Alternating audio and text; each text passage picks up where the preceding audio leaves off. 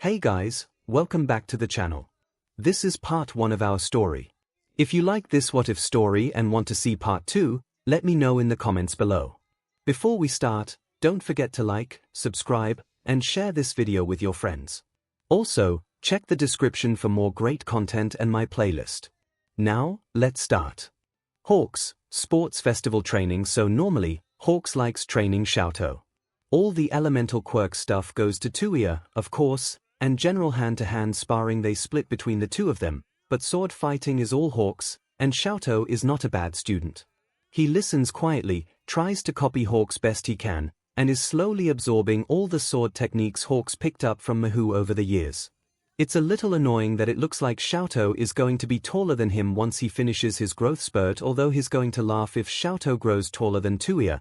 But for the most part, despite being a teenager now, 𝐤𝐻𝐻 has remained focused and drama-free during training sessions. Today is not one of those sessions. Today, 𝐤𝐻𝐻 has sliced through like 5 training dummies, and 𝐂𝐬𝐽 is going to be annoyed if he comes home and sees that they have already gone through all the training dummies that was supposed to last at least a month. Good job 𝐤𝐻𝐻, but let's dial it down a bit, he says, patting 𝐤𝐻𝐻 on the back. You're not going to be trying to slice people in half at the sports festival, are you? No, but, 𝐤𝐻𝐻 frowns, swinging his sword and then holding it at his side as he seems to be gathering his thoughts. Have you ever met Izuku's dad, Hawks? If you haven't met him, when would I have? Hawks asks bemusedly. You're the one that's always over at his apartment. Not recently, 𝐤𝐻𝐻 mutters under his breath. Hawks sighs. Are you and Izuku-kun still fighting? Ever since this summer after Izuku ran to save Bakugo from a slime villain, Izuku's been, well, secretive he supposes is the right word. He hadn't been coming to training as much, citing the need to train on his own for a bit. And while that's fine, if a bit unusual, on the day of the 𝐬𝐽 entrance exam, he had suddenly activated his quirk, which seemed to be some kind of super strength quirk that had a hideous backlash. Which was really strange considering that his mom had a levitation quirk and his father apparently had a fire-breathing quirk, but maybe he had an uncle or something with a super strength quirk. Apparently 𝐤𝐻𝐻 had tried talking to Izuku over the summer, but the green-haired boy had brushed him off and seemed to have essentially ghosted him the entire break, which had led to the worst mood Hawks had ever seen in the youngest Todoroki sibling, although it did apparently result in him getting first place in the recommendation entrance exam. He won't tell me anything. 𝐤𝐻𝐻 bursts out, tossing his sword aside. He chooses Deku of all things as his hero name, and now he's always hanging out with Ida and Uraraka, and is always whispering with All Might. Okay, the other two are weird, but the All Might thing, I mean, that's probably just a fanboy thing, right? Hawks asks, you two couldn't even sleep the night it was announced All Might was going to be teaching at UA. Yeah, but do you think it's possible that All Might is actually Izuku's dad? 𝐤𝐻𝐻 rushes out. Hawks' eyebrows climb. What? I mean, have you seen him use his quirk? 𝐤𝐻𝐻 asks. Well, no, he hasn't been over much, has he? It's a strength quirk, isn't it?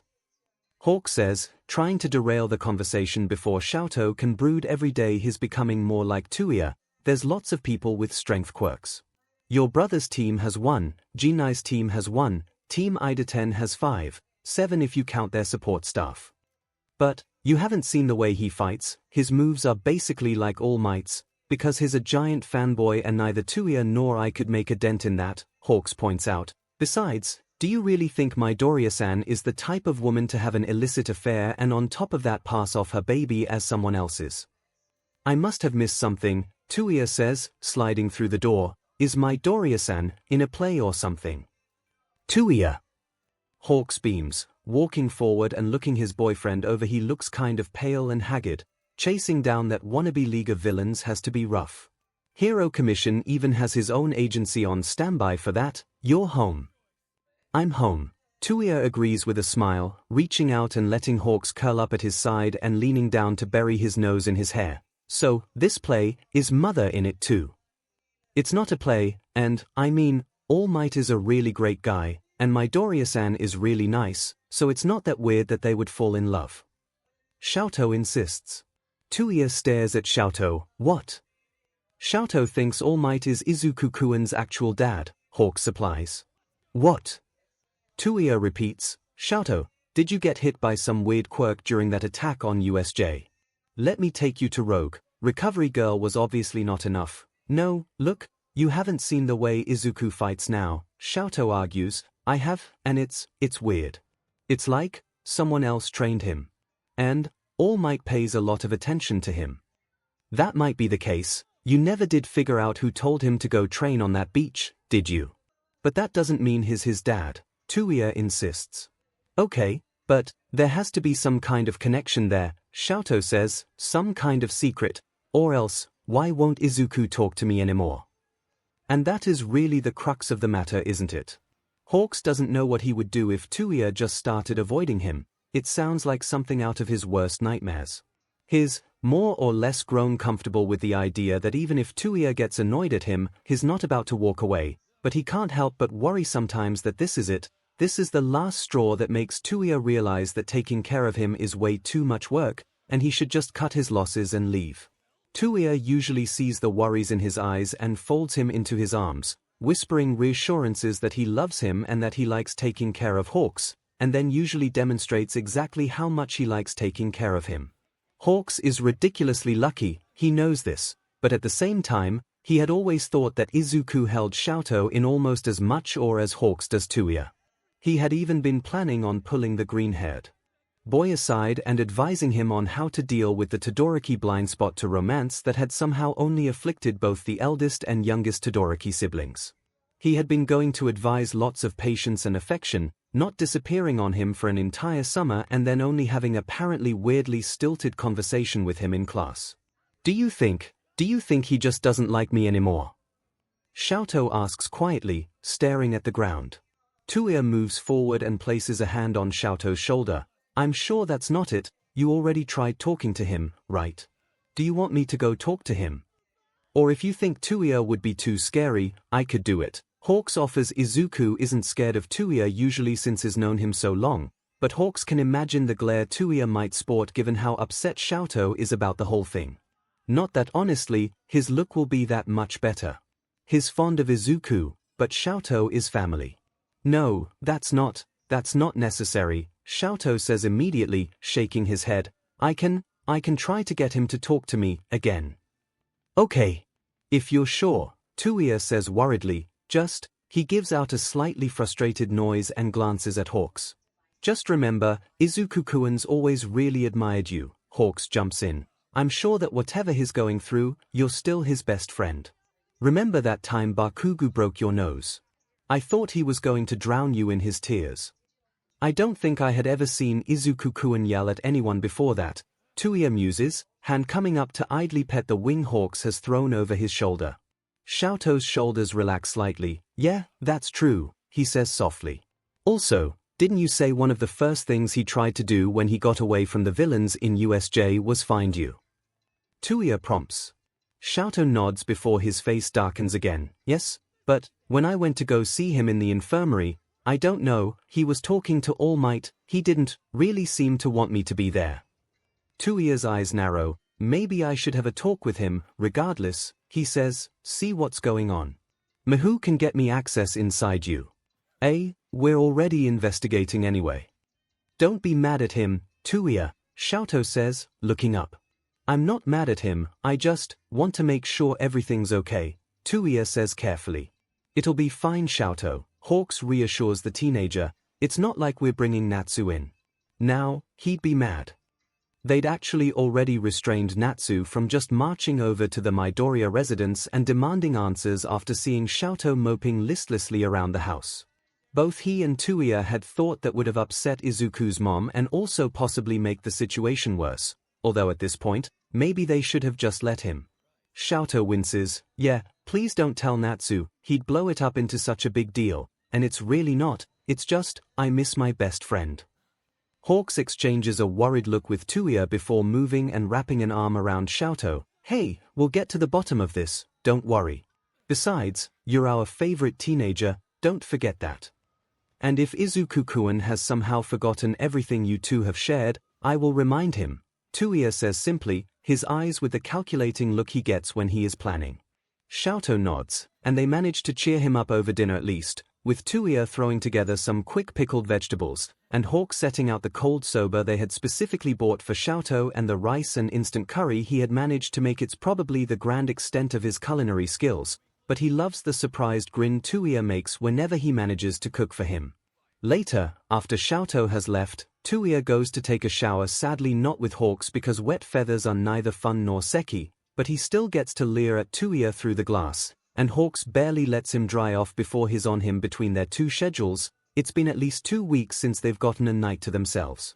"I'm going to need another shower," 𝐻𝐻𝐽 says dryly, sprawled on their bed and lazily kissing 𝐻𝐻𝐽's shoulder. "Draw a bath, then I can join you," 𝐻𝐻𝐽 says happily, burying his face in the crook of 𝐻𝐻𝐽's neck. 𝐻𝐻𝐽 snorts, drawing his hand up his back to play with 𝐻𝐻𝐽's hair. "You just want someone to scrub your back and help clean your wings." "You got me, 𝐻𝐻𝐽," 𝐻𝐻𝐽 grins up at him. "That's definitely why I keep you around. Food, sex, cuddles, and wing grooming. Don't forget long-suffering music influencer," 𝐻𝐻𝐽 jokes, smiling back at him and moving his head down so he can lightly kiss 𝐻𝐻𝐽 on the nose. The truth of the matter is, back when 𝐻𝐻𝐽 was younger and had less fine control over his feathers, 𝐻𝐻𝐽 offering to help him groom his wings had been a godsend. However, as his control over his feathers grew sharper and more precise, he could have just groomed his wings himself, but he still let 𝐻𝐻𝐽 pull him in and carefully run his fingers through 𝐻𝐻𝐽's feathers. It was as good an excuse as any to have 𝐻𝐻𝐽's hands all over him, and the best way to have 𝐻𝐻𝐽 all to himself for a good 20 to 30 minutes. Sometimes, he had even purposefully messed up his feathers into an even sorrier state just to have all of 𝐻𝐻𝐽's attention pinned on him a little longer. He doesn't need the excuse anymore, but he still likes the homey ritual of it all. "You say that, but who's the one who got us backstage passes to the 𝐂𝐻𝐻𝐽 concert?" 𝐻𝐻𝐽 asks with a smirk. 𝐻𝐻𝐽 groans. "Okay, that was just an incidental bonus after some of the people we were taking down were also hackers that had stolen some of their private photos, and we just returned those to them. I didn't go out of my way to get us those passes, that was them being really grateful and just rewarding the whole team." "Sure, and you making sure to get passes for me and for Yumi and then going with us was just convenient, I'm sure," 𝐻𝐻𝐽 says, using his wing to brush against 𝐻𝐻𝐽's cheek. "Would be a waste of a pass if I didn't go," 𝐻𝐻𝐽 says, pushing 𝐻𝐻𝐽's wing so that it drapes over the two of them. "Besides, someone had to make sure you didn't hyperventilate while meeting Evelyn, and Honda, Fuyumi, and Miho were way too distracted for the job." "Evelyn was so cool," 𝐻𝐻𝐽 sighs, lightly fanning both of them with his wing. "She said she's also a fan of mine and that we should all go karaoke sometime." 𝐻𝐻𝐽 makes a face and flicks one of 𝐻𝐻𝐽's earrings. "You should remember that they've never found some of the guys she's went on dates with," he says darkly. "Okay, first off, I'm pretty sure she's going out with either Akali or Ari now," 𝐻𝐻𝐽 says, cuddling closer to 𝐻𝐻𝐽 so that he's practically lying on top of him and looking him in the eye. "Secondly, you know I only go for blue-eyed, red-haired edgelords, right baby?" 𝐻𝐻𝐽's eyes grow fond as his mouth curves up into a lazy smile. "Sure, pretty bird," he says, brushing 𝐻𝐻𝐽's bangs out of his face. "Although, if Evelyn is actually going out with Ari, I'm not sure if Fuyumi is going to cry or throw a party." "Throw a party," 𝐻𝐻𝐽 says decisively. "She'll be happy her fave has found someone worthy of her." 𝐻𝐻𝐽 laughs, sitting up and drawing 𝐻𝐻𝐽 up with him. "That's your opinion, not sure about hers." 𝐻𝐻𝐽 lets 𝐻𝐻𝐽 lead him by the hand to the bathroom and turn on the taps of the jacuzzi tub. "Do you think we should let Fuyumi talk to Izuku-kun?" he asks, sitting on the edge of the tub. 𝐻𝐻𝐽 frowns as he tests the temperature of the water with his hand. "I feel like she wouldn't push hard enough. Izuku-kun is one of her favorites after all." "So is Xiaoto though," 𝐻𝐻𝐽 points out, dipping a toe into the water. "True, but I'd like to be the one to talk to him," 𝐻𝐻𝐽 says, sitting next to 𝐻𝐻𝐽 on the edge of the tub and drawing 𝐻𝐻𝐽's wings back. "I don't really like the sound of training that results in him continually breaking his bones." 𝐻𝐻𝐽 looks at him. You don't think All Might is?" "No," 𝐻𝐻𝐽 shakes his head, stepping into the tub and sinking in. "We've dug up all sorts of SHT on all the top pro heroes, but we've never found anything shady about All Might. Never really wants to get into the details of his quirk, but that's all we've got. Still, I don't like how secretive Izuku-kun is being about all of it."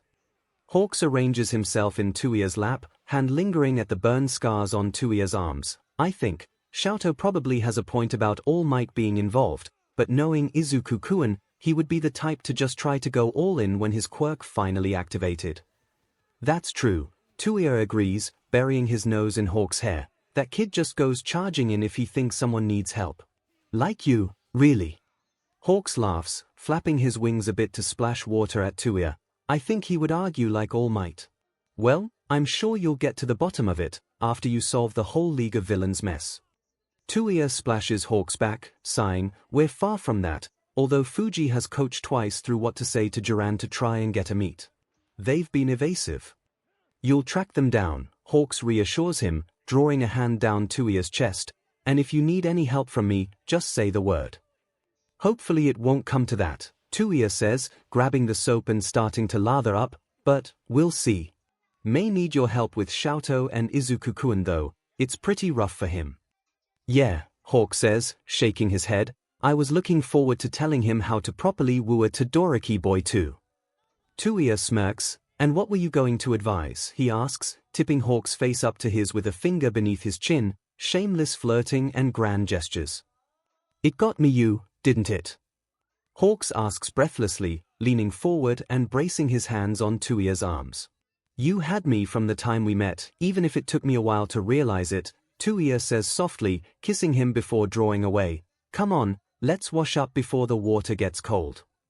We could always just add more, Hawks argues, stealing another kiss from 𝐻𝐻𝐽𝐽 and pressing him against the side of the tub. We're going to overheat and get wrinkled, 𝐻𝐻𝐽𝐽 complains, tearing his mouth away from Hawks but not bothering to move away. Come on, the whole point was to get clean, and if we F here, you know your wings are going to be a bedraggled mess, and you have that ad for that charity tomorrow. Hawks groans and slumps his head on 𝐻𝐻𝐽𝐽's shoulder. Fine, Fuyumi's going to kill me if I mess that up. There's kids from her preschool at the shoot, and I do hope it gets kids to read. I am very sure you'll inspire a bunch of brats to frantically storm their local libraries asking if there are any books about fantasy birdmen, 𝐻𝐻𝐽𝐽 says dryly, bring back the costume if you can. Ooh, Kenwai, Hawk smirks at 𝐻𝐻𝐽�, do you want to tie me up too? Only if you like, 𝐻𝐻𝐽� says offhandedly, but Hawks doesn't miss the telltale twitch near his leg at the thought of it. Hawks laughs, curling up against 𝐻𝐻𝐽�, well, that'll be fun. You see how well my tactics work. 𝐻𝐻𝐽� kisses his shoulder, you've had me in the palm of your hand since you pointed those giant eyes at me, he murmurs, and, in that regard, Izuku-kun knows that strategy very well, and Xiaotou is already weak against that. Hawk sighs, poor kid. Really hope Izuku-kun tells him what's going on sooner or later, it's obviously messing with his head. How else would he think that Midoriya-san and All Might had an affair? 𝐻𝐻𝐽�� rolls his eyes, this is all because you and Fuyumi leave too much shoujo manga lying around. I'll have you know that the name of the rose is super classy, Hawks argues before twisting around, scrub my back for me. Such a brat, 𝐻𝐻𝐽�� says fondly as he grabs the soap and starts to wash Hawks' back. Hawks is looking at himself in the mirror at the black coat they gave him for the shoot really, it looks like something 𝐻𝐻𝐽�� would like, and they are going to have a lot of fun when he gets home when Miruko comes barging in, dressed in silvery robes. Hey, you're going to the US Sports Festival, right? He turns around to look at her, yeah. And you're probably going with your whole family, she prompts with what she may think is nonchalance, but come on, she already charged into his dressing room to just ask him this and her ears are twitching nervously. Hawk smirks and leans back. Yeah, Fuyumi will be there, happily cheering both Xiaotou and Izuku-kun on, unless they get pitted against each other, and then she'll probably be yelling at them to stop fighting. Miruko sighs dreamily, she's so cute. Maybe I'll hop by. You know you could just ask her out, Hawks points out, it's not like she doesn't like you. She talks about me to you. Miruko breathes out, her eyes shining and ears perking up. I mean, she thinks you're a cool hero, and she thinks you should totally be ranked higher than you are, Hawk says. Miruko nods, bouncing on her heels, that's promising. And, you think the kids today might talk about me to her? Sure, Hawk says the kids seem to have fun clambering over both of them either ways, and is sure they will have lots to say to Fuyumi once they get back to her classroom, they look like they had fun. Good. I want to make a good impression. What are you so worried about? Hawks asks, turning and starting to scrub the stage makeup off his face. You'll be fine. Your rabbit hero Miruko, and Fuyumi isn't scary. Provided, of course, that none of her students or her family are touched. Also, Hawks has to say, she can hold her own in any flame war about the name of the rose or K-Day. Of course you would think that, she's basically your sister-in-law. Miruko huffs, me on the other hand, she's a classy girl, and I need to impress her. He has to admit that all the Todoroki siblings are unfairly attractive, although of course, he still thinks Tsuuya is hands down the hottest of them all. Still, there's something about them that inspires all those confession letters over the years, so it's not really that surprising that even brash Miruko is a little in awe of Fuyumi. After all, he grew up with Tsuuya, and even he still thought he had to do something to impress him. As long as you treat her students well, she'll like you just fine, Hawks advises. Also maybe stan Ari, that should help. From KDA. She's a fan. That's great. I'm supposed to do an ad with them in a month, Miruko says. Maybe I could ask her if she wants stuff signed by her. Or questions to ask her. She'll be so happy she might even hug you, Hawks comments with a grin.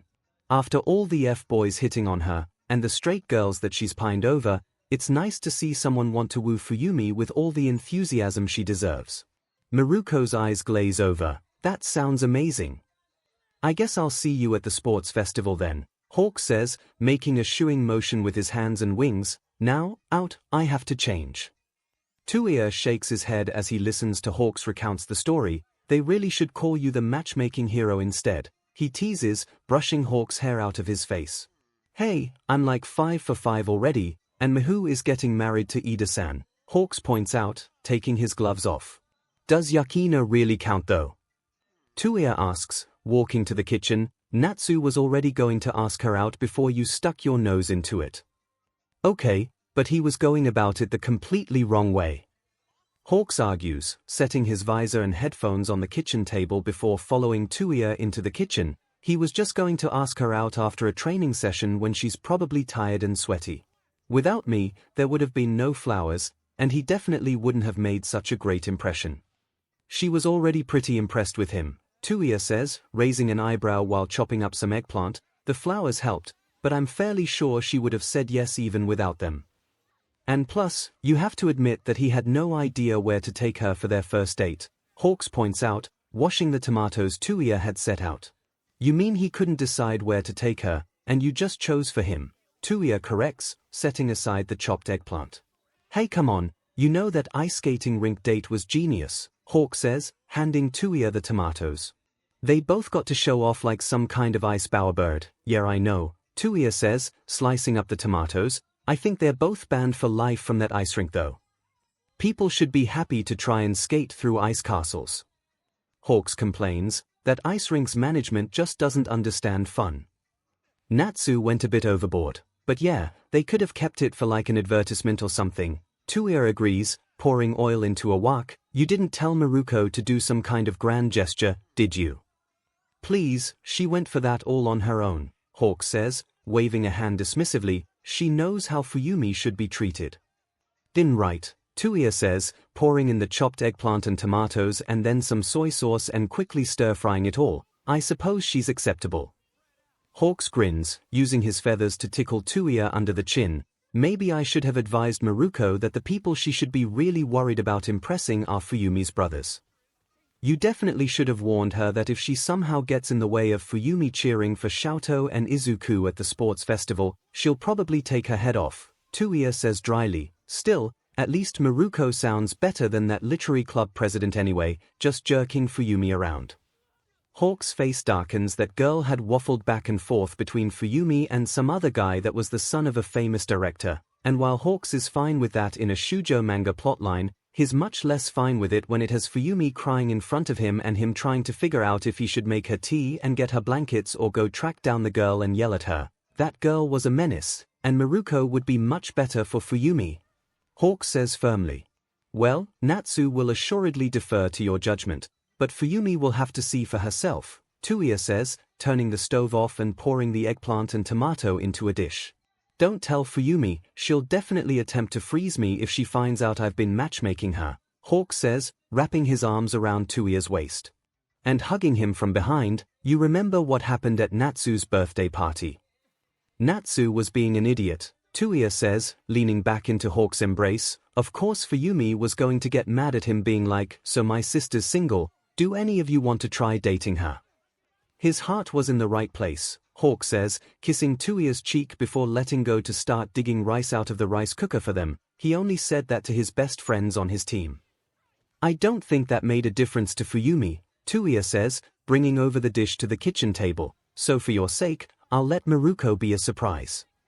Or, you love me so much, hot stuff, Hawk says with a happy grin as he hands a bowl of rice to 𝐻𝐬𝐽. That could never be in question, could it?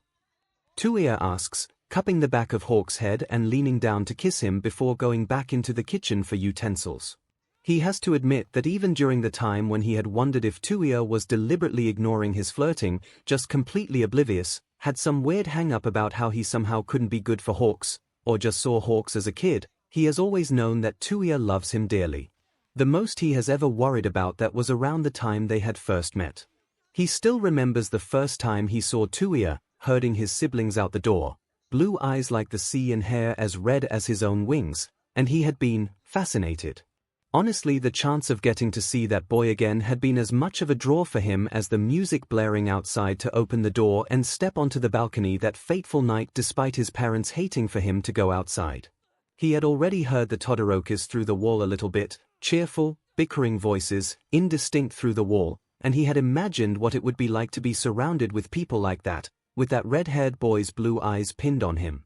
Actually meeting 𝐻𝐬𝐽 had been even better than what he had imagined since 𝐻𝐬𝐽 had been patient and kind, offering him CDs and indulgently listening to him ramble on about Endeavor, calling Hawks his friend, admiring his quirk, and demonstrating his own awesome quirk when asked.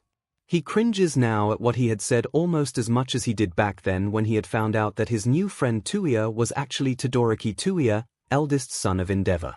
Although back then had been worse of course because he had wondered if 𝐻𝐬𝐽 had lied about that. What else had he lied about? Did he actually like hanging out with Hawks? Did he actually not mind Hawks chattering away? Were they really friends?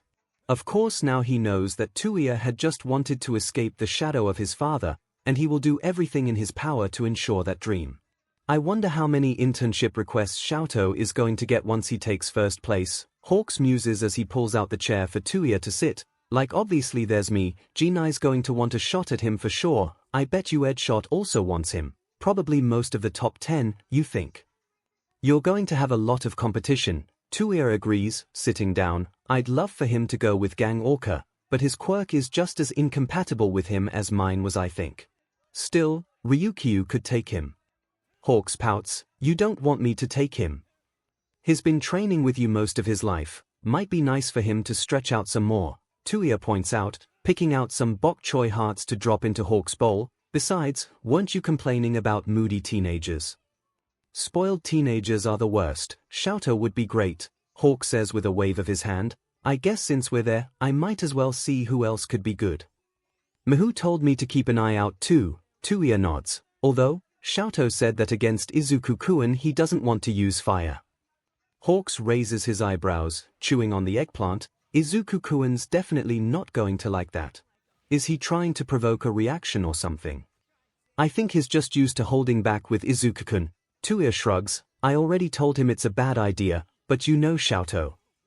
As stubborn as the rest of his family, Hawk says with a grin, stretching out his wings to tousle 𝐻𝐬𝐽's hair. His next argument was that then he'll only use ice on everyone, as if that makes it better somehow. It'll certainly be an interesting couple of matches, 𝐻𝐬𝐽 sighs, swatting Hawk's wing out of the way, whether or not they're reconciled by then. How'd the talk go? Hawks asks. 𝐻𝐬𝐽 pulls a face. Izuku-kun was very squirrely. I asked him about All Might, and he just mumbled a lot of All Might facts at me and how honored he was that All Might would deign to teach them anything. Then I said that 𝐿𝐼𝐽 missed him, and he was this close to drowning me in tears. Hawks gives out a mock gasp, making high school boys cry. What kind of brute are you, Darby? 𝐻𝐬𝐽 kicks at him half-heartedly under the table. Don't even start. 𝐿𝐼𝐽 popped up from nowhere and looked like he was thinking about trying to fireball me.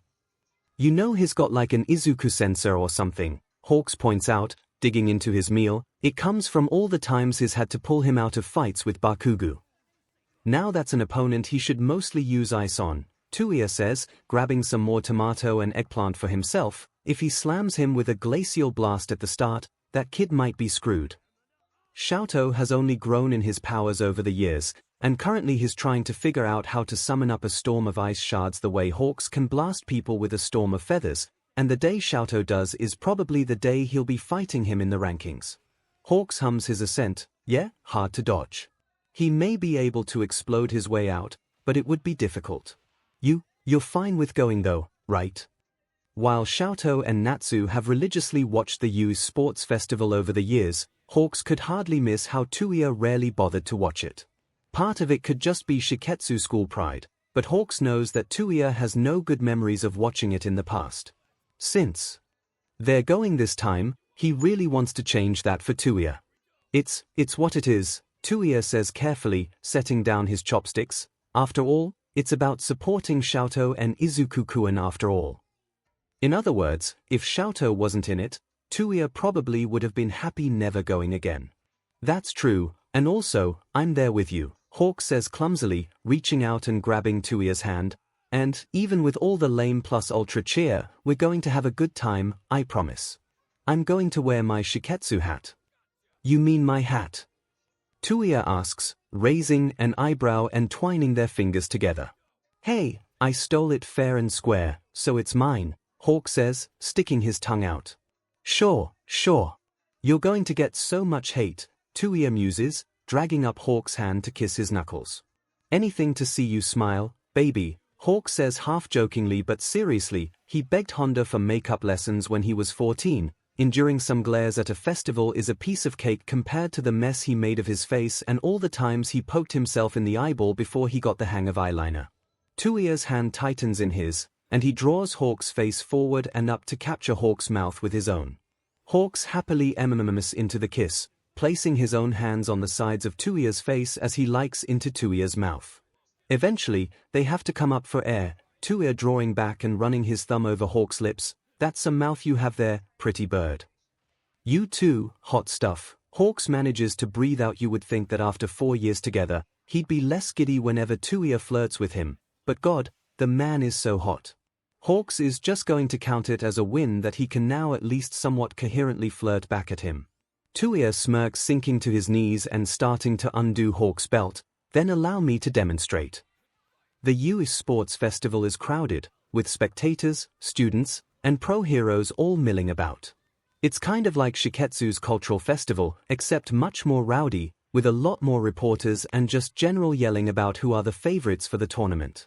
The lines for food and bathrooms is going to be insane, Hawks complains, swinging 𝐻𝐬𝐽's hand in his as he uses his feathers to prod some people out of the way in the crowd.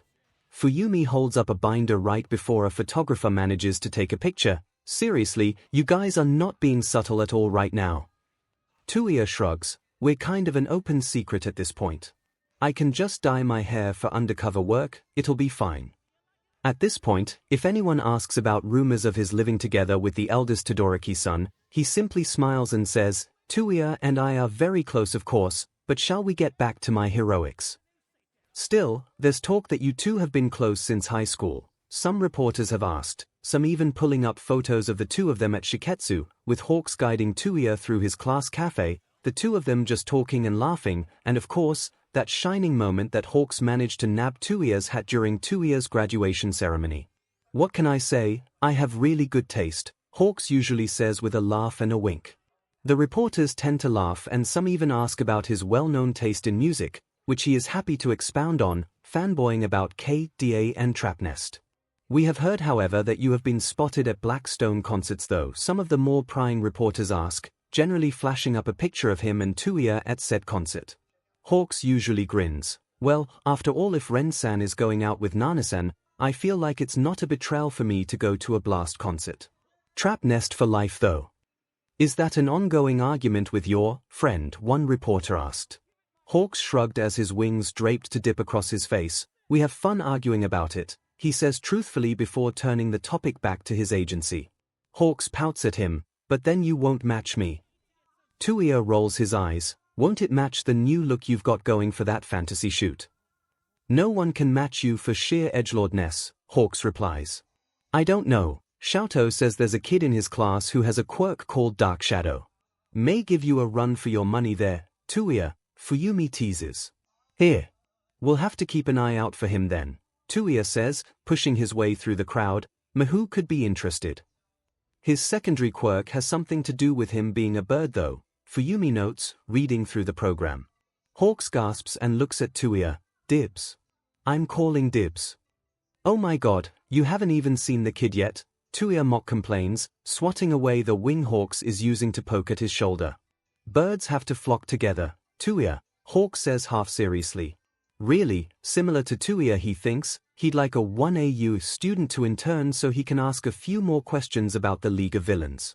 There's 𝐿𝐼 of course, who has given all the information he can, but a different perspective could be useful. And yeah, of course he knows that technically, the League of Villains case is not part of his agency's agenda, but he'd still like to help out 𝐂𝐼 as much as he can. Plus, how scummy can you be, targeting high school students? The sooner people like that were locked up, the better. There you guys are. Natsuo greets them as they walk up the stairs to where Hawks has managed to get them VIP seats. Sometimes being a top-ranked pro hero does come with some perks. Did you bring us any food? If you're that hungry, why didn't you buy your own? 𝐂𝐼 scolds as he takes out one of the bars he has stashed away in his coat and hands it to Natsuo. When it's intermission, you can go stand in line for stuff. Natsuo takes the bar and unwraps it. Those crowds are insane though. Hawks bro, can't you do it? You're really good at crowd control. Fuyumi swats Natsuo's arm. If he goes, he's going to get mobbed by fans, and none of us will ever get our food, you know that. Hawks laughs. Yeah, might be a little bit of an issue. Plus, if I go, you guys are going to end up with way more fried chicken than you want. One day you're going to eat enough to turn into one, Fuyumi says, glancing around. Did you not bring Yukina-chan, Natsu?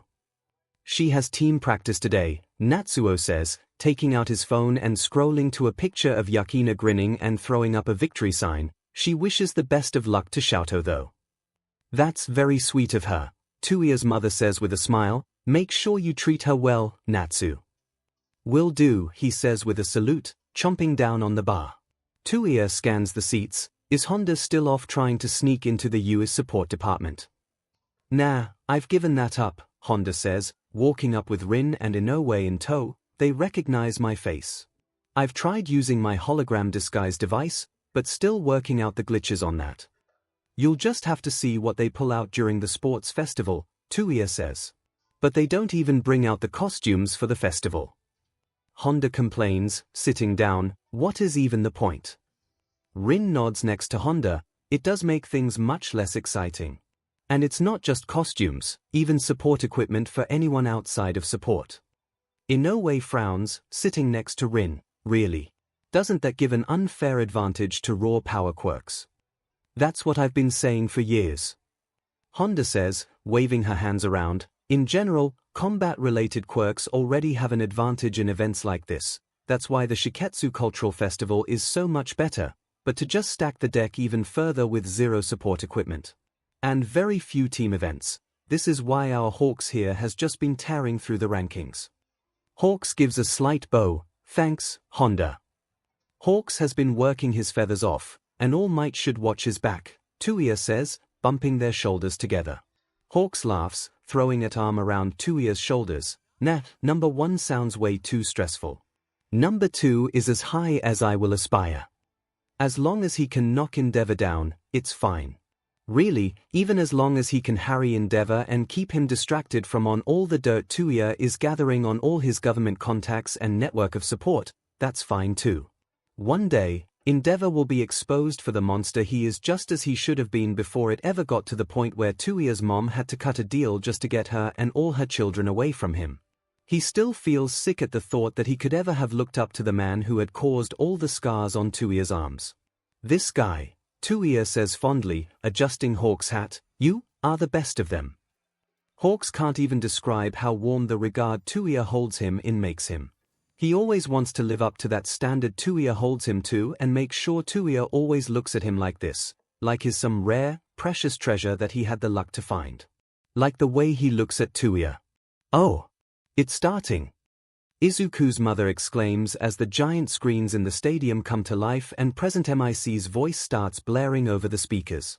The first contest seems pretty straightforward with an obstacle course race, but of course 𝐒𝐿 brings in their custom robots that has Honda yelling at them to properly zoom in so she can see better, and 𝐒𝐿's mother clutches a tissue tearily. 𝐂𝐿𝐽 shows his chops right out of the gate, blasting the giant robot with a massive fireball and then creating a ramp with ice for himself to quickly run up and jump down ahead of the crowd. "I thought you said he wasn't going to be using fire today." Hawks asks 𝐂𝐿. "Against fellow students, I guess," 𝐂𝐿 comments, watching as Bakugo goes blasting after 𝐂𝐿𝐽, screaming insults and curses the whole time. "Robots are fair game. Go back to the robots. Oh hey, that girl's equipment looks pretty cool. No, go back to her, who cares about Explodey boy?" Honda yells from the stands. "Go 𝐂𝐽. Make a nice bridge." Natsuo cheers. "Crush the competition." Fuyumi adds, pumping her fist in the air. "Hey Hawks, saw you guys come by, thought I'd hop by to say hello, do you mind if I sit here?" Miruko asks, walking up and pointing at the seat next to Fuyumi. Fuyumi blinks up at Miruko. "Oh, sure." Natsuo's eyes narrow, looking up at Miruko. "Don't you have your own VIP box?" "Yeah, but I left the reservation too long, so it went to someone else," Miruko says as she sits down next to Fuyumi. "Hawk said it'd be fine if I came by his though. Plus, your group is so lively." "Did he now?" Fuyumi asks, shooting suspicious glance at Hawks. "You're welcome as long as you cheer for either 𝐂𝐽 or Izuku-kun," 𝐂𝐿 says, managing to bring up the one topic that would definitely derail Fuyumi. Hawks leans against 𝐂𝐿 in thanks. "Oh yeah, your baby brother is in the lead still, right?" Miruko says, glancing at the screen where the students are now attempting to pick their way through a minefield. "And Izuku-kun, which one is that?" A giant purple explosion goes off on the screen, and Izuku hurtles forward on a sheet of metal propelled by said explosion past both a wide-eyed Bakugo and 𝐂𝐽. "That's Izuku-kun," 𝐂𝐿's mother says after a brief pause while all of them goggled at the screen. "Izuku!" Izuku's mother sobs as Izuku manages to nab first place and Bakugo looks about 3 seconds from attempting to murder him. Miruko's ears twitch. "Well, wow. That kid's impressive." "Didn't expect that, but yeah," Hawks recovers. "Izuku-kun's a smart kid, of course he'd turn it around." "𝐂𝐽's got his work cut out for him," 𝐂𝐿 smirks. "Both of them did so well. It's really, oh wow, 1,000,000 points, really." Fuyumi says as the leaderboard flashes with what points every student gets. Izuku's mother looks like she's about to faint. "Oh no, everyone is going to be after him. 𝐂𝐽 will probably take care of him, and I'm sure Izuku-kun has some more ideas up his sleeve," 𝐂𝐿's mother comforts her. "𝐂𝐽 is such a good boy, but what is he doing?" Izuku's mom asks as on the screen they see 𝐂𝐽 say something to Izuku and then walk off to talk to a tall boy who on closer inspection, looks like Ida Tenya. "Geez, even Tenya has grown this big," Hawks is starting to feel old. "He did say that Izuku wants to try standing on his own," 𝐂𝐿 comments with a furrowed brow. "But this is a team event, 𝐂𝐽 should go help Izuku-kun." Fuyumi complains. "If Izuku-kun wants to try standing on his own, let him," Natsuo says, sitting back. "They have to fight against each other eventually anyway."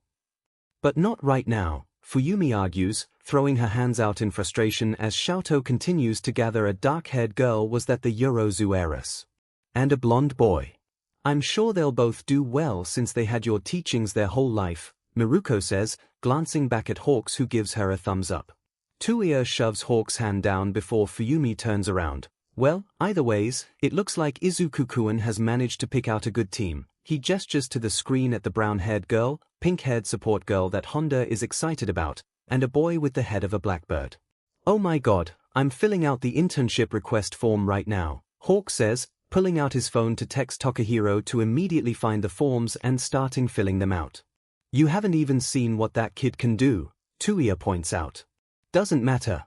He's a bird, he's sure to be awesome," Hawk says, getting a confirmation text from Takahiro and sticking his phone back into his jacket. "Yes, more bird merch." Natsuo cheers. Fuyumi groans, Between Hawks and Fukurudani, I don't know if Yukina-chan understands what she's getting into. She's fine with it, she thinks Hawks is pretty cool too. Natsuo replies with a grin. Hawks grows more popular by the day, Tuia's mother comments, smiling at Hawks before turning to Miruko. Of course, Miruko-san, you are extremely popular as well. Just the other day, Fuyumi was telling me about how many of her students look up to you. Miruko's chest puffs up with pride. It's hard to compete with the man who moves too fast over there, but I think I've given him a good battle for the rankings. Oh please, if the judges didn't have weird ideas about what a female hero should be, I'm sure you'd be ranked higher than Hawks, Fuyumi says, waving a hand. Hawks deserves everything he's worked for. Tuia immediately interjects, eyes narrowed. No, that's a fair assessment, Tuia, come on. Hawk says, tugging on Tuia's sleeve, you know the pervs on the Hero Commission have a thing for fan service. He knows it's harder for female heroes in the rankings than male heroes, and besides that, yes, he works hard, but he had the help of the Hero Commission in the first place, who on top of all the training, poured in the money for publicity and the agency. Without all that, what is his rank really worth? That's true, but you work harder than anyone for your agency, to help people just in general. If they were actually fair, both you and Miruko would be higher, Tuia says seriously, looking Hawks in the eye. And shouldn't he believe him? Doesn't Tuia know him best of anyone after all? I didn't mean it that way, Fuyumi huffs. Hawks has definitely put in all the work for his rank, but really, so has Miruko-san. Oh, thanks, you're so nice, you can call me Rumi, Miruko says hastily, beaming. Fuyumi looks in surprise at Miruko. All right, Miruko, Rumi-san. Miruko looks in danger of swooning, but thankfully this is when the cavalry battle starts. A lot of people are obviously gunning for Izuku's team with its 1,000,000 points, Bakugo being the snarling vanguard of the pack, but the support girl on Izuku's team has outfitted them with hoverboots that has Honda screeching at the camera people to focus on while attempting to frantically text Miho that they need to recruit this girl. Dubby, help me out here. Miho's probably more focused on her future brother-in-law, but look at what that Hatsune is capable of right now. Imagine all she can do in the future. The brown-haired girl has them floating effectively, and the bird boy's dark shadow quirk is pretty impressive. The shadow is a bird too. Hawk says wonderingly as Tokoyami's dark shadow slaps away another kid trying to lunge for their headbands. It's the kid's shadow, since it's a bird, Tuia points out. Izuku-kun made a pretty good team. Shoto's trying to ice up Bakugo, guess he is sticking to the no fire against any students. This should be interesting. Shoto's team does seem to be focused on Bakugo, with Tenya providing the momentum for the team to keep charging at the Angry Boys team while Shoto ices the ground all around them. The Yorozu girl has produced ice snow grips for the rest of the team members to strap onto their shoes, and so Shoto's ploy does seem to be doing a good job of distracting Bakugo's team from going after Izuku, with that team only managing to keep their balance through a combination of the pink girl producing acid to try and melt the ice around them and the tape boy managing to stick them to various chunks of ice. Another team also comes charging in, with a boy who seems to be able to copy quirks and is also specifically targeting Bakugo, but is also happy to try and take a few swipes at Shoto's team. In the end, both Izuku's and Shoto's teams, along with Bakugo's team and a Dark Horse team headed by someone from General Studies, the copy quirk guy had unfortunately got Bakugo cessed enough to try targeting him instead, managed to hold on to enough points to advance to the next round, and Izuku's mother is in danger of dehydrating from the sheer number of tears she is shedding. Thankfully, it's time for a break, so Natsuo heads off with Honda and her girlfriends to get food and water for everyone while Hawks and Tuia decide to head over to the student center to see if they can talk to Shoto before he has to potentially face off against Izuku. Shoto's definitely going to win against that tape guy, although not sure what that Gen Studies guy can do. Hawks chatters away as he walks by Tuia's side. Still, Izuku-kun can probably figure out some kind of plan to counter. Some kind of control quirk, I think, Tuia muses, flashing a pass at the youth faculty member. All his teammates for the cavalry battle seemed really out of it. Oh wow, that would be really useful. Miho's probably going to pay almost the same amount of attention to that as Tenya-kun's match, Hawks comments, looping his arm through Tuia's. Yeah, we could use someone like that. 𝐼 did ask Honda and I to watch out for new recruits since she's filling in for Ida-san. Although Honda's probably going to be much more focused on Tenyakuan's match too since is going up against Hatsune, Tsuya grumbles. Hawk sighs, it's too bad Ida-san couldn't make it. Yeah, that business in Hosu is rough, Tsuya says, still, he has 𝐼 to give him all the updates. I'm sure she's texting him that Tenyakuan made it to the finals as we speak. You need to tell them to hurry up and send out their wedding invitations. Hawk says, poking Tsuya's shoulder with his wing, I already have the perfect gift planned, but every time I bother 𝐼 about it, she says that they are still planning. That's because they literally got engaged just 2 months ago, Tsuya points out. Hawk sighs dreamily, it's so romantic that Ida-san proposed to her on White Day. What did he say? Something like, I know you don't really like jewelry, but I was hoping you'd make an exception for this. You and Ginai pumped Ida-san for way too much information, Tsuya complains, you knew even before I did that they were engaged.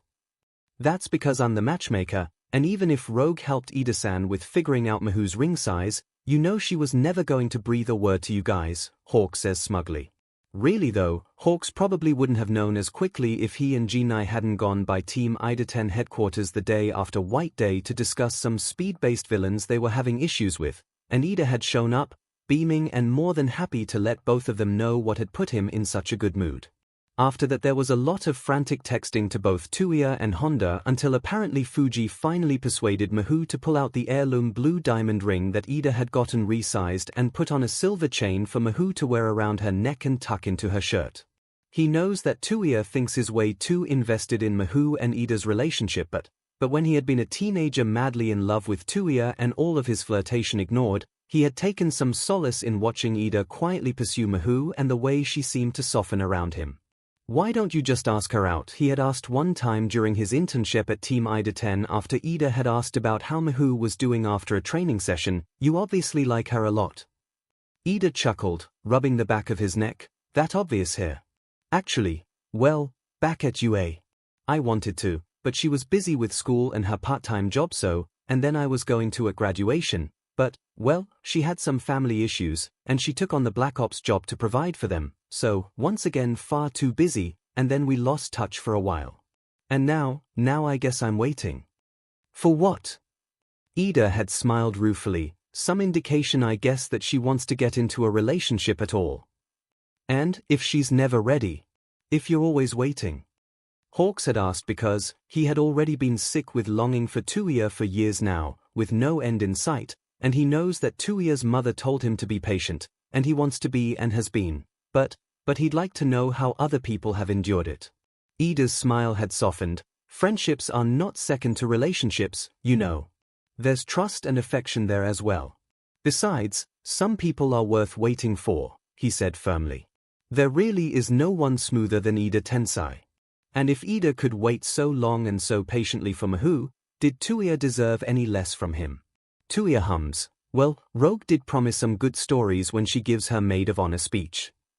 Ooh, can't wait, Hawks grins, you think that, you disgrace me, 𝐿𝐼, a low voice growls out from the hallway. Hawks feels Tsuya's arm heat up, and his hands clench at his side as he barrels down the rest of the hallway, with Hawks in hot pursuit, a handful of feathers already sharpened by instinct. There is only one person who would dare say anything like that. You could have crushed the competition into dust if you had used your fireside. Grow up, Endeavor snaps, looming over 𝐿𝐼, stop clinging to your brother's training like some kind of petulant child.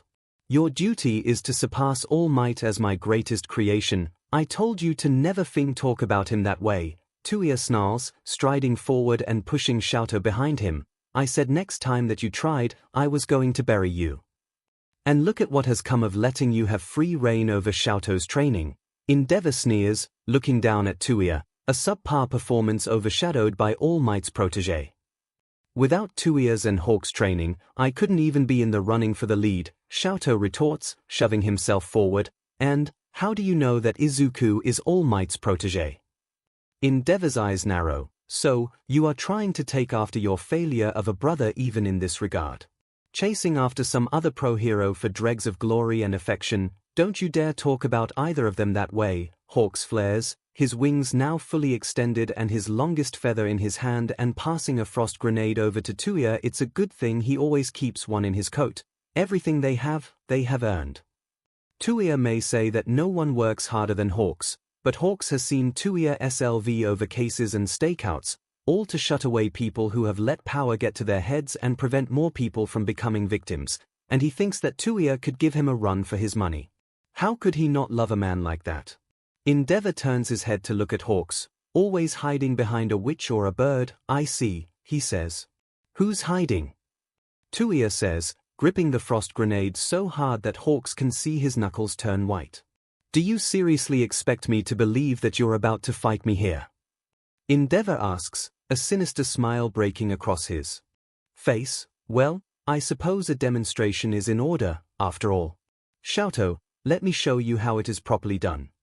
Oh, F off, Hawk snaps, tightening his grip on his feather sword. The only reason you're still number 2 is because 𝐻𝐻𝐽𝐽 doesn't want to do popularity contests.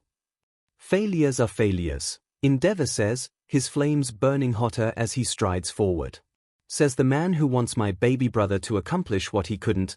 𝐻𝐻𝐽𝐽 taunts before blasting the frost grenade forward with a burst of blue fire, his sleeve burned away and a sheet of ice encasing Endeavor. 𝐻𝐻𝐽𝐽 at the same moment also sends off a blast of ice to further encase Endeavor, and Hawks has sent forth his feathers to make sure to pin Endeavor to the ice surrounding him. Endeavor grimaces and then roars, his flames burning even hotter and enabling himself to wrench himself out of the ice and feathers, only to be confronted with 𝐻𝐻𝐽𝐽's blue fire, flickering strong in his hand. Back off, 𝐻𝐻𝐽𝐽 warns. Endeavor sneers, I am not like you, fearful of a little fire. 𝐻𝐻𝐽𝐽 lets out a short laugh, that's because you're immune. Sadly for you though, not to this, he says as he lets the blue flames flare up, singing Endeavor's beard and leaving blisters on his chin. Controlled bursts, 𝐻𝐻𝐽𝐽 explains as Endeavor hisses, something I learned on my own. And what do you think to accomplish with these little tricks? Endeavor asks, his jaw clenching as he tries not to wince. You can't even keep it going without immolating. See, the beauty of it is I don't have to, 𝐻𝐻𝐽𝐽 says, twitching his fingers threateningly near Endeavor's face. Another little trick I learned from my partner is which pressure points to hit to turn someone into an unconscious drooling mess. And thanks to Mother and the witch, I know who to dump your body in front of for maximum exposure and scandal. Endeavor glares at 𝐻𝐻𝐽𝐽, what do you want? What I and the rest of my family have always wanted. For you as always to F off and let 𝐻𝐻𝐽𝐽 make his own choices, 𝐻𝐻𝐽𝐽 says, jabbing his fingers near Endeavor's neck. Endeavor flinches back and slowly takes a step back. You will regret this, he says, looking at 𝐻𝐻𝐽𝐽, you'll never reach your full potential without me. I'm willing to take my chances. You heard 𝐻𝐻𝐽𝐽, 𝐻𝐻𝐽𝐽 says coolly, ice frosting up his right hand, F off. Endeavor slowly drags himself away, with one last hateful glance behind him, but Hawk steps in front of 𝐻𝐻𝐽𝐽 and calls out, by the way, you won't have to endure the number 2 spot for much longer since I'll be taking it from you soon. Endeavor's mouth twists, you will never have it, especially with the dead weight clinging to you, he says, looking contemptuously at 𝐻𝐻𝐽𝐽. Without 𝐻𝐻𝐽𝐽 I would have never gotten this far, Hawk says honestly. Without 𝐻𝐻𝐽𝐽, he doesn't even want to think what he would have had to endure without him. Maybe if you had actually cared for your family the way they deserved, you wouldn't still be perpetually stuck at number 2, Hawks continues. Who knows, you would have maybe not become a trash fire shithead. Endeavor's face fills with rage as he takes a step forward, but Hawks has several feathers floating like daggers in the air. 𝐻𝐻𝐽𝐽 is still burning with his blue flames and looks about as sinister as he is deadly and really, kind of hot. Look, whenever he spars with 𝐻𝐻𝐽𝐽 at home, there's a 50-50 chance it'll eventually end up in a different kind of strenuous activity, so it's not that weird that he has a few wires crossed there. And ice grows at 𝐻𝐻𝐽𝐽's feet as a warning. Endeavor's eyes flick between the three of them before he whirls back around and strides away. When he is finally gone, 𝐻𝐻𝐽𝐽 douses his flames, shirt hanging off him in burned tatters, and turns to 𝐻𝐻𝐽𝐽, looking him over carefully. Are you okay? 𝐻𝐻𝐽𝐽 nods. Yes, sorry about that, 𝐻𝐻𝐽. What are you sorry about? 𝐻𝐻𝐽𝐽 asks, patting him on the shoulder. If he ever tries that again, ice him and then get me or Hawks, okay? I can handle him, 𝐻𝐻𝐽𝐽 insists, looking up at 𝐻𝐻𝐽𝐽. 𝐻𝐻𝐽𝐽 shakes his head. As much as I hate to say it, he is a ranked pro hero for a reason. Get me or Hawks, are we clear? Fine, 𝐿𝐴𝐽 sighs, but what does he know about All Might and Izuku? Less than us, Hawks assures him, taking off his coat and draping it over 𝐻𝐼𝐴's shoulders. As much as he likes ogling 𝐻𝐼𝐴, he doubts 𝐻𝐼𝐴 really wants to put on a show in public. Besides, 𝐻𝐼𝐴 generally prefers keeping his arms covered, and even if Hawks' jacket sleeves are a little short on him, it's better than what he has now. He's just guessing, don't worry about it 𝐿𝐴𝐽. Focus on your next match. 𝐿𝐴𝐽 takes a deep breath and nods. Yeah, okay, it's just, how am I going to fight Izuku? Remember that time he convinced the two of you to blow all your allowance money on trying to get that special All Might gachapon, and you guys had to walk all the way back home instead of taking the train? 𝐻𝐼𝐴 asks, quirking up an eyebrow and giving a nod of thanks to Hawks as he hands him a tube of the upgraded emergency cooling gel Honda had created. Just remember that and fight him. Hawks pouts at 𝐻𝐼𝐴 as he gently rubs 𝐻𝐼𝐴's arm. Do you just remember annoying stuff about me when we spar? 𝐻𝐼𝐴 grins down at Hawks. I think about lots of things when we spar, he says smoothly through half-lidded eyes. Oh, if only they were alone and somewhere without reporters crawling all over the place, the things they could do. 𝐿𝐴𝐽 rolls his eyes. It wasn't that bad, we got home eventually. You're not helping, 𝐻𝐼𝐴. He wants you to not hold back, right? Hawks intervenes, then don't. But I don't want to hurt him. If you hold back, you are hurting him in a way, 𝐻𝐼𝐴 points out. He's going to think that you don't see him as an equal. 𝐿𝐴𝐽 looks if possible even more horrified at that prospect, but that's, I do. Then show it, 𝐻𝐼𝐴 says, looking at his brother seriously. If he gets hurt, that's what Recovery Girl is for. And if she isn't enough, Rogue is here too, and I will drag her here as fast as I can. Plus, you can vent a little. Right. Hawk supplies, maybe let him know how you feel about being ignored all summer and now. 𝐿𝐴𝐽 scrunches up his face. During the match. Well, he certainly can't avoid you there, 𝐻𝐼𝐴 says dryly. In the end, it's your choice 𝐿𝐴𝐽. However you want to do this, you know we'll all be cheering for you. Although Fuyumi might scold you, but she'll still be secretly proud when you win, Hawk says cheekily, patting 𝐿𝐴𝐽 on the head. 𝐿𝐴𝐽 pulls back, scowling and trying to fix his two-toned hair. I'll think about it.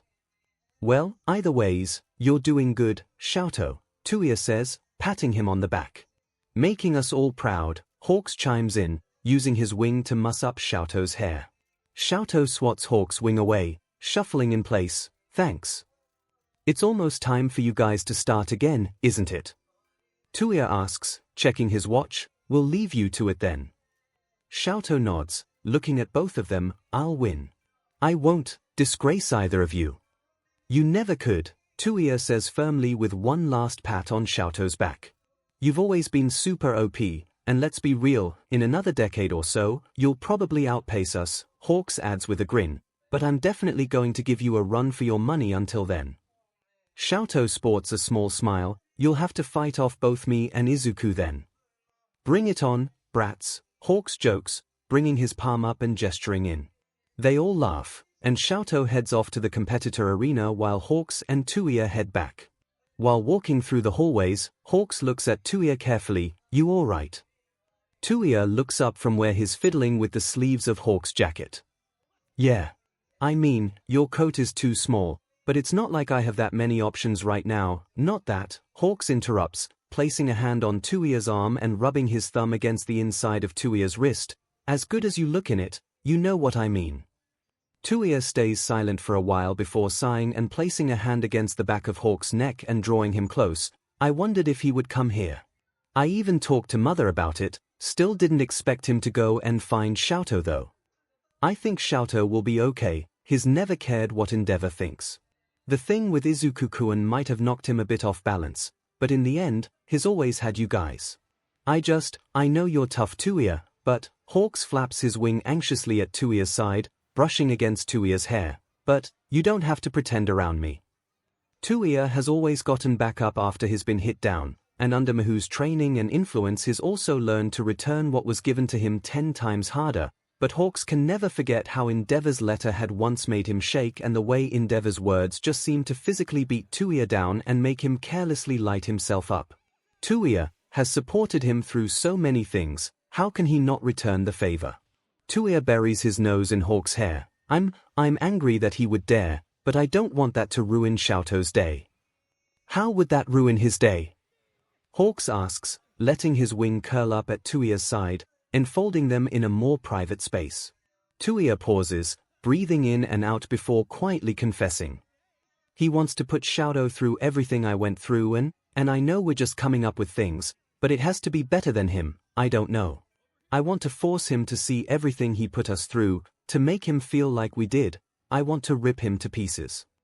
I get it, Hawks says, moving his hands up so he can cup 𝐂𝐻𝐫's cheek and turn his face to look him directly in the eye, and God knows he deserves it, and honestly, I'd like a shot at kicking him off a roof too, but that doesn't make either of us horrible people, does it? I feel like it's normal. 𝐂𝐻𝐫 lets out a resigned chuckle while also moving his hand up to tangle in Hawks' hair. You are one of the few who deserve the title of hero.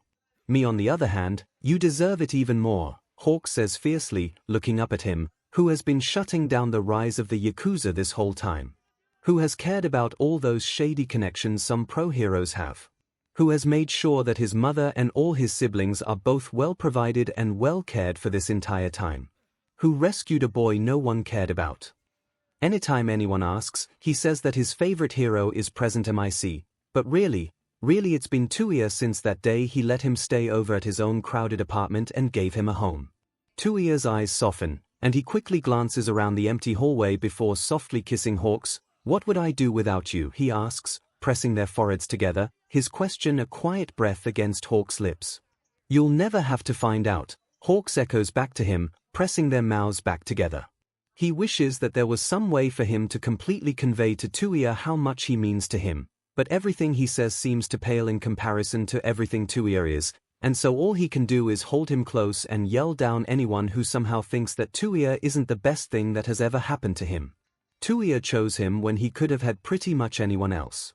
𝐂𝐻𝐫 pulls back eventually, although not before skinning a mark onto Hawks' neck in a previous life. Hawks is pretty sure 𝐂𝐻𝐫 was a vampire or something, which would explain why he's such an edgelord. We better head back, he says, running his fingers over the Hawk's neck. We're going to get noticed. If you were that worried about that, why even bother skiing on my neck? Hawks mock complains as he pulls up the collar of his turtleneck, his feathers fluttering around them. 𝐂𝐻𝐫 smirks at him, running his hands down Hawks' bare arms. With you looking like that, maybe I want to remind everyone you're taken. Baby, you're wearing my coat, Hawks reminds him, liking his lips. I'm very taken. 𝐂𝐻𝐫 fiddles with the fluffy collar of Hawks' coat, flashing a tantalizing hint of pale collarbone before Hawks' eyes. Your boyfriend is a very lucky man, he says with a smile from lowered lids. I'm the lucky one, Hawks insists, looping his arm through 𝐂𝐻𝐫's, although I think I am soon to be scolded by my in-laws for waylaying you for so long. 𝐂𝐻𝐫 laughs, leading them back to their seats. It'll be fine, no one will blame you. You guys took so long we barely managed to hold back Natsu from eating your share. Fuyumi complains, looking up and holding out small cardboard boats of chicken katsudon and yakisoba. And really, what happened to your shirt, 𝐂𝐻𝐫? Did you get in a duel with a really gung-ho Hawk stan? Honda asks, getting up eagerly and poking and the cooling gel on 𝐂𝐻𝐫's arms. How'd the cooling gel hold up? Pretty well, and something like that, 𝐂𝐻𝐫 says, batting Honda's fingers away and attempting to pull the two short sleeves down. 𝐂𝐻𝐫's mother looks over at him. Everything all right, she asks with a furrowed brow, grey eyes darting from the reddened skin at 𝐂𝐻𝐫's wrists and the burned bits of his shirt still caught on Hawk's jacket. All trash taken care of, 𝐂𝐻𝐫 says easily, sitting down. We're good. 𝐂𝐻𝐫's mother looks from 𝐂𝐻𝐫 to Hawk's wings and then nods slowly. All right. If you're sure.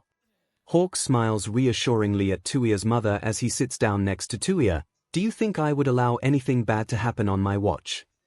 𝐂𝐻𝐫's mother smiles back, patting Hawks on the head. I know that I can trust you, Hawks.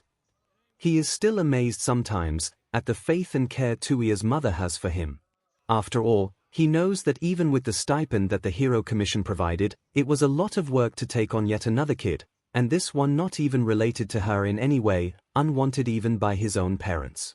And yet, 𝐻𝐻𝐽's mother has always made him feel welcome from the start, from leaving aside an extra portion of breakfast when she had first learned that 𝐻𝐻𝐽 was having him over and money had still been tight, fighting with the Hero Commission about his training, and always willing to patiently listen to anything he wanted to talk about.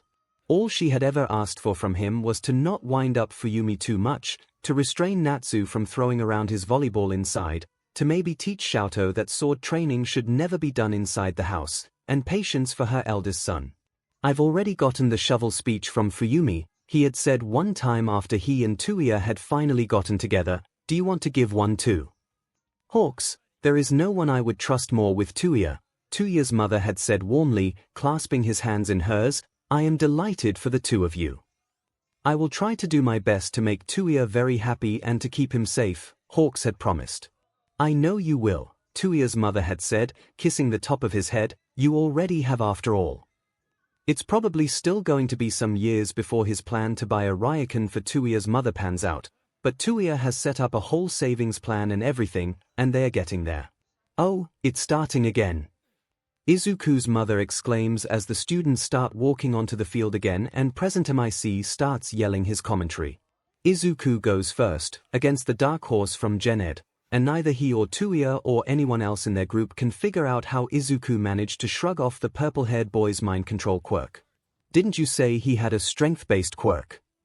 Miruko asks, tilting her head in puzzlement as Izuku shoves Shinsu Hitoshi out of the ring. "Yeah, I thought it was." Hawks replies, glancing at Izuku's mother seems just as confused as all of them. "Maybe that Shinsu kid's quirk has edge cases we don't know about." "There has to be more to it than that," 𝐻𝐻𝐽 says, hand on his chin and looking intently at Izuku. "If there were weird edge cases, that kid seems like the kind to have covered for it." "No, I think Izuku-kun lucked out." "You think he's suddenly unlocked another quirk?" Hawk stares at 𝐻𝐻𝐽. Xiaotou was already unusual enough with 2 quirks, and that had been after 𝐻𝐻𝐽's mother had already borne 3 other children. "If anyone could do it, it's certainly Izuku-kun," Fuyumi comments proudly. "If he has weird telepathy powers now too, do you think I could ask him to read my biology prof's mind and tell me how to best get her to write me a rec letter?" Natsuo asks. "Just go to her office hours and ask good questions," Fuyumi says, flicking Natsuo in the head. Whatever Izuku's quirk is, Hawks is betting that display also unnerved Xiaotou, either that or he's still angry from their confrontation with Endeavor because the boy unleashes a Fing Glacier against his opponent as his first move.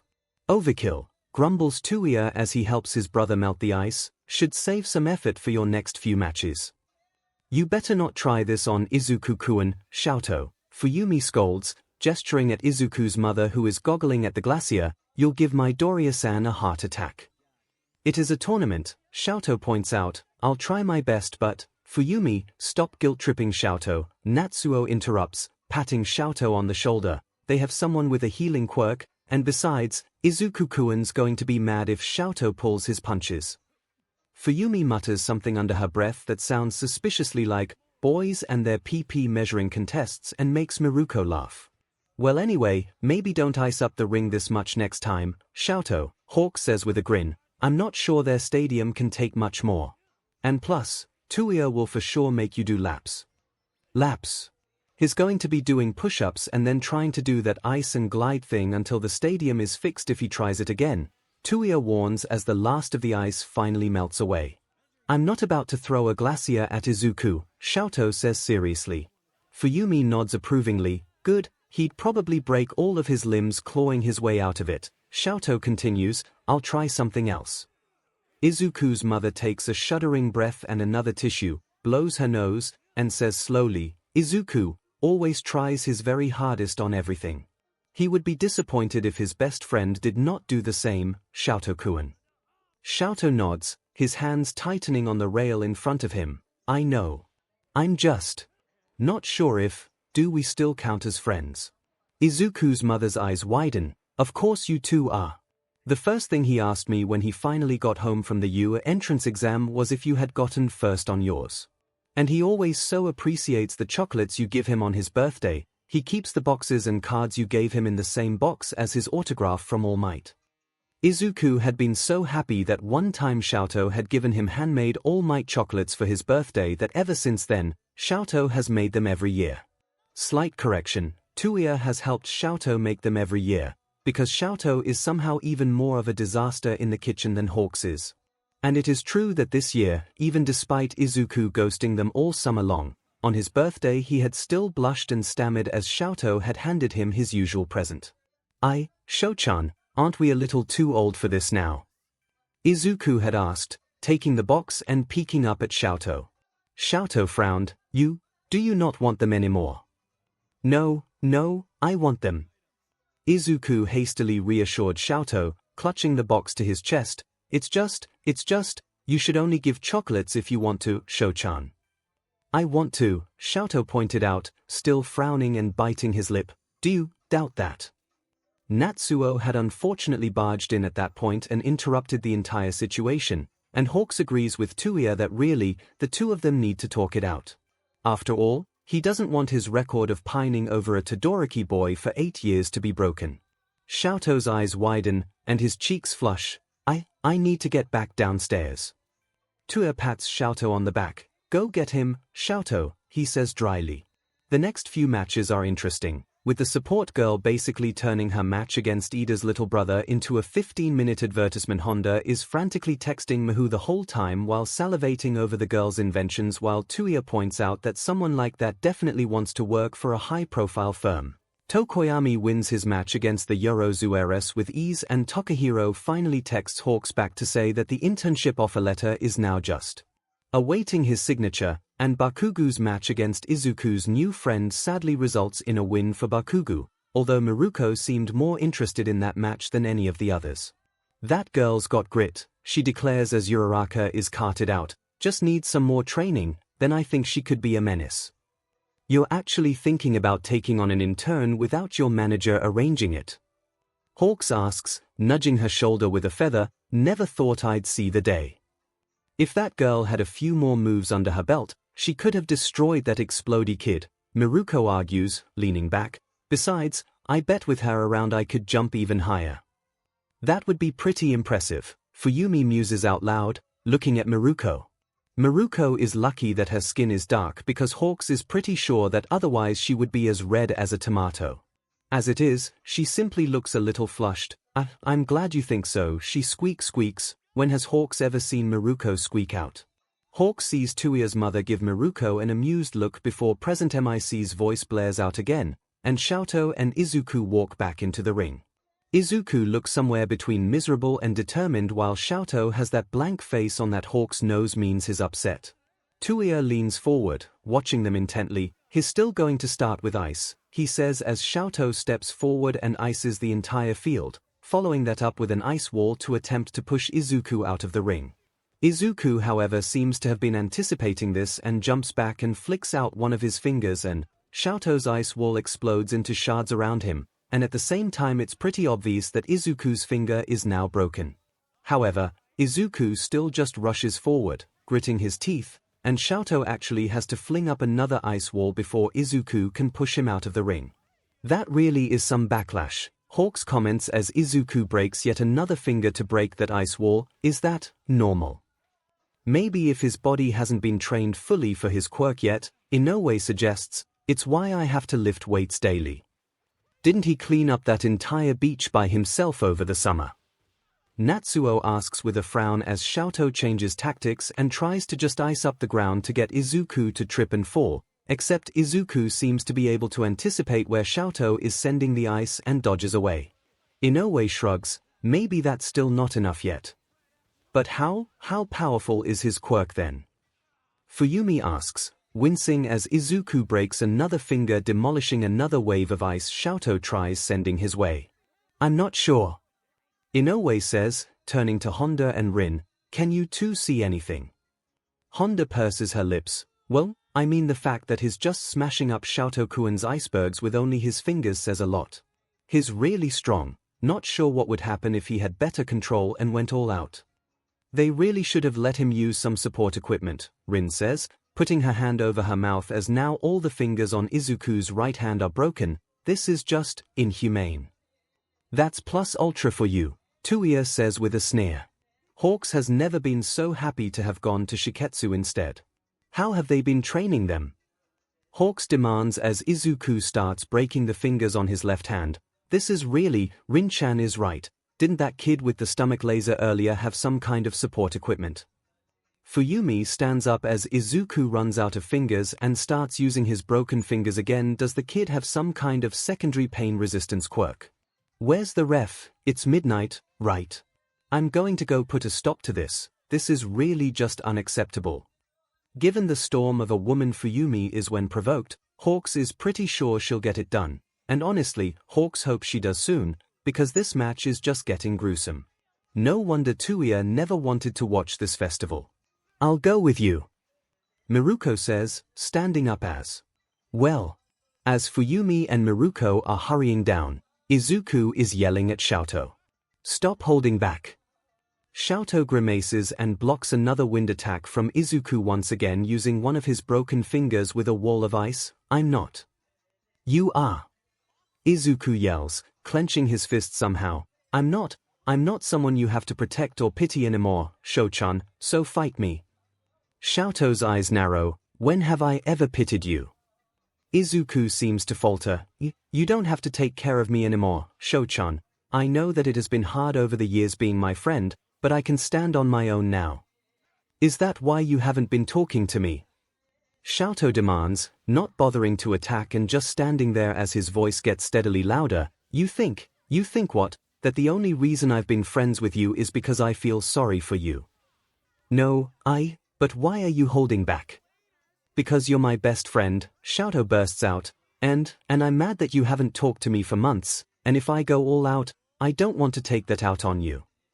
Izuku gapes at 𝐬𝐽, arms hanging limply at his side. You talk about your feelings somewhere else, you Fing nerds. Bakugo yells at them from the stands. Fing fight. Language, Katsuki-kun. They can hear Fuyumi yelling from the referee box. Izuku takes a deep breath and looks back at 𝐬𝐽. I will definitely talk to you after this match, Sho-chan, I promise. But, can you please respect me enough to face me as an equal?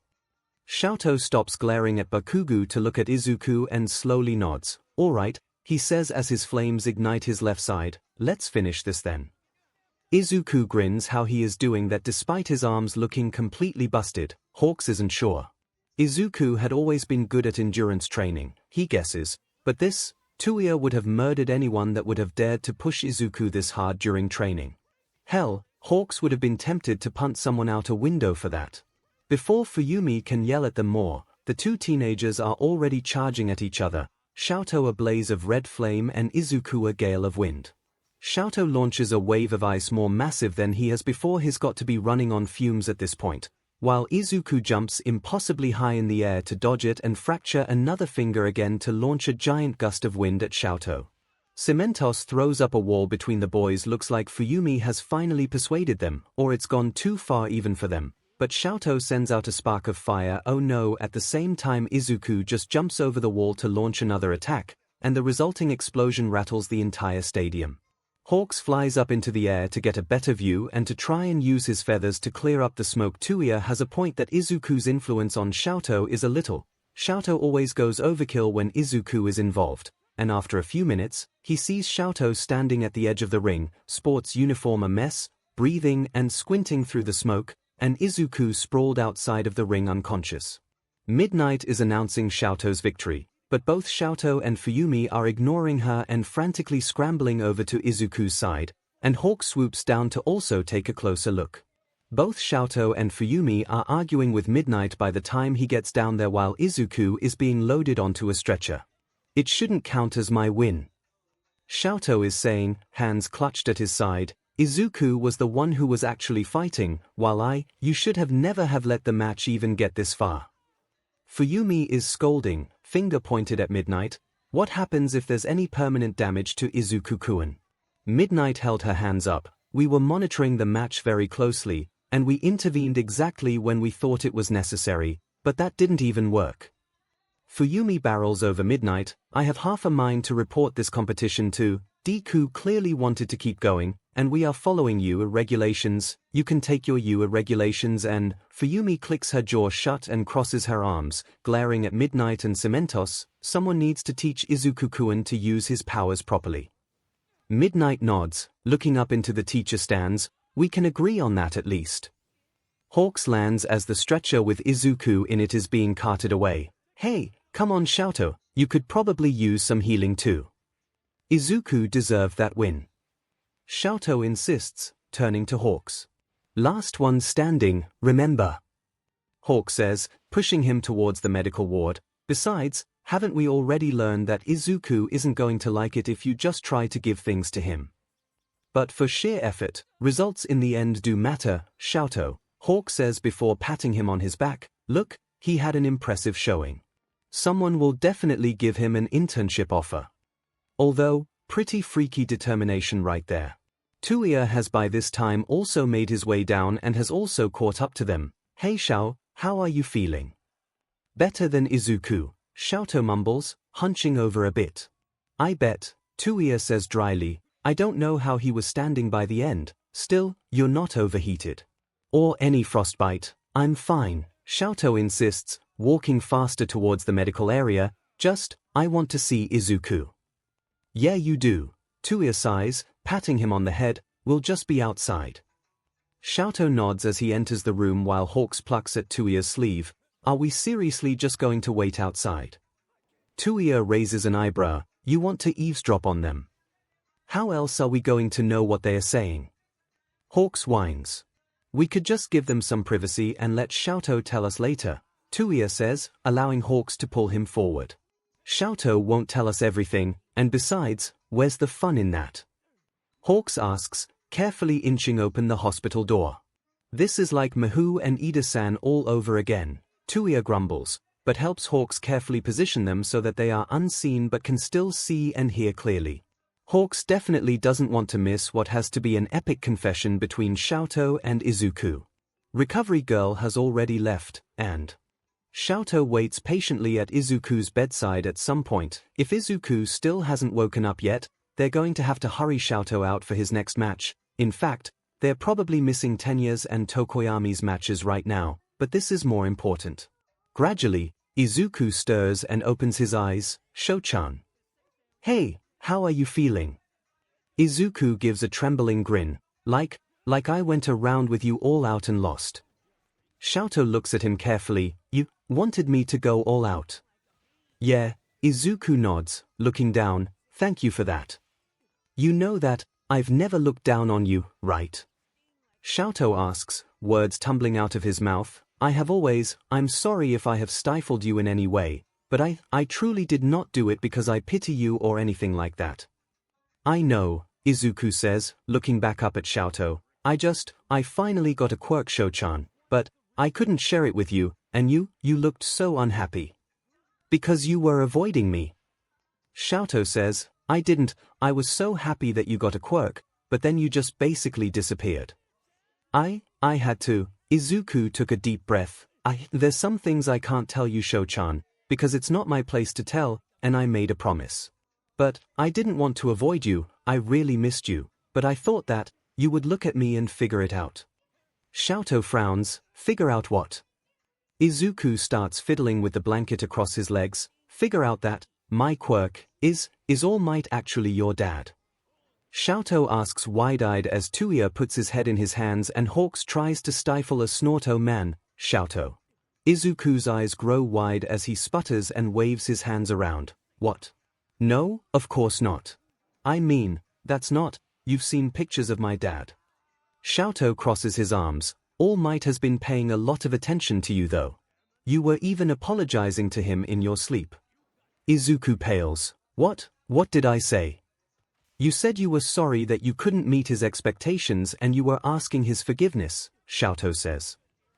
Could you not tell anyone about that, 𝐿𝐴𝐽-chan? Izuku says earnestly. That you're All Might's love child. No. I'm not, seriously. Izuku yelps. Just, look, there's things I can't say, but 𝐿𝐴𝐽-chan, let's just say that this quirk was a gift, and I am still trying to make it my own. I want to save people and be the best. I know, 𝐿𝐿 says, you have always wanted to save people. And I have always admired that about you. Come on, 𝐿𝐿, 𝐻𝐻𝑗 mutters, confess already. Shesh, 𝐻𝐿 hushes him, elbowing him in the side, he's not going to say anything if he knows we're here. Izuku takes a deep breath before looking at 𝐿𝐿, you, always. Of course, 𝐿𝐿 says, tilting his head, did you doubt that? Izuku plucks at his blanket, you have always, people really like you, 𝐿𝐿-chan. They really like you. As they should obviously, you're awesome. But, you had to protect me for so long, 𝐿𝐿-chan. So what? 𝐿𝐿 demands, you also defended me, and led us when helping others and all our other adventures, and, why in the world would I not admire you? Izuku flushes, 𝐿𝐿-chan, it's good talking to you again. 𝐿𝐿 smiles, yes, it really is. I'm glad, I've really missed you. Izuku smiles back at 𝐿𝐿, so have I. But you like our new classmates, right? They're fine, although I could have done without our old one, 𝐿𝐿 says seriously. Izuku chuckles fondly. 𝐭𝐞𝐽 is 𝐭𝐞𝐽. 𝐿𝐿-chan is as popular as ever. You're pretty popular too, 𝐿𝐿 points out, Ida and Uraraka both like you a lot, and most of the class likes you too. Not the way they like you, Izuku says wryly. 𝐿𝐿's brow furrows, how do they like me? People have been confessing to you since we were 10, 𝐿𝐿-chan, Izuku says. 𝐿𝐿 shrugs, so what? They don't even know me, and, it's weird.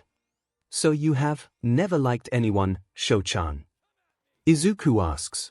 𝐿𝐿 shuffles in place, I didn't say that. Oh, Izuku looks down, I'm sure, they're very nice if you like them. Come on. 𝐻𝐻 breathes as 𝐻𝐿 rolls his eyes and slaps a hand over his mouth. So close, they can't let this bullshit misunderstanding get in their way. He is very nice, 𝐿𝐿 says steadily, although 𝐻𝐻 can see the sudden stiffness in the way 𝐿𝐿 is holding himself. He's also so kind. And so brave, the bravest person I know. Even without a quirk, he was brilliant. And with one, no matter exactly what the situation is, I have no doubt that he will make it his own. Izuku stares at 𝐿𝐿 with wide eyes. You, what? Are you talking about me? Who else would I be talking about? 𝐿𝐿 asks, his face as red as his hair. You have so many fans. Izuku practically wails. I didn't ask for them, and I told you before, it's just weird. 𝐿𝐿 says, the only one I have ever had feelings like that for is you. 𝐻𝐻 kind of wants to cheer, but that would tip them off that both him and 𝐻𝐿 are glued to the door and watching them at this point. Plus, Izuku hasn't really said anything yet. 𝐿𝐿 bites his lip, looking down. If that makes you uncomfortable, no. Izuku is about as equally red as 𝐿𝐿 now. I'll sorry you. 𝐿𝐿's head snaps up, you do. How is that a surprise? Izuku demands, covering his blushing face with his hands. You're so amazing, 𝐿𝐿-chan, you're so cool, and you're really attractive. I'm really not. Well, you avoiding me for all of summer and most of this semester didn't give me much to go on, 𝐿𝐿 says, and 𝐻𝐿 has to stifle a snort. Izuku hangs his head. I'm sorry, 𝐿𝐿-chan. I'll keep apologizing until, how do you want me to make it up to you? Go on a date with me, 𝐿𝐿 rushes out, like to a cafe or an arcade or a convention or something. Yes. Of course. Izuku nods frantically, trying to get out of the bed but wincing. 𝐿𝐿 rushes forward, placing a hand on Izuku's shoulder. Don't strain yourself, he scolds. Yes, I'm just really happy right now, Izuku says, beaming up at 𝐿𝐿. 𝐿𝐿 smiles back at Izuku. And 𝐻𝐿 tugs 𝐻𝐻 away. Let's give them some privacy now, and knock on the door in like 5 minutes, 𝐻𝐿 says, his mouth twitching with a smile he can't quite hide. So, I vote we give them a gift basket of condoms, 𝐻𝐻 suggests with a grin. 𝐻𝐿 makes a face, they are 15. For when they're older. And anyway 𝐻𝐿, when I was 15, I would have been more than happy for you to have shown up with a bunch of condoms, 𝐻𝐻 says.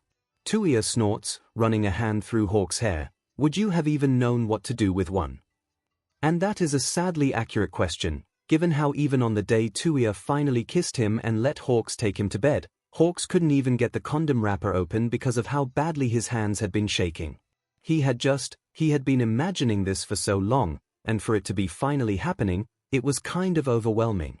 𝐂𝐻𝐲 had wrapped his shaking hands with his own, drawing him into another heated kiss, and while 𝐂𝐻𝐲's hands were also lightly trembling, they still managed to help him get the wrapper open.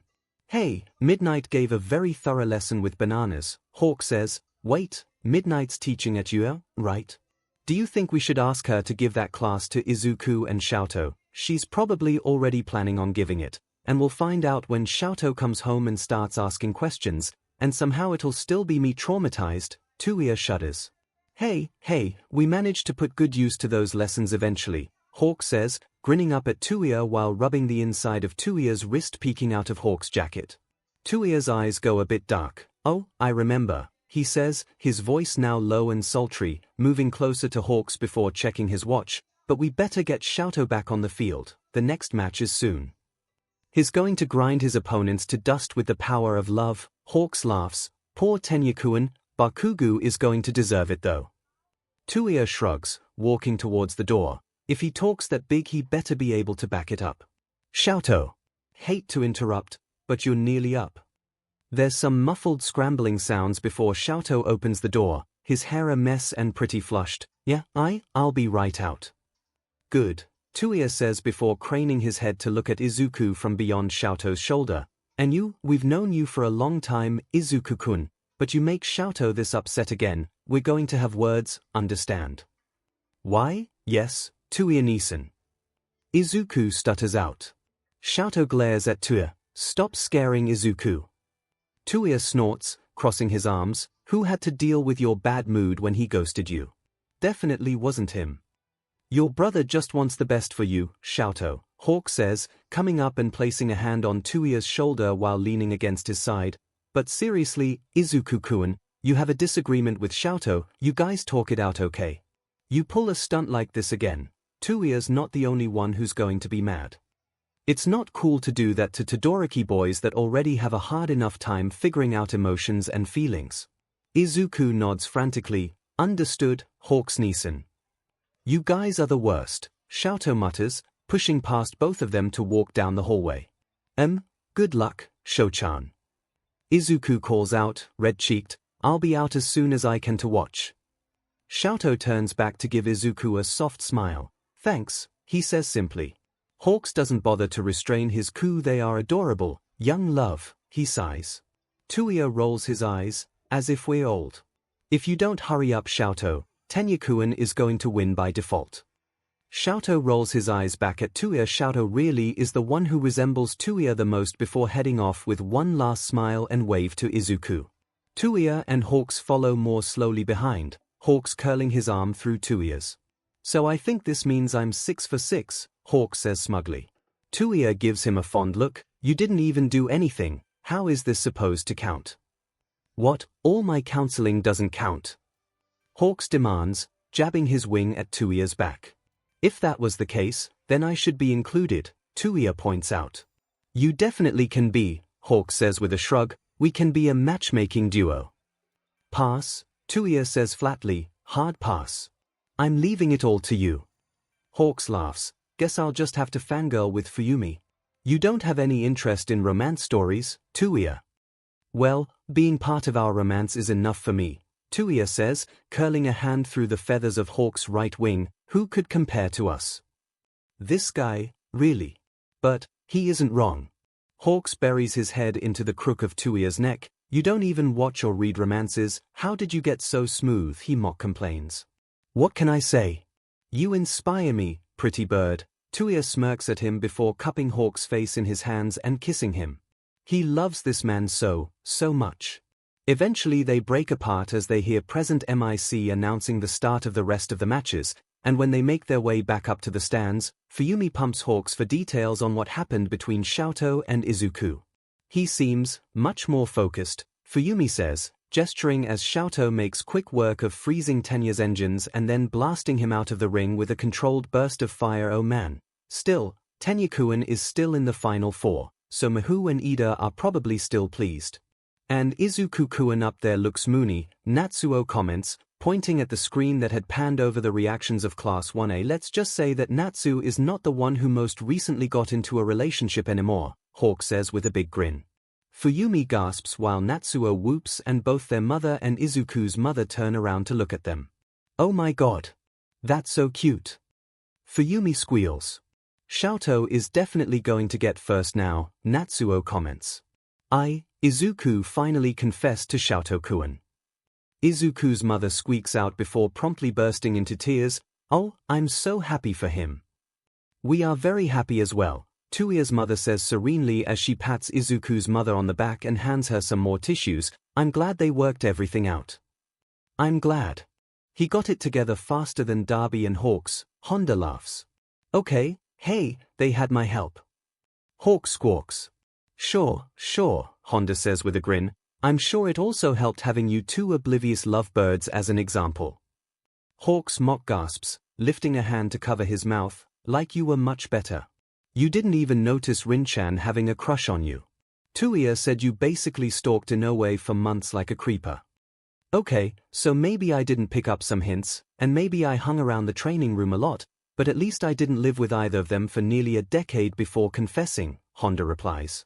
Fuyumi nods. You've got to face it, Hawks. No one can beat you or Tuya in sheer dumb obliviousness. You say that, but neither Hawks nor I tried passing off homemade chocolate to each other as normal friendly birthday gifts, Tuya interjects. Wait, when did you two get together again? Miruko asks, looking between Hawks and Tuya. I thought you were childhood sweethearts. Honestly, me and Xiaoto just assumed they were together since like middle school, Natsuo says wryly. I mean, they basically were, Honda says. Except for Hawks always complaining to me about how none of his flirting with Tuya was working, Fuyumi complains.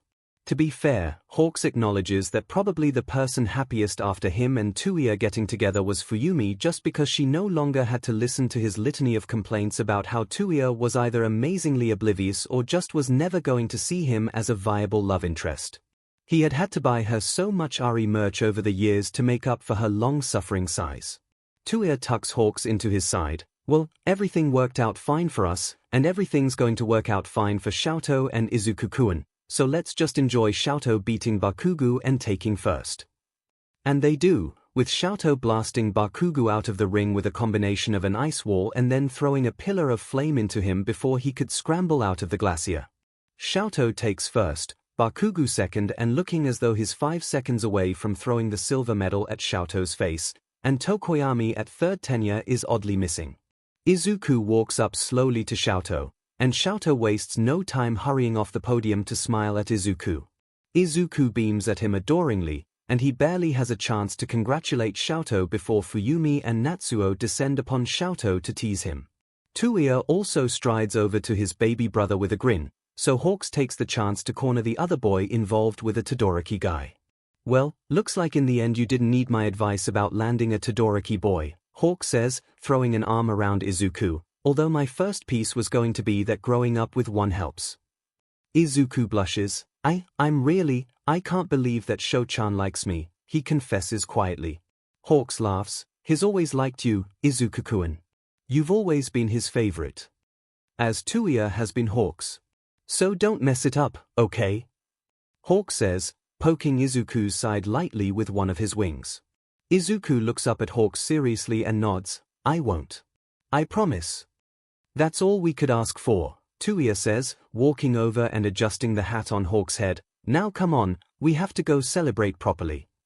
Hawks grins as he takes Tuya's hand. 6 for 6, Xiaoto winning first, and his most important person and his family at his side. What more could he ask for? Fuyumi slams the door shut, slings her bag to the floor, and collapses on her bed, dragging a pillow over to hug against her chest. It had been an absolutely miserable day, what with flu season going around the elementary school she was interning at, Sonomi having to bail on a mangaka signing they had planned to attend because her library job forced her to take over someone else's shift, and the massive fight she had had with Tuya about whether or not to release all the information he had on their father's crimes now that after the Kamino Ward incident. By default, the number 1 hero position has gone to Endeavor. This is the perfect time, 𝐻𝐻𝐽𝐽 had hissed out. All the media attention is on him, so anything we reveal now will be all over the airwaves in no time, and that BSD will have a long way to fall. And then what? Fuyumi had demanded, is Hawks now supposed to be our new symbol of hope? He sure as hell would be a lot better than our dear father. 𝐻𝐻𝐽𝐽 spat out, Hawks could definitely do it, I'm sure he could, but having 2 symbols of hope toppled in less than a month. The public morale will plummet, they'll get over it, 𝐻𝐻𝐽𝐽 said dismissively. And do you really want that shadowing Hawks everywhere he goes? Fuyumi had continued. 𝐻𝐻𝐽𝐽 paused. 𝐻𝐻𝐽𝐽 may sneer at the reputation and rankings of pro heroes, but when it's Hawks on the line, that's always been a completely different story for her eldest brother. If not now, then when will it ever be a good time? He asked, changing tack. What, are we supposed to suffer his sham heroism and lies forever? No, just hold back for now, just until things are more stable, 𝐻𝐻𝐽𝐽 snorted. There will never be a time where everything is stable. This will always cause problems, that's the whole point. Fuyumi had sighed, crossing her arms. I know that Dad hurt you, he hurt all of us, 𝐻𝐻𝐽𝐽 corrected. Don't think I don't remember how he treated you and Natsu like you were strangers in our own house. He treated us all like trash. I'm just the one who has the scars to prove it. She still remembers, of course. 𝐿𝐴𝐷 is probably the luckiest. He was so small when they left that even though their father had terrorized him, it seemed more like a faded nightmare to him now than anything. For her, she still remembers the stillness of the house, the taut and tense silence that just seemed to drag on with bated breath, and the dread that accompanied her father's presence that was only interrupted by fire and screams. It was a relief in many ways to move out, but she always wonders has he changed? Does he regret it now? Now that he has the number 1 position he always wanted, does he think it was worth all of it? Who did you run this plan by, besides Hawks? Did you tell your boss? Or Mom? Fuyumi asked. It's going to make trouble for them as well, Miho said, to bring it on, and I'm pretty sure she'll curb stomp anyone that takes her away from Ida-san's physical therapy. And Mother said that if this was something I needed to do, then I have her full support, 𝐻𝐻𝐽𝐽 retorted, his eyes blazing. Even Mother was on 𝐻𝐻𝐽𝐽's side. That makes sense, of course, but still, there has to be a better solution than this. That's fine, but now that he has everything, I really feel like he might regret things now. Fuyumi rushed out. He called. And he really did sound remorseful. 𝐻𝐻𝐽𝐽 went still. He called you. He wanted to know if it would be possible for us to attend the hero billboard ranking ceremony and let him talk, she said. 𝐻𝐻𝐽𝐽's eyes narrowed. Natsu and I will be there for Hawks, but like hell I'm going to listen to him. Why not? She asked. He said he wants to be a hero now that we can all be proud of, now that he has everything he ever wanted. 𝐻𝐻𝐽𝐽 demanded, his fists clenched at his sides. Convenient. People can change, and people do things they later regret, so shouldn't we give him a chance? You can if you want, Fuyumi, but I'll only believe he regrets anything when he turns himself in for everything he did to us, 𝐻𝐻𝐽𝐽 said coldly. Until then, I'm going to figure out which news outlets to best release all the information to. And no matter what she said after that, he wouldn't budge, simply saying that once he pins down the exact format of what to give the news outlets, it's going out, and it's just so frustrating. While that house was a nightmare, there were a few shining times when Endeavor was in a good mood and would take them all out to eat or to the park, and she still remembers the way he would just throw back his head and laugh, and even her beaten-down mother had seemed happier in those moments. Natsu and 𝐿𝐴𝐷 were too young to remember those times, especially since they got fewer and fewer as the years went by, and their father's obsession with producing a perfect successor just grew deeper and deeper, and she completely understands that for 𝐻𝐻𝐽𝐽, those horrifying torture sessions in the training room have negated any happy memories he could have of their father, but she still remembers. And she wonders if buried in that morass of obsession and rage, the man who had picked flowers for her and her mother still exists somewhere.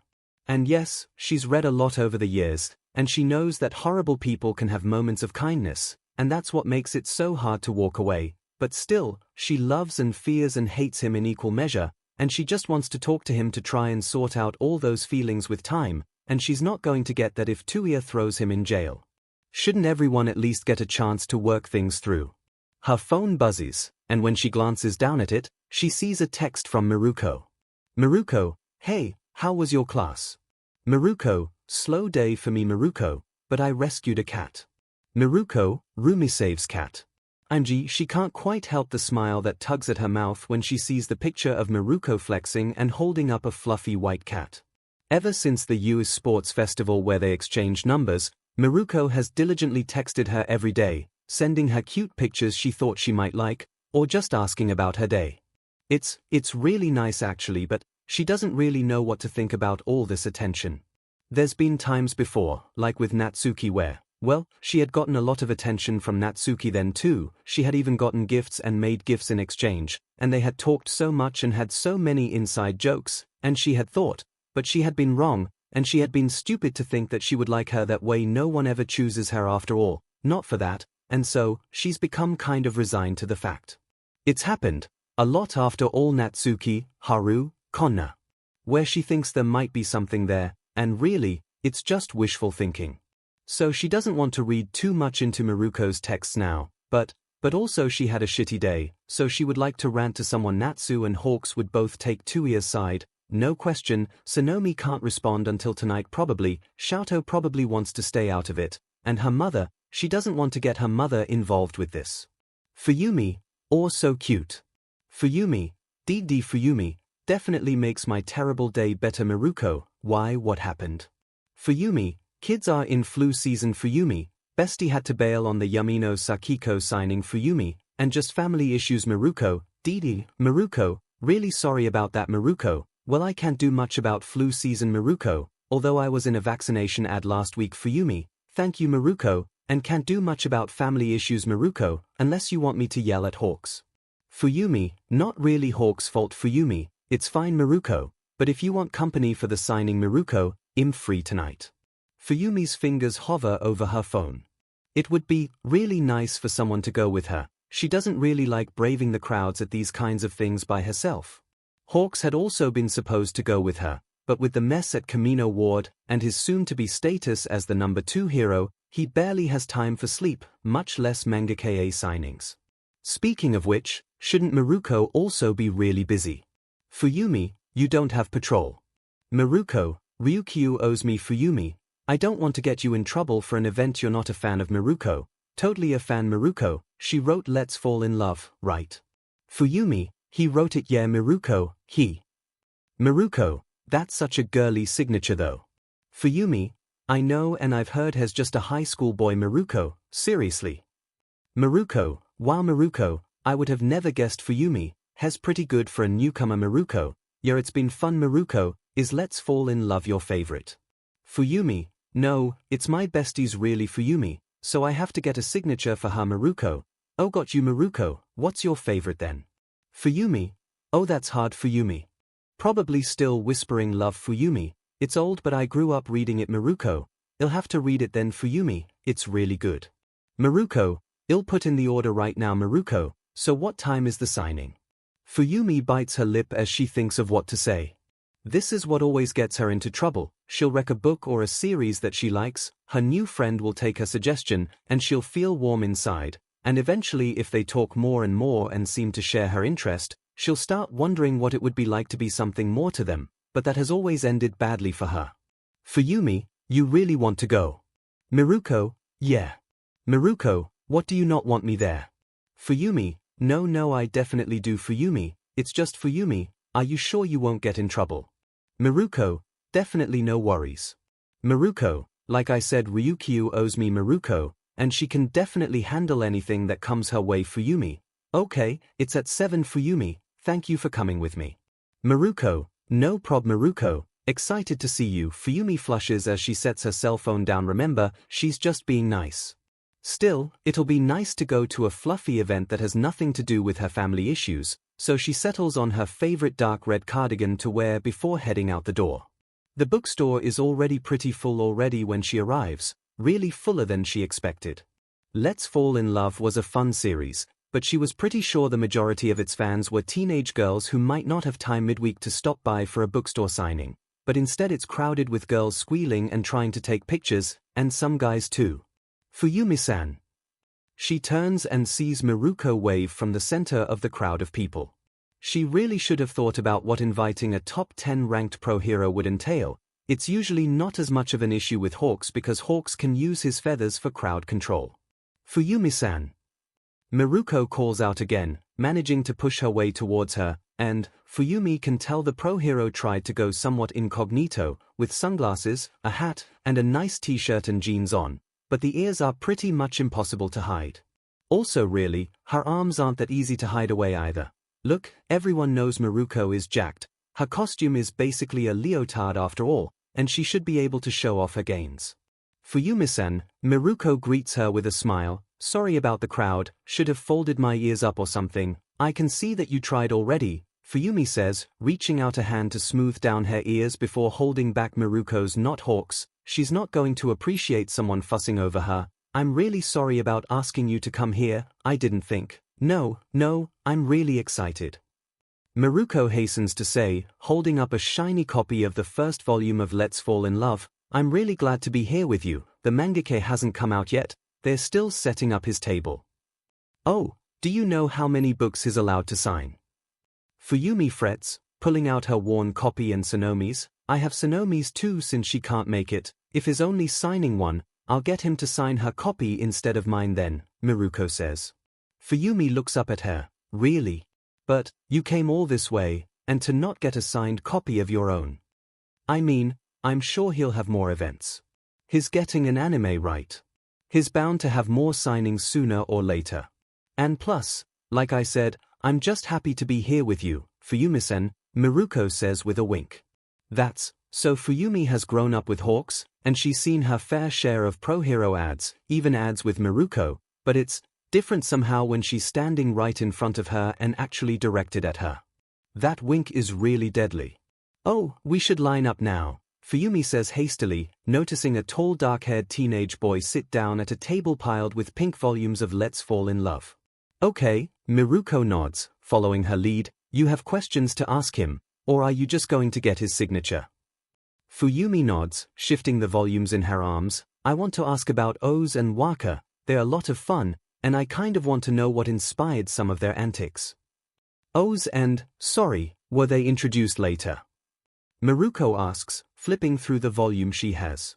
Oh yeah, they weren't introduced until later in the series, Fuyumi replies, flipping her own volume to the scene where Oz draws on Waka's forehead. Here, this is a pretty cute scene. Heh, oh yeah, that's cute, Miruko says, leaning over Fuyumi's shoulder to read. So, is it mostly him pranking her? Pretty much, Fuyumi says, flipping a few pages. Basically, he teases her a lot. She says she hates him, but he's actually the mysterious person leaving her anonymous encouraging voicemails all the time. Why's he anonymous? Miruko asks, furrowing her brow. Not sure yet, Fuyumi shrugs. You could ask the mangaka. I might, although, I guess I never really got pranking the person you're interested in. I would much rather shower them with affection, Miruko says, smiling down at her. Really, Fuyumi prefers those kinds of relationships too. It's why she likes Mamiko and Suzuki and the manga after all. It's nice that Miruko has the same taste as her, not that of course she's reading what Miruko is saying as some kind of hint or anything. She said that she would stop trying to read meaning into these things. They've managed to get to the front of the line, and Yamino Saikiko surely that was just his pen name though. It didn't suit his plain, monkish appearance at all. Looks up at them and blinks. Oh, you're Miruko, he says, getting his phone out. Do you mind if I get a photo with you? Happy to as long as you sign our stuff, Miruko says with a grin, setting down her volume and motioning Fuyumi forward. I'm honored that you're a fan, he says, quickly signing Miruko's copy with the girly signature of Yamino Saikiko and adding a chibi bunny sketch to it. Fuyumi here is the one who got me into your work, Miruko says, patting Fuyumi's shoulder. The boy dips his head, taking Fuyumi's volumes. Thank you so much for recommending my work to others. Oh, it's a good series. I very much appreciate Suzuki just being a kind-hearted soul. Fuyumi says honestly it's hard to find a non-creepy shoujo manga lead love interest these days, bowing slightly. The boy smiles. I am very happy to hear that. So is Suzuki your favorite character? Actually, Waka probably is, Fuyumi admits, smiling back. she's fun. Although Oz picks on her so much, the boy shakes his head, doodling a chibi bickering Waka and Oz in her volume.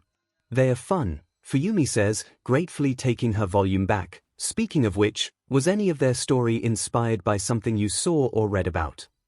The boy coughs, signing Sonomi's volume and doodling a picture of a chibi Suzuki in it. Well, kind of by one of my assistants. And his friend. Please don't tell anyone though. Of course, Fuyumi nods. Sonomi will be excited to hear this. Thank you so much. Thank you, the boy says, standing up as Miruko takes his phone and puts it in selfie mode. Okay, say Miruko for number 1. Miruko says, slinging an arm around the boy's shoulder and holding up a finger. Miruko for number 1. The boy says happily as Miruko snaps a picture and hands his phone back. Thank you so much. No problem, thank you, Miruko says happily. Keep up the good work. You too, the boy calls out as they leave. Well, that was fun, Miruko says cheerfully as they make their way out of the store. He seemed like a pretty down-to-earth guy. Yes, very nice, Fuyumi agrees, very appropriate for the creator of Suzuki-kun and Mamiko. Although, I'm sorry for hogging most of the time, Rumisan, were there any questions you wanted to ask him? Nah, I got what I wanted, Miruko says smiling down at her. Fuyumi smiles back, I'm glad. Thank you so much for coming with me, Rumisan. Of course.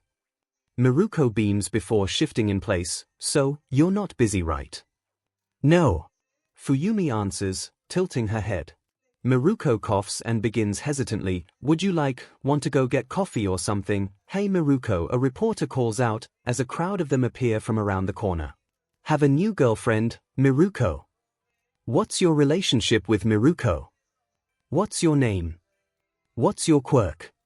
Hey, guys, Miruko says, stepping in front of Fuyumi and flashing a smile, we're just friends. And we're just here because we're fans of Yamino Sakiko's work, that's all.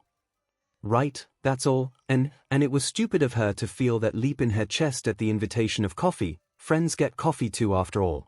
And she should just remember that and not get her hopes up again. Miruko manages to push them past the crowd of reporters, carefully keeping herself in front of Fuyumi and all the cameras, but they keep following, still taking pictures. Miruko leans down and whispers in her ear, hey, do you trust me?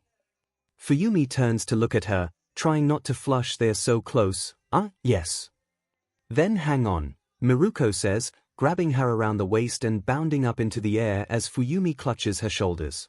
So, she's been flying with hawks a few times, and that's pretty fun, but this is different, not just because they're bouncing along the street and buildings instead of soaring through the sky. Maybe it's the way Tuya feels when Hawk's princess carries him despite all his protests and complaints. Not that she should be comparing herself and Miruko to Tuya and Hawks since, like Miruko just said, they're just friends. Okay, and here we go, Miruko says when they finally land in a quiet residential street. Sorry about that, you okay? Yeah, Fuyumi says, trying not to sound breathless. She's pathetic. I'm fine.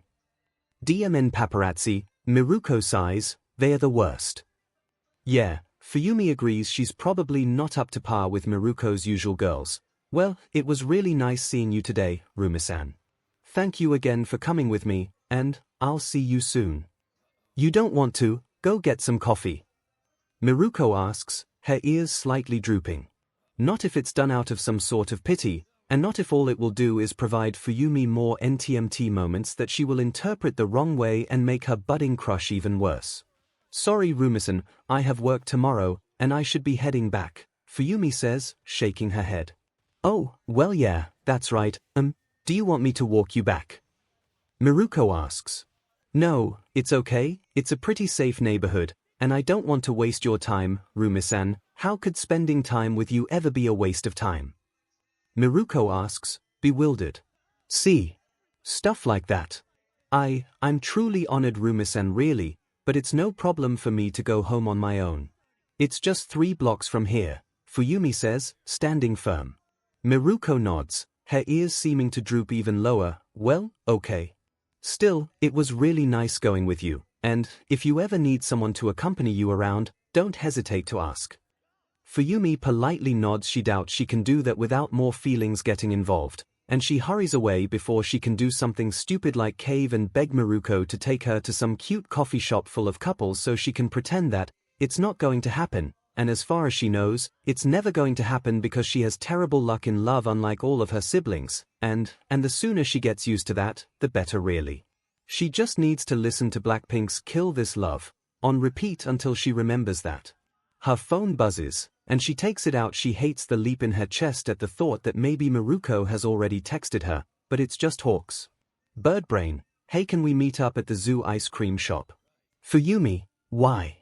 Fuyumi, since when do you have time? Birdbrain, locked up a whole gang of villains today. Birdbrain, I can't just want to meet up with my favorite sister. Fuyumi, okay, you definitely want something. Birdbrain, rude. Birdbrain, okay, so I heard you went on a date with Miruko. Birdbrain. Fuyumi, wasn't a date. Birdbrain, sure, whatever you say. Birdbrain, still Miruko is really nice. Fuyumi squints at the text. What's that supposed to mean? Did Hawks put Miruko up to this?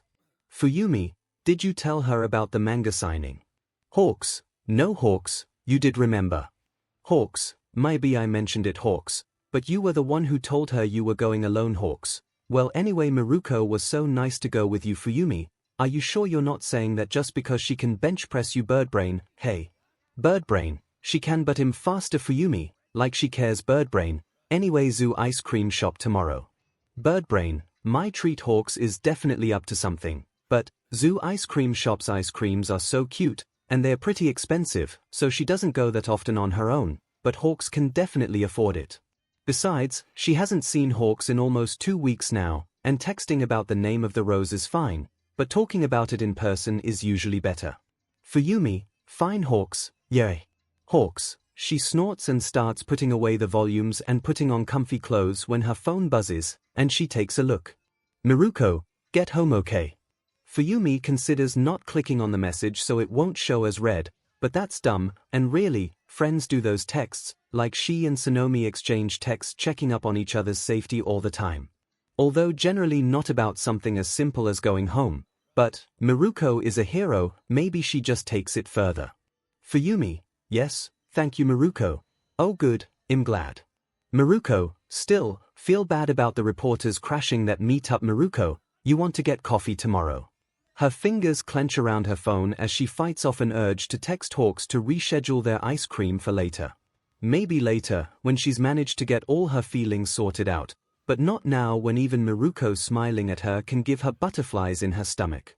Fuyumi, sorry can't. Fuyumi, Hawks and I are meeting up tomorrow. Miruko, boo. Miruko, well have fun and rain check. Fuyumi, yeah definitely. Fuyumi sighs as she sticks her phone on its charger. She probably shouldn't have said definitely, that may come off as too needy, and cues up Blackpink's Kill This Love. I'm feeling like the panda one today, Hawk says, sliding into the booth and folding up his wings. What are you getting? I don't know. It's between the elephant and the koala, they are both really cute, Fuyumi says, poring over the menu. Get the koala so we have a matching bear theme going, Hawk says, poking at Fuyumi's arm. So the elephant then, Fuyumi jokes, setting the menu down. Hawks rolls his eyes, if you want to be contrary, fine. So, heard you turned down a date with Miruko to meet up with me. Where'd you hear that from? Fuyumi asks. It had to have been Miruko, which means what? She probably didn't word it that way, it's just Hawks up to his matchmaking as per usual. Miruko texted me to complain. I apologized, but said that it's important, Hawks replies, punching his order into the tablet on the table. Oh, Fuyumi says, squashing down the leap in her chest that Miruko actually complained about not getting to hang out with her, punching in her order as well. Well, anyway, what is it? Hawks leans forward, his wings curling around him. So, 𝐿 wants to release all the information in the middle of the hero billboard event. What? But that's the damage that will do to heroes in general. Why are you telling me? Fuyumi demands, hands on the table. I know, you and 𝐿 had a fight about releasing the information. I thought you'd want a heads up, and 𝐿 thought so too, Hawks replies steadily. So you already decided it. And you don't care what that's going to do for public morale at all. Fuyumi asks. I think that people should know the truth, and that honestly. If the truth came out later after Endeavor was already built up as the new #1 hero, the backlash and drop in morale would be even worse, Hawks says, his eyes narrowed. Maybe Hawks has a point, but she hasn't even been able to talk to her father in person yet. Can you convince 𝐻𝐼a to wait a little bit? Or at least, consider waiting a little bit? Fuyumi asks, her hands clenched at her side. Maybe, Hawks says, making a seesaw motion with his hand, but why? What difference would it make? 𝐻𝐼a told you that I've been in contact with our father, right? Hawks grimaces, he might have ranted about it, yeah. I want to let him know what you guys are planning. Give him a chance to make things right on his own, Fuyumi says carefully. Maybe it's a long shot, she doesn't know, the father she remembers would definitely not react well to knowledge of 𝐻𝐼a's plan, but she wants to try. I feel like that chance is long past, but, sure. I'll talk to 𝐻𝐼a about it, Hawk says, looking at Fuyumi, but, you want backup when you talk to him. That can't be necessary, can it?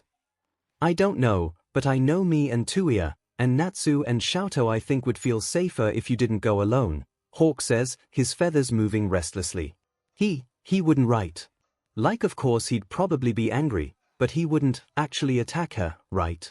She remembers her mother's bruises and 𝐻𝐼a's scars, but that was a long time ago, wasn't it?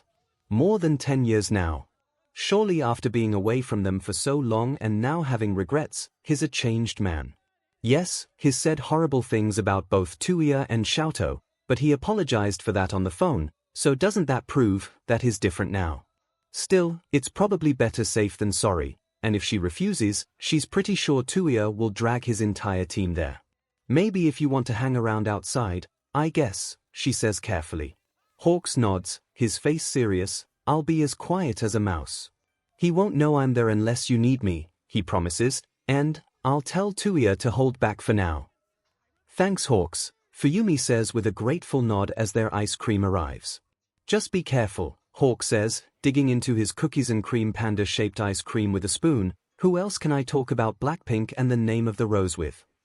I'm sure you'd find someone, Fuyumi says dryly, picking at her own koala-shaped ice cream. Or at worst, you'd drag 𝐻𝐼a with you into it. Hawks grins, did I tell you he agreed to accompany me to a trap nest meet and greet? I'm surprised he managed to hold back from telling them that Blackstones is better, Fuyumi says. He did to Ren-san, who you know, actually agreed with him, that traitor, but that's fine, Hawk says easily. She wants that so badly, that easy back and forth that all her brothers have managed to find and yet still eludes her. It doesn't seem to be in the cards for her, so the least she can do is maybe mend this one broken relationship. Do you think it's dumb that I'm even talking to him? Fuyumi asks. I think that it's something that you have to do, the same way that 𝐻𝐼a has to reveal the truth, Hawk says carefully. I don't think anyone can really judge you for it. Thanks, Fuyumi says quietly, looking down at her ice cream. What's family for? Hawks asks, kicking out and nudging her foot with his own. Anyway, you eating that or not? It's melting. You can afford this whole shop, don't mooch off of me, Fuyumi says, knocking away his spoon with her own and digging in. She goes with you to the signing and then invited you to coffee after. Sonomi asks, sipping her wintermelon tea. I don't know, it sure sounds like a date to me. We go to signings and coffee after, Fuyumi points out, gesturing around at the tea house they are sitting in. Yeah, but we don't make googly eyes at each other, Sonomi points out, also, texting you good morning and good night and constantly sending you pictures and remembering all the little things that you told her. Not really platonic. Fuyumi looks down at her drink. Natsuki did that too. I still think Natsuki was leading you on, Sonomi says with a frown. She kept that up even after she got a boyfriend, the whole constantly being like, oh you're so important to me, Fuyumi-chan, you mean so much to me, and stuff like that, serious mixed signals there. Even her boyfriend thought so, or why else would he make her give up contact with you? Fuyumi shifts in her seat. It's understandable that Natsuki's boyfriend would feel uncomfortable given how close I thought we were. You guys were weirdly ambiguous, and yeah, maybe it's understandable, but it's still shitty of her to put both of you in that situation in the first place, Sonomi says firmly. and then even after she broke off contact with you, she was still following you on Instagram and liking your posts, and… Anyway, enough about her. Miruko seems like a much more straightforward person. She is, but she's not interested in me that way, Fuyumi says, her fingers tightening around her hot chocolate. Sonomi levels a look at her. Sure, I mean, if you really don't like her, you could just tell her. I kind of do like her, Fuyumi says, not looking up and biting her lip. How couldn't she? Rumi-san is nice, super strong, so thoughtful, and unbelievably hot. There's tons of girls with helpless crushes on Rumi-san. Sonomi smiles. Well, that's good then. So you both like each other, and this should be pretty clear-cut. You're not listening to me, Fuyumi cuts in, she doesn't like me that way. I'm pretty sure she does, Sonomi argues back, you should just go for it. And get rejected again. No thanks, Fuyumi says, sitting back in her seat. You already technically went on a date, Sonomi points out. I still don't think it was a date, Fuyumi mutters. Sonomi shrugs. Well, I'm not really the person to ask anyway. In my experience, dates are awkward stilted affairs that are the absolute worst. Fuyumi laughs. Sometimes, I think you have to right idea to just devote yourself to books. Well, you know, my quirk does help with that, Sonomi says with a wiggle of her fingers as a falcon flew out of the pages of the paperback book by her hand. Must be nice, Fuyumi muses, also makes your library storytimes a treat. Except now I'm always on the roster, Sonomi groans, slumping over in her seat. Do you know how hard it is to make sure a kid doesn't pull on the tail of a dragon or a hippogriff? Or, I'm sure they love it though, Fuyumi says with a smile, it's a story time they'll never forget. I'll never forget it if Buckbeak mauls some kid accidentally, Sonomi mutters, finishing off her wintermelon tea. Fuyumi laughs, you'll be fine. We never got mauled by any of the stuff you summoned back in middle school after all. Yeah, but these are like toddlers, Sonomi says, making a face. Xiaotou and Izuku-kun are also fine despite you summoning up Pokemon for them to play with, Fuyumi points out. I guess, Sonomi admits, really, the person I was most worried about when we were kids was Natsu, never knew when to quit poking at something. How is he, anyway? Pretty good. Pre-Med is treating him well, even if O-chemistry is causing him to tear out his hair, Fuyumi says with a fond smile. And, that talk with your dad, is that this week? Sonomi asks delicately. Fuyumi wiggles the straw of her drink. That's this week. Have you figured out what you're going to say yet? Sonomi asks. Fuyumi bites her lip, still working on it. Maybe, you should run it past your mom, Sonomi suggests. Fuyumi shakes her head. That's not a good idea. Mother should not have to deal with any of that. But you should. Sonomi asks. Fuyumi shrugs. I'm the one who wanted this conversation, right? No, it was Endeavor who reached out first, and I'm still not sure for the right reasons, Sonomi says, her fingers tapping against the wood of the table. But, if you need to do it, I guess you need to do it. Fuyumi dips her head in acknowledgement. It just feels like something that needs to be done as her phone buzzes. She eagerly picks it up. It's probably around lunchtime for Miruko, but it's just Natsuo. Natsu, hey, can I take one of your copies of the latest 𝐬𝐻 album? Fuyumi, what? Fuyumi, why? Natsu, Yakina wants a copy. Fuyumi, it'd be more romantic for you to buy one for her. Natsu, but you have the exclusive limited run Ari editions. Natsu, and you have like 100 of them. Fuyumi, it contributed to Oricon rankings. Fuyumi, can't you take one of Hawk's instead?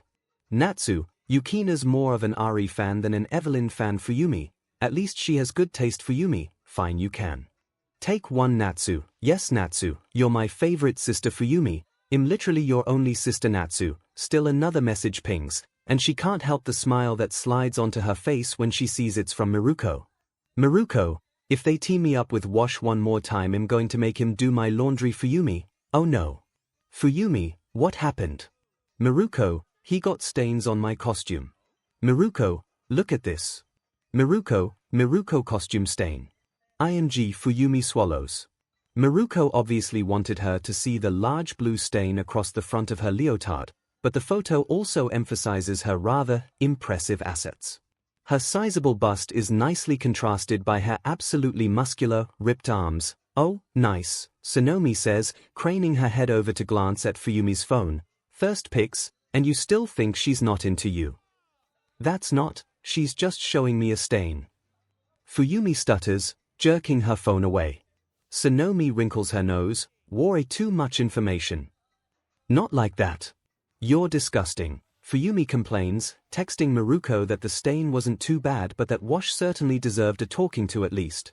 "I'm not the one drooling over her rack," Sonomi retorts, sitting back. "But anyway, you should get on that. Wouldn't it be great to have a female pro hero on speed dial to be a role model to all your students?" "I'm not drooling over anything." Fuyumi lies if she saves the photo. Does that make her a terrible person? "And I shouldn't have to date her to get her to come give talks to students." "Couldn't hurt though," Sonomi points out. "Are you going out again with her soon?" As if on cue, her phone cheerily vibrates with a text from Miruko asking if she's up for that rain check on the coffee anytime soon. Sonomi smirks and elbows her, and Fuyumi elbows back as she bites her lip and tries to think of what to type back. "Yes. Yes," with an exclamation point. "No, that's way too pathetic. Really, she shouldn't even be accepting Miruko's invitation. She'll just give herself the wrong idea. But if she puts her off too long, Miruko might start thinking that she doesn't want to be friends with her, and she really does want that at least. But where should they go?" They're definitely not going to that list of top romantic coffee houses that Hawks had forwarded her. That wouldn't help at all. Maybe here. It's pretty platonic after all. Sonomi and her come here all the time. Her phone starts playing the Spy Air Sports anime song that serves as Natsuo's ringtone. That's weird. Natsu almost never calls when he could text instead. She frowns as she holds up a finger at Sonomi and picks up the call. "Natsu. What's going on?" "I don't know. You want to tell me why you penciled in meet with Dad on your calendar, Fuyumi?" Natsuo asks, his voice tight. Seeing she'd forgotten about that when she told him he could go into her room. "I don't snoop through my stuff, Natsu," she tries to distract him. "It's not snooping when it's just hanging on your wall." Natsuo snaps, "And don't change the subject. Why are you meeting with Endeavor?" You know what Tuya is planning, don't you?" Fuyumi asks, her voice quiet.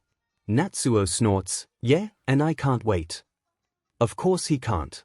There are some subjects that Natsu and Tuya disagree on. Whether or not you can be both a fan of Trapnest and Black Stones, whether sashimi is superior to soba, how clean a room should be, how often laundry should be done. But regarding their father, Fuyumi thinks that Natsu would only happily bring out a shovel and offer to help bury the ashes if Tuya incinerated him.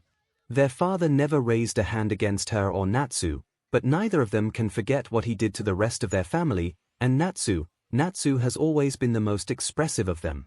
But still, after so long, one chance to prove that he really had changed. Was that too much to ask?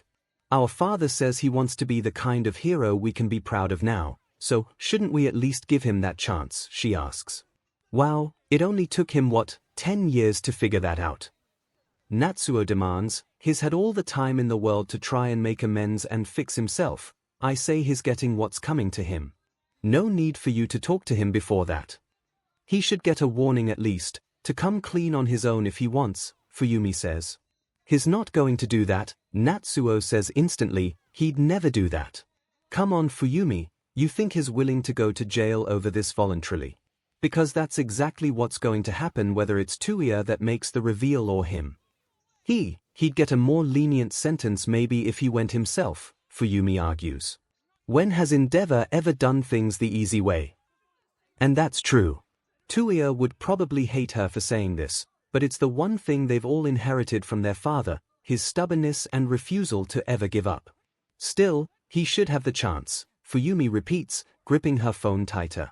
Why? He never gave us any, Natsuo shoots back. And we can't be better than him.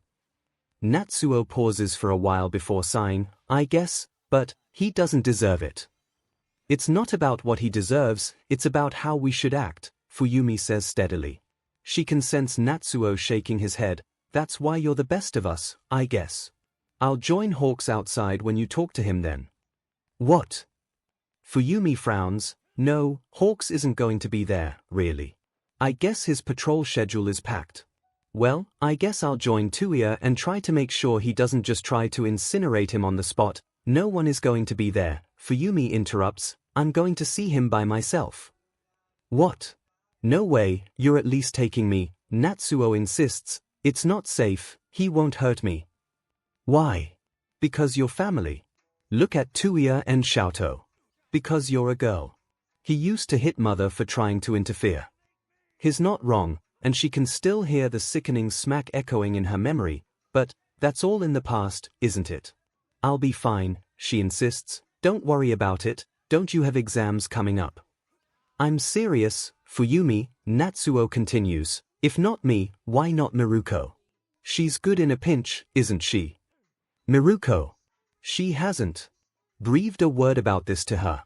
Like, she had mentioned that there was family trouble, but she hadn't gone into any real detail about it since. Well, it's pretty personal, and even if Hawks has made it pretty clear over the years that Endeavor is not even close to a hero in the eyes of his estranged family, most of the past has been kept unsaid, and she's not even sure where to start in explaining all of it to an outsider.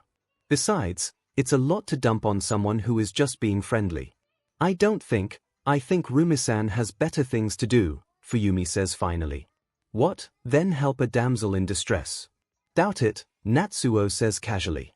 Still, Rumi-san is a busy top-ranked pro hero, so really I shouldn't bother her with this matter. Fuyumi, if you don't call her, I'm going to take all the Ari merch in your room and hide it under Hawk's Evelyn merch at his place, Natsuo threatens. It'll all be contaminated. Fuyumi gasps. You little brat, you wouldn't dare. Definitely would. Tick-tock, Fuyumi, I better see proof someone is going with you in like an hour, Natsuo says before hanging up. Fuyumi glares at her phone as she curses under her breath. Out of all her brothers, Natsu has definitely plummeted to her least favorite as of this moment. Trouble? Sonomi asks, finishing off her drink. Natsu wants me to bring Rumi-san as backup or something to the meeting with my father, Fuyumi mutters, bringing up Miruko's text again and mulling over what to type. Sonomi nods, not a bad idea really. He's threatening to befoul my Ari merch by hiding it in Hawk's merch otherwise, Fuyumi grouses as she types out tomorrow before deleting it. Rumi-san should know what she's getting into. Sonomi winces, ouch, rough. So you asking her? Well, I have no choice, do I? Fuyumi says as she types out, hey, do you have time to talk? And hit send before she can dither any more about it. She knows that there's almost nothing as stressful as watching those three dots flicker and stop over and over as the other person keeps rewriting their response. I'm sure she'll be pleased, Sonomi says dryly, tossing her empty cup. As if on cue, Miruko immediately texts back. Miruko, for you. Always. That one's a keeper, Sonomi says, pointing at the text. Introduce us after you guys go public. I want to invite her to storytime. Fuyumi rolls her eyes, texting Miruko back with a time and place and carefully stamping down the flutter of her stupid, stubborn heart. We're not going out, but I'll introduce her to you soon. When she's more sure that she's over falling hard for a woman who is so far out of her league, it would be almost funny if she saw it from the outside maybe. Hey! Sorry I'm a little late, Miruko says breathlessly, sliding into the seat of the cafe. Oh, this is a cute place. Thanks for inviting me here. Fuyumi flushes at Miruko's wide smile. Oh, Sonomi found this place. The chiffon sandwiches are really good, you should try some. Oh, I definitely will, Miruko assures her, craning her neck to look at the table behind them and picking up a menu with her calloused but nimble hands. Fuyumi clears her throat, jerking her gaze away. Come on Fuyumi, hands, really. Besides, you shouldn't thank me. I would like to ask you for a favor. Miruko's smile just widens. I'm on it. What do you need me to do? Fuyumi fiddles with the menu in front of her. What do you know of my family situation? She asks carefully. Miruko leans back with a contemplative look on her face. Well, I know you have one older brother, two younger brothers, and that Hawks is basically your brother-in-law, she offers. Your oldest brother is in covert ops, your second youngest brother is in college, pre-med, right? And your youngest brother is at UA. Your mom is a reporter, and your dad is Endeavor. Yes, Fuyumi shifts in her seat, and I'm not sure if Hawks has ever, or if you have ever heard 𝐂𝐬𝐽, you know that we are estranged from our father. I had some inkling of that, yeah, Miruko says carefully. Well, he's been reaching out a bit since he got the #1 position, and I'm going to go talk to him, but my brothers want someone to go with me and keep watch, so, would you? Fuyumi rushes out. Miruko frowns and sets her menu down. Oh no, that's far too needy, isn't it? She should have never called her here. Sure, I'm happy to go with you, but, can I ask you something? Miruko says, her ears twitching a bit. Fuyumi nods inwardly, letting out a breath she hadn't realized she was holding. Please, ask away. Your brothers, you said they wanted someone with you to keep watch. Does that mean that they're worried that, what exactly are they worried might happen? They're overreacting. Kind of, Fuyumi says, quickly nodding at the waitress and quickly giving her order. It's been a long time. He says he's different now. Miruko's eyes narrow. I don't know Endeavor very well, not the most sociable pro-hero, and he's so much older than most of the rest of us, but I have heard rumors, not that of course, I trust everything I hear, especially not gossip, but Hawks has also never made his dislike of Endeavor a secret, so, I don't want to pry, but I do want to be prepared. Do they think Endeavor will be violent towards you? It's, maybe, Fuyumi admits. Oh god, she's going to want to have nothing to do with her now. I really don't think so, of course, but they worry. Miruko gives her a long look before quickly giving their waitress her order, then turning back to Fuyumi. Well, good to know. I'll ask support for some ice tech then. You don't want any more details? Fuyumi asks, stilling her hands in her lap. Not unless you're comfortable telling me more, Miruko replies, looking Fuyumi in the eye. I'm really glad to help, and it's enough to know that you trust me enough to bring me into any of this. Now Fuyumi feels guilty because if Natsu hadn't pushed her, she would have preferred to keep Miruko entirely out of this. After all, it's kind of a mess, isn't it? Who wants to really deal with all that? I know that this is a lot of trouble for you. Fuyumi rushes out, looking down at her lap. After all, you work with my father sometimes. Hey, you said you needed help, right? How can I say no to that? Miruko asks with a gentle smile. Fuyumi can feel her face burning. You really shouldn't say things like that, Rumi-san, she says, busying herself with the strawberry chiffon cake sandwich the waitress brought over. A girl could get the wrong idea. Oh, I don't think she's getting the wrong idea, Miruko replies, her smile growing a little wider as she leans back, with her muscular arms propped behind her head. Is she flirting with her? Maybe, but she can't mean it, right? Everyone knows that Miruko is very popular with the ladies, so she probably flirts like she breathes, right? Fuyumi coughs and looks back at her chiffon cake sandwich and away from the all-too distracting display of Miruko's bare arms. How do you like your sandwich, Rumi-san? It's pretty good. Miruko says enthusiastically, picking up her sandwich and biting into it. You really picked the best places, Fuyumi-san.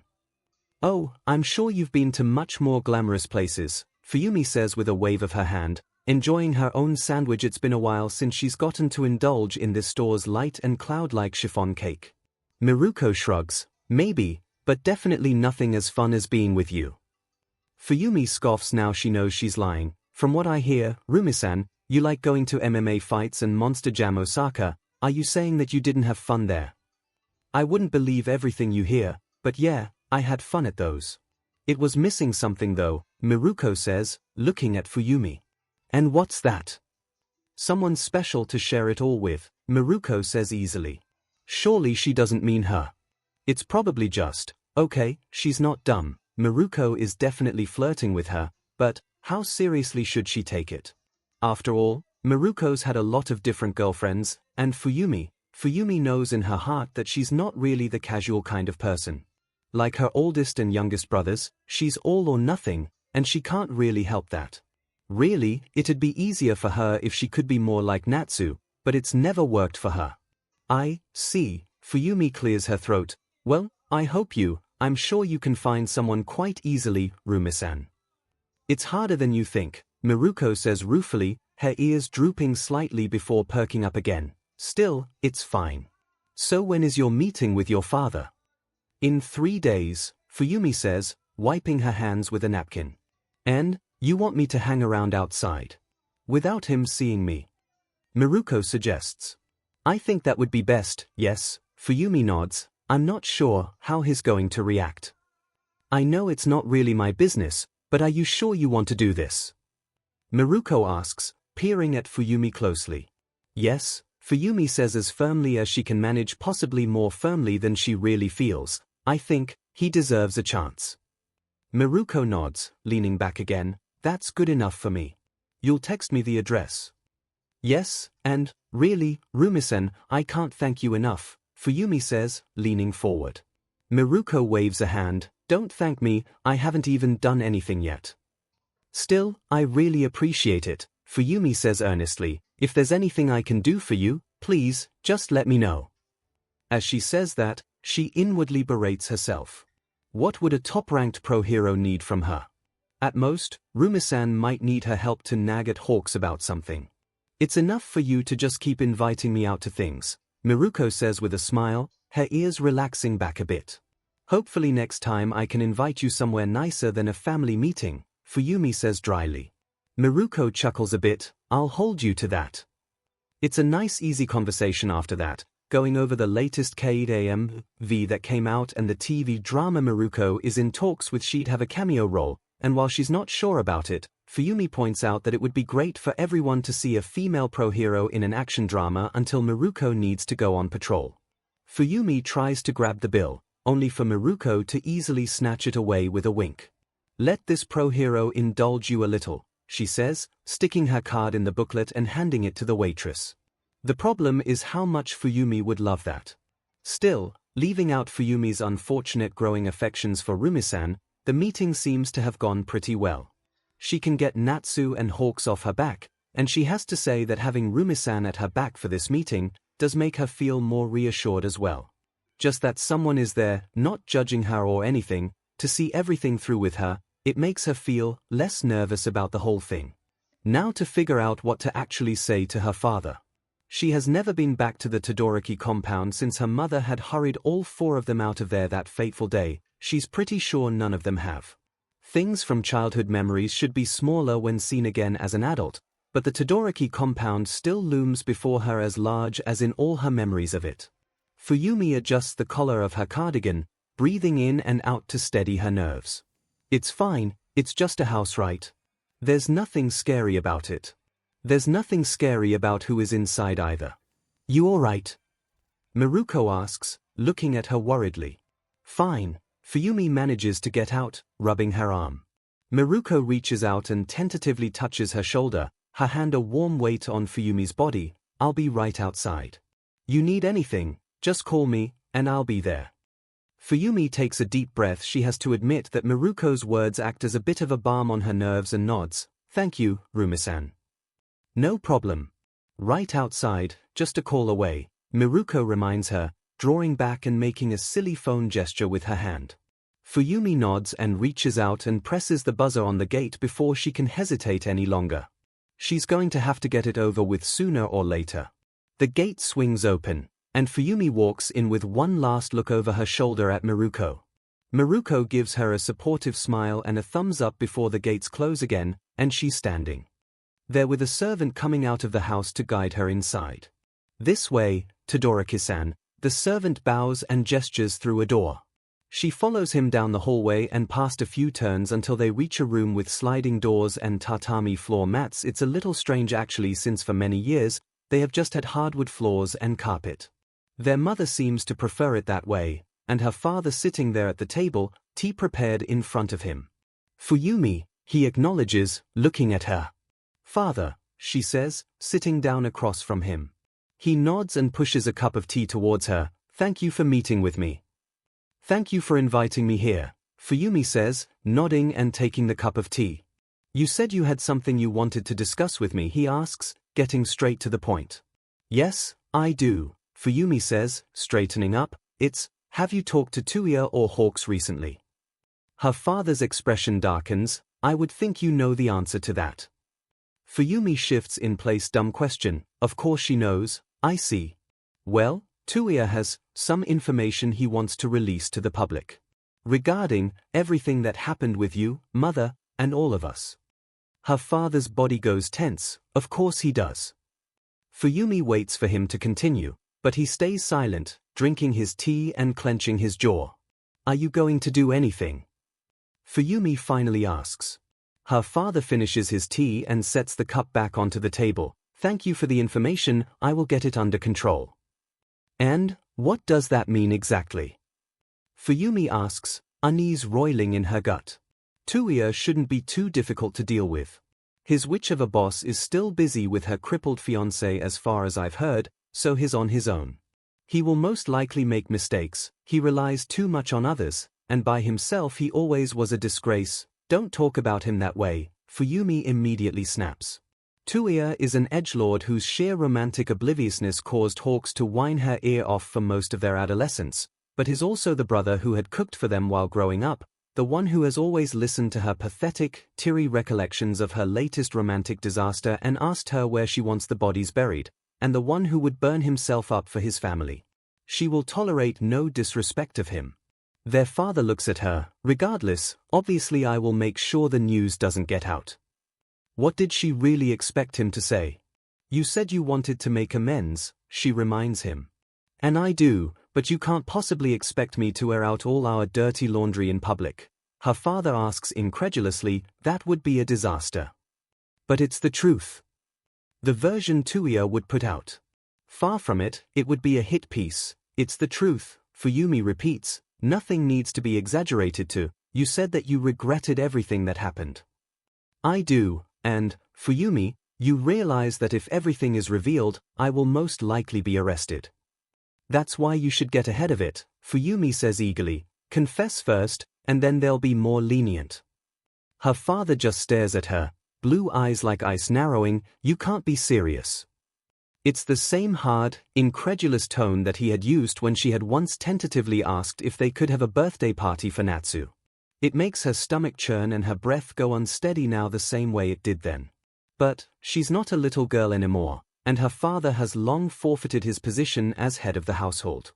She takes a deep breath. Why should I not be serious? You're right, you'll most likely be arrested once everything is revealed, but if you get ahead of the reveal, I will get ahead of the reveal by making sure it never enters the public eye. Her father cuts in. That is obviously the best solution.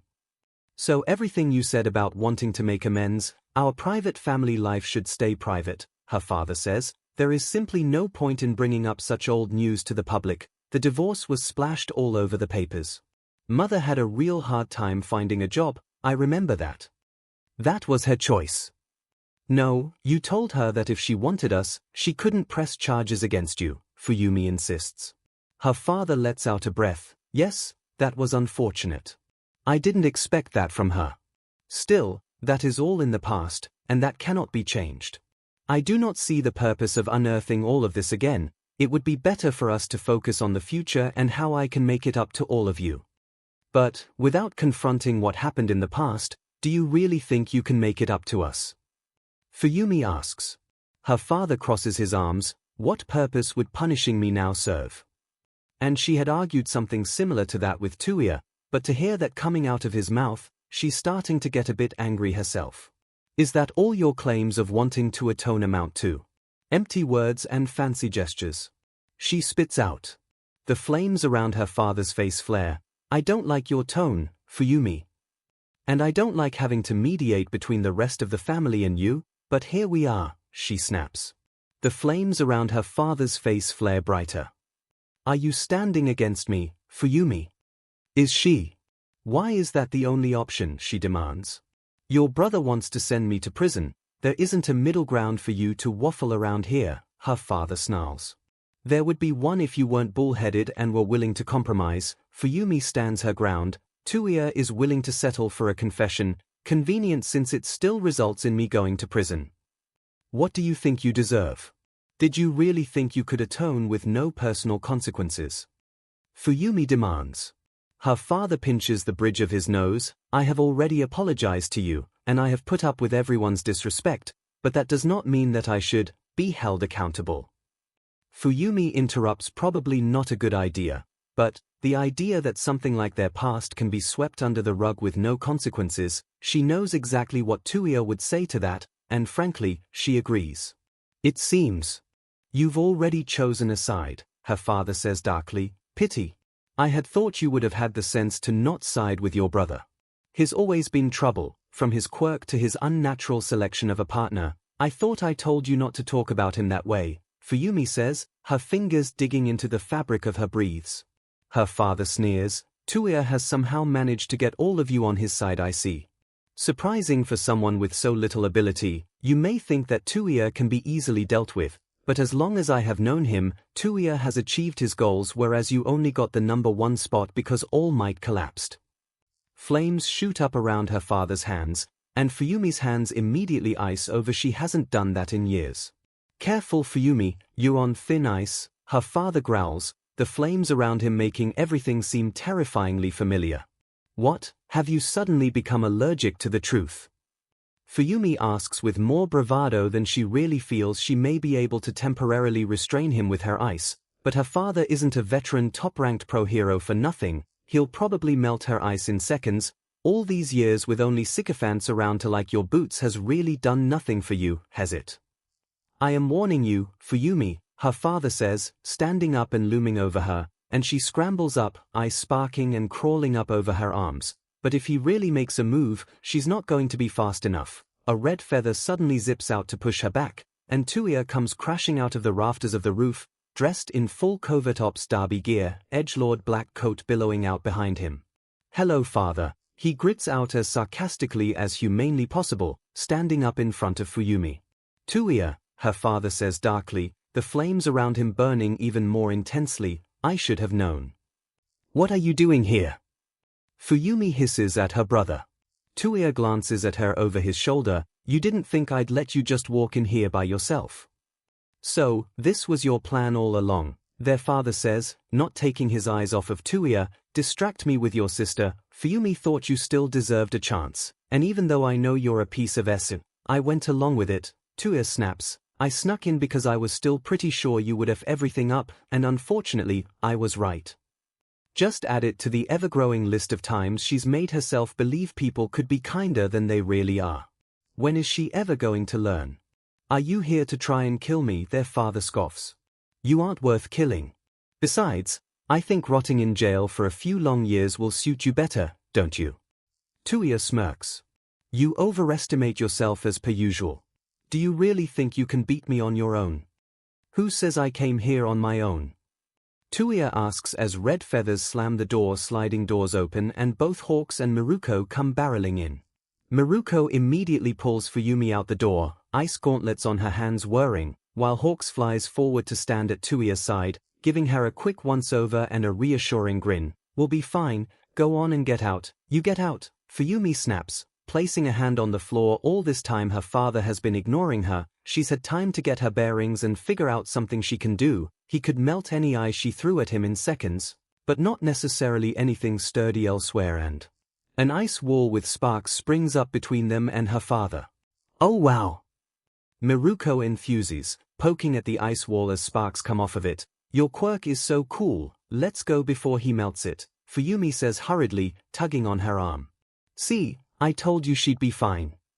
Hawk says as he wrestles Todoroki into a princess carry and takes off. Liar, you were the one sending feathers after her first, Todoroki accuses him. I didn't know you could do that. Miruko says, grabbing Fuyumi in a similar princess carry fashion and bounding down the halls. Ah, well, corralling kids with quirks is no joke, Fuyumi explains, trying not to enjoy the sensation of Miruko carrying her again. It's definitely not helping with just the onslaught of conflicting feelings she has going on, but the priority right now is to just get out. Still, as she hears sparks and explosions go off behind them, the more force he uses, the more firepower the sparks in her ice gain when they go off. She still can't quite wrap her mind around everything. Is this really all her father's talk of atonement and reconciliation amounted to? A longing to see them again and apologize, but the minute real consequences come into play, he starts throwing his weight around again. How could she have been so stupid to believe him? Hey, are you all right, Fuyumi? Todoroki asks, as they clear the compound, and he steps out of Hawk's arms. I'm fine, she says, quickly distangling herself from Miruko. You were right, so, do whatever you want now. I was obviously being dumb, so just, run it past mother first. She really should have talked to her mother in the first place. Maybe she would have been able to prevent this stupid disaster from happening. Hey, 𝐻𝐻𝐽 says, placing a hand on her back, you weren't being dumb. And I wanted to believe you too.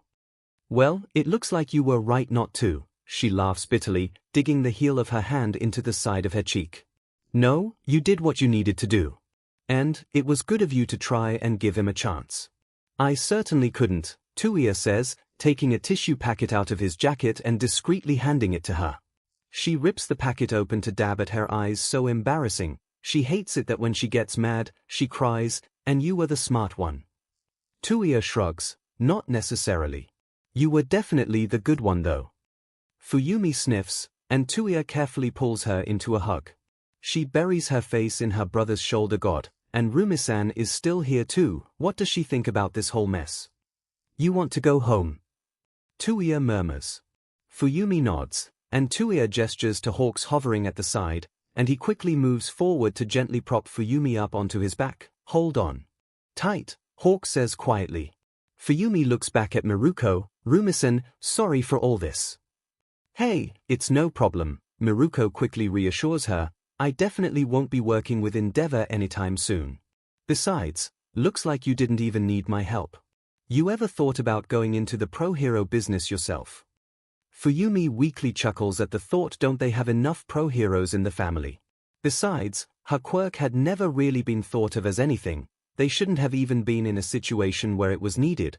Before she's sobbing again, and Miruko looks stricken. Oh my god, I didn't mean, I'm sorry, that was really tasteless, wasn't it? I'm so sorry, Fuyumi-san, please don't cry, I'll never mention it again. Do you want me to grovel? I will totally grovel. It's okay, Fuyumi says, choking down her sobs and placing a hand on 𝐻𝐻𝐽's shoulder. She can feel his icy glare at Rumi-san without even looking up, and God knows Rumi-san doesn't deserve any of that. It's not your fault, I don't know what's wrong with me. You're fine, you're good, let's go home. Hawk suggests. 𝐻𝐻𝐽 can make you some kanji, and I can nip out and get you some ice cream. How's that? Or you guys could stay with her, and I can go buy some ice cream. Miruko asks, her ears standing at attention. Just text me the address, and I'll get there as fast as I can.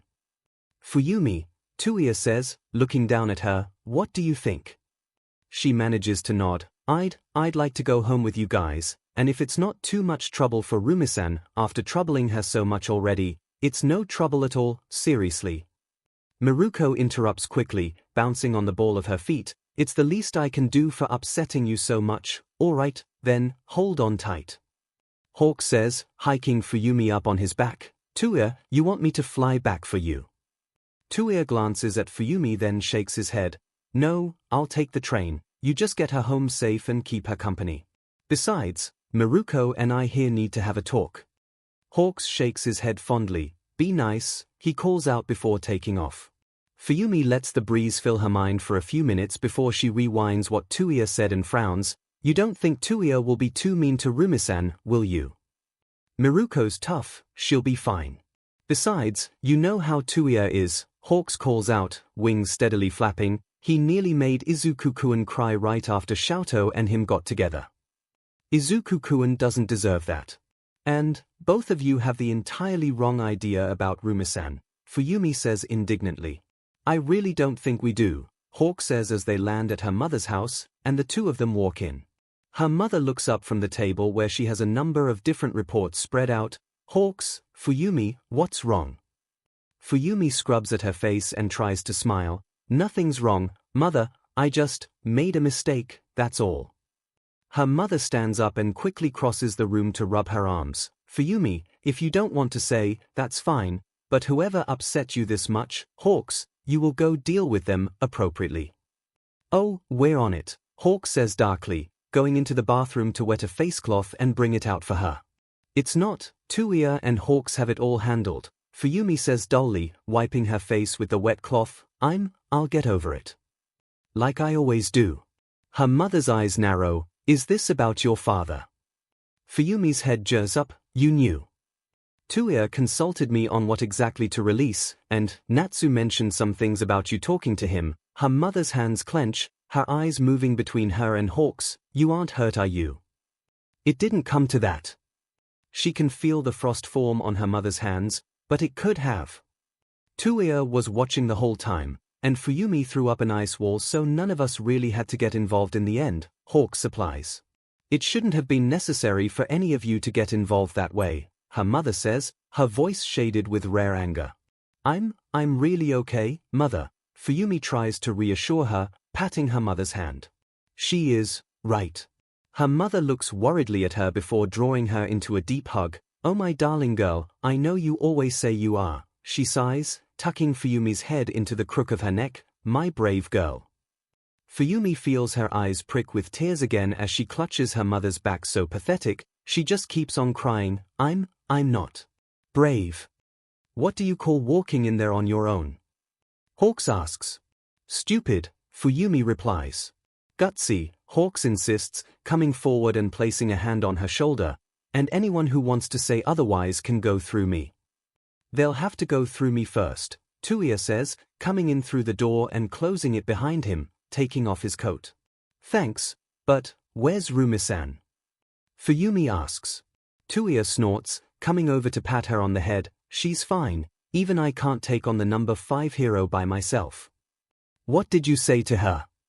She doesn't need Rumi-san to think that she's even weirder than she is, although after today, Rumi-san probably won't want to deal with her mess anymore. Nothing bad, just letting her know that besides me and Hawks, you also have Natsu and Xiaoto, who is increasingly OP, and Sonomi-chan could probably read out something awful if she was motivated enough too, 𝐻𝐬𝐽 says with a shrug.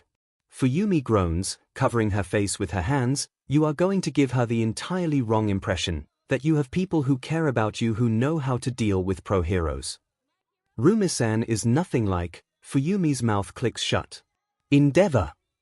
𝐻𝐬𝐽 asks softly, no, she's not. Still, I wanted her to know. Well, it's not like she's going to want to deal with all this now anyway, Fuyumi says, gesturing at herself. If she doesn't, she's not the woman I thought she was, her mother says firmly. Fuyumi shakes her head, it's not that, it's, I told her how much I believed he should get a chance, and now she would see her for what she always is, someone who never learns and digs herself in far too deep. Just because he blew his chance doesn't mean you were wrong to give him one. Her mother says, taking her hands in her own. You don't blame me. Fuyumi asks, looking up at her mother. Her mother frowns, blame you. For what? For not coming to talk to you about it before going there, she says quietly, looking down. I should have asked you what you thought about all of it. Whether or not you thought I should. After all, who more than their mother had suffered at the hands of their father? Fuyumi, while I would have perhaps preferred that you had come to talk to me about it, if it was something that you felt was necessary, that you had to do, if you hadn't done so, you would always be asking what if, wouldn't you? I think it was a necessary course of action, her mother says softly, looking her in the eye. Fuyumi shakes her head, I still don't think it was right. We rarely ever know what is right until things are done, but it was brave, her mother repeats, holding her hand tightly, it was brave, and you are not stupid to try and see the best in people.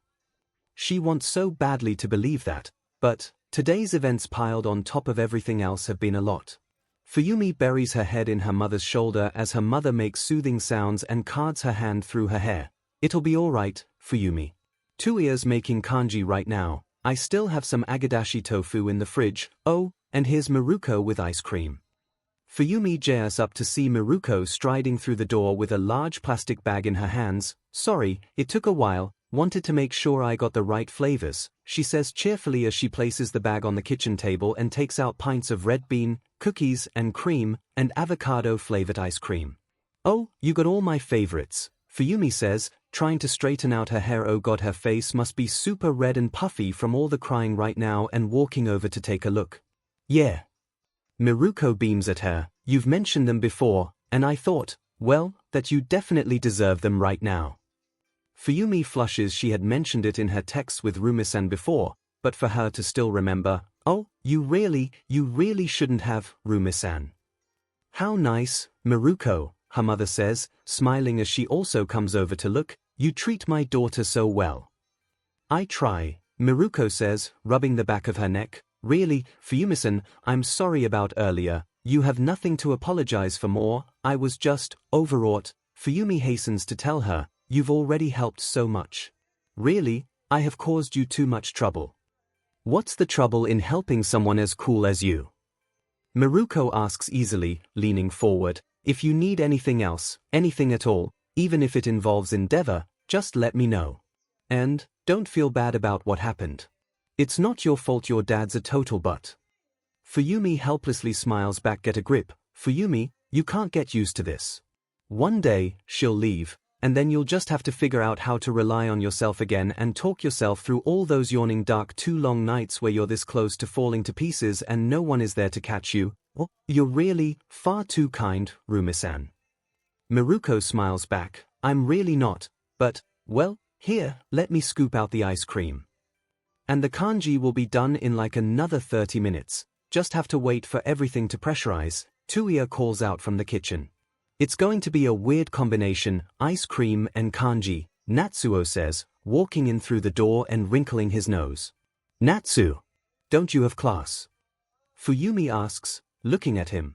Tuya texted me, and it's fine, I can decipher Kuru-senpai's notes later. You okay? He asks, looking her directly in the eye. I'm fine, you should worry more about your biochemistry class, Fuyumi insists, handing him a bowl of ice cream. Biochemistry may murder me, but my sister should only have to confront our shit-stained father once, Natsuo declares, taking the bowl and sitting down. Well, none of you look that worse for the wear. Did he actually manage to restrain himself? Your awesome sister threw up an ice wall before he could do any damage, Miruko says, her tone nearly proud. To have Rumi-san, top female pro hero, actually impressed with her, it's a good feeling. Wow, Natsuo whistles, setting the bowl down. Please tell me he got frostburn. Or that the sparks caught his clothes on fire or something. Natsu! Fuyumi chides, you really think I could hurt a pro hero? I've seen hawks cowering in front of you before, Natsuo says, tapping his spoon against his mouth thoughtfully. She's truly terrifying when she wants K-Day tickets, Hawks confirms from the kitchen. That was just because you were claiming that you wanted to take your interns instead of me. Fuyumi protests. Don't you want the children of tomorrow to have good music taste, Fuyumi? Hawks wheedles, coming out of the kitchen. Yes, but if you took them, they'd all become Evelyn stans. Fuyumi wrinkles her nose, as if we need any more of those. That only proves that Evelyn is better since you have to block me for them to become Ari stans, Hawk says smugly, his feathers helping Tuya carry bowls of kanji out of the kitchen. If you guys start fighting about this again, I'm confiscating the ice cream, Tuya says, coming out of the kitchen and shucking his apron off. So the plan is on then? Natsuo asks, spinning in his seat to look at Tuya. Ready to go. Probably will release everything next week, right when they're planning to air that special on him, Tuya says with a dark sneer before turning to look at Fuyumi and their mother, if that's all right with you. I am ready, their mother says calmly, glancing at Fuyumi, but do you need more time, Fuyumi? Does she? What is there left to really contemplate? She gave him a chance, and he did not want it. So let Tuya and her mother and all the rest of them finally have the justice they have been waiting for. No. Go ahead, Fuyumi says steadily, looking up at Tuya, tear him down. Tuya's mouth curves into a sinister smile, gladly. The reveal of all of Endeavor's brutal treatment of their mother, Tuya, and Xiaotou comes out and completely drowns out the special that had been premiering at the same time. Arrest warrants were delivered within the next few days, and within a week their father is jail, awaiting trial. Fuyumi thinks that Tuya's boss probably has something to do with how fast the justice system was suddenly working for them, but at least it actually is working for them for once. The media attention is, there had been a lot of it right after the divorce when they were younger, but back then they were tiny, and that had more or less shielded them. Now, she has reporters leaping out of bushes, trying to interview her, and the rest of her family is not much better off, besides Tuya who is putting all his covert ops skills into good use. Natsuo and Fuyumi are currently holed up in the guest room of Tuya and Hawk's penthouse. It's kind of like being a kid and sharing a room with him all over again, except with more volleyballs and a cooler gaming system, and their mother has taken a sabbatical to Kinosaki, where hopefully no one will follow. 𝐿𝐿 thankfully is in the new U dorms whose security rivals that of Hawk's penthouse and some military fortresses, so there's not much to worry about there, although she does specifically take the time to make a trip down to his dorm to see how he's holding up about it. It's fine, it's what he deserved, 𝐿𝐿 says with a shrug. And, you're not bothered about it? Fuyumi asks carefully, your classmates aren't bothering you about it? Not really. I think Izuku told them something, 𝐿𝐿 says with a pensive look. Bakugo made some shitty comment, but that's per usual. 𝐿𝐿, she chides. 𝐿𝐿 rolls his eyes, a bad comment, happy now. You were so much cuter when you were tiny. Todoroki's such a bad influence on you, she sighs. Todoroki's the best influence on me, 𝐿𝐿 argues back seriously. If it wasn't for his training, I don't think we could have caught Stain. Okay, I still haven't forgiven Jinai-chan for that, Fuyumi says with a shudder. God, that call on the heels of watching the fires from Nomu attack on Hosu on TV had been enough to give her nightmares for months. She should have kept an eye on you. She was busy with rescue efforts, 𝐿𝐿 points out. What's the point of super speed if you can't multitask and watch over your intern? Fuyumi grumbles. It turned out okay in the end, didn't it? 𝐿𝐿 says peacefully, one villain grabbed and stuck in jail. Just like this will. She wishes she had his confidence or his lack of nervousness about the whole matter. You're sure you're okay with all of it, she repeats. It's a lot of attention on all of us, I know. It's necessary for him to go to jail, isn't it?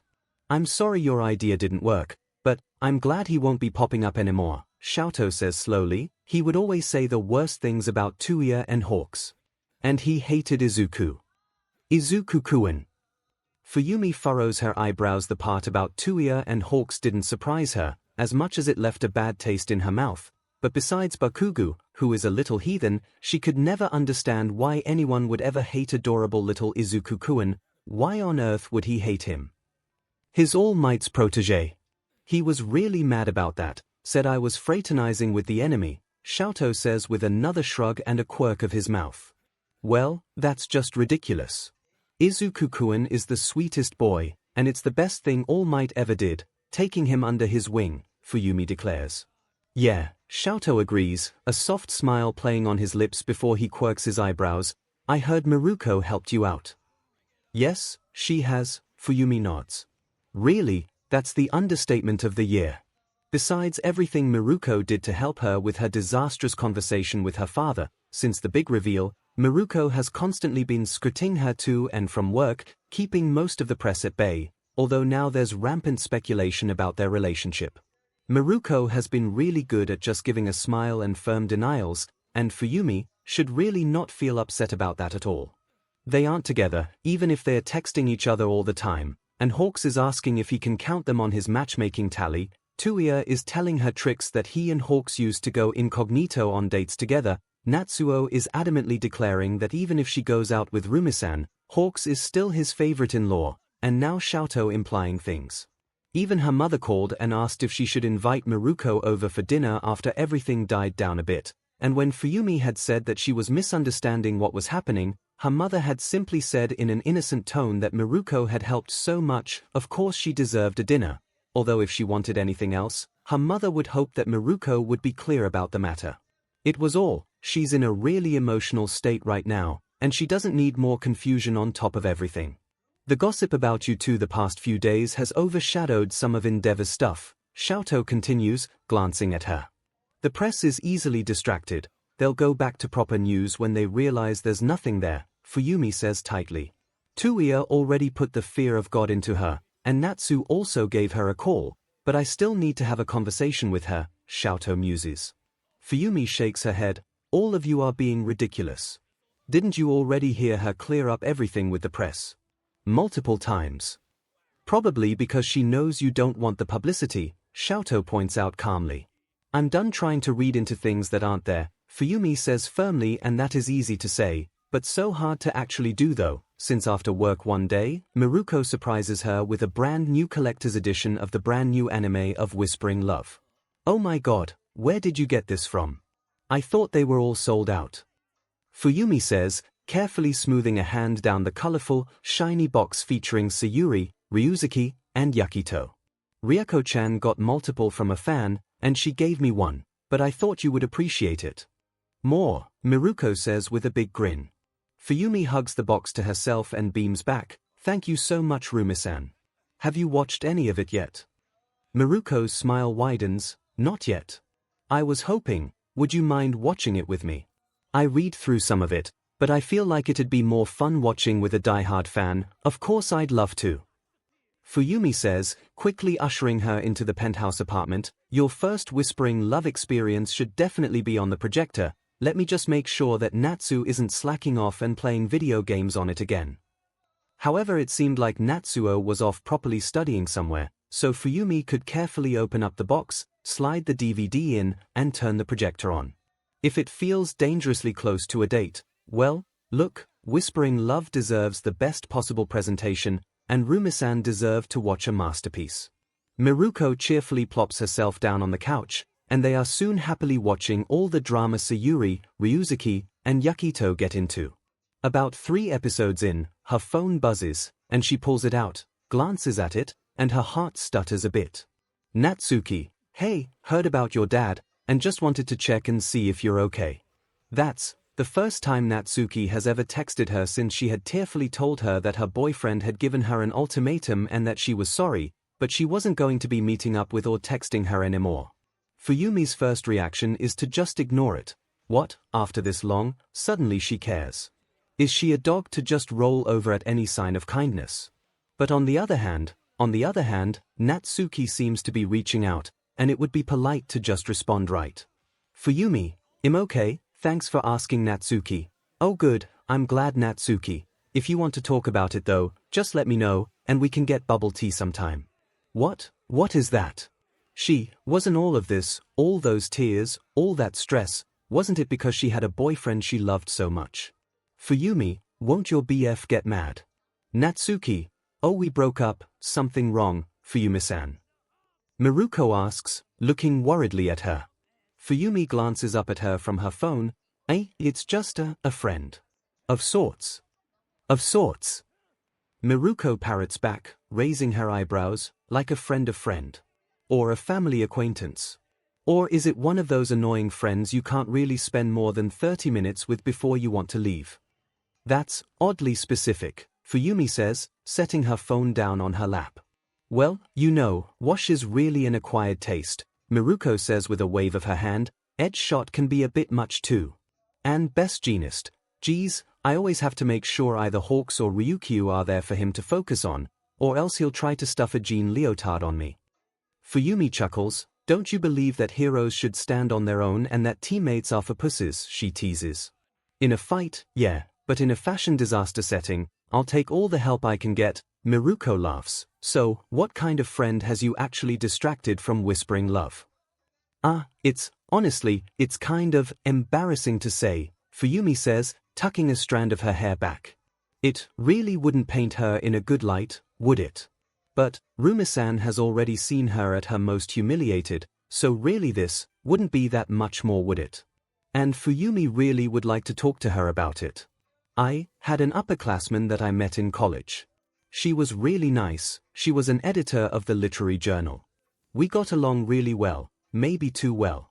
Her boyfriend got, I guess, jealous, and so she stopped hanging out with me. Or talking to me. Until now, Fuyumi says, fiddling with the phone in her lap, they broke up apparently, so now it's okay for her to talk to me. Miruko stills, her ears flattening. Oh, do you want to talk to her? Does she? If this had happened a year ago, when she had still been smarting with the hurt and pain, she probably would have leapt at this chance. Now though, now she's wondering if they had ever really counted as friends. Like Natsuki had listened to her and comforted her through things, but when the chips came down, she had left, and she had only come back when it was convenient for her. And even when they had been friends, Fuyumi still isn't sure if it was her own wishful thinking or if Sonomi was right that Natsuki had always been giving mixed signals before and after she had gotten a boyfriend. So, no, she doesn't want to really. Not when she's with someone who she really likes and has actually been there for her this entire time. No, I don't know if I was just being dumb or if Sonomi was right and she was always giving mixed signals, but I really don't want to go through all that again, Fuyumi confesses, looking up at Miruko. Miruko relaxes, her ears lifting again. Oh, yeah, of course, I get that. I feel like I'm passing too much of the blame onto her though. Fuyumi says, really, even when she had a boyfriend, I also took up so much of her time. That was her choice too, wasn't it?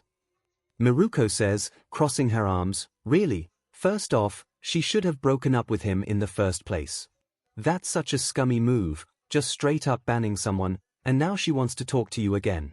I don't know her, but it does sound like she's jerking you around a little. Fuyumi bites her lip, we were a little ambiguous, then she should have made it clear. Miruko says firmly, she should have set better boundaries, but instead she just wanted to have her cake and eat it too. And besides, I'm sorry, but she has 𝐔𝐻T taste if she chose him over you. And wasn't that what she had always wanted? Someone who actually saw her, understood her, and still chose to stay. And hasn't Rumi-san been doing that this entire time?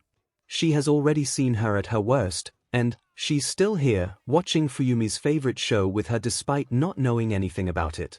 I really like you, Rumi-san, slips out of her mouth before she can help it, and she slaps a hand over her mouth in horror. She didn't just say that out loud, did she? Oh God, she did, and now she's ruined everything. Again. The happy music of the anime is blaring in the background in complete contrast to the utter nausea rolling around in her stomach, and she doesn't even want to look up to see what Miruko's expression must be right now. Any minute now, she's just going to laugh or leave, and Fuyumi can't decide which option is worse. However, Miruko's voice just shakily asks, Can you repeat that? Just to make sure I'm not imagining things. I'm sorry, Rumi-san, that was inappropriate. I really shouldn't have presumed or said anything. Can you just forget I said it? Fuyumi babbles through her hands on her face. Miruko's hand gently grasps one of hers and tugs it down so that she can look her in the eye, and Miruko is smiling. Sorry, but no can do. I make it a point to try and remember everything you say, Miruko says, her eyes soft, and her hand seems to be trembling. You're not mad? Fuyumi asks, her hands slowly sliding off of her face. Mad? Why would I be mad that the girl I like also likes me? Miruko asks, her smile wider than Fuyumi has ever seen it. She has to be dreaming. You like me, she manages to squeak out. Miruko nods, a flush growing on her dark cheeks. Yeah, I really do. But you could have anyone you want. Why would you pick me? Miruko's brow scrunches up. Who wouldn't want you? Lots of people, Fuyumi admits, her hands wringing together.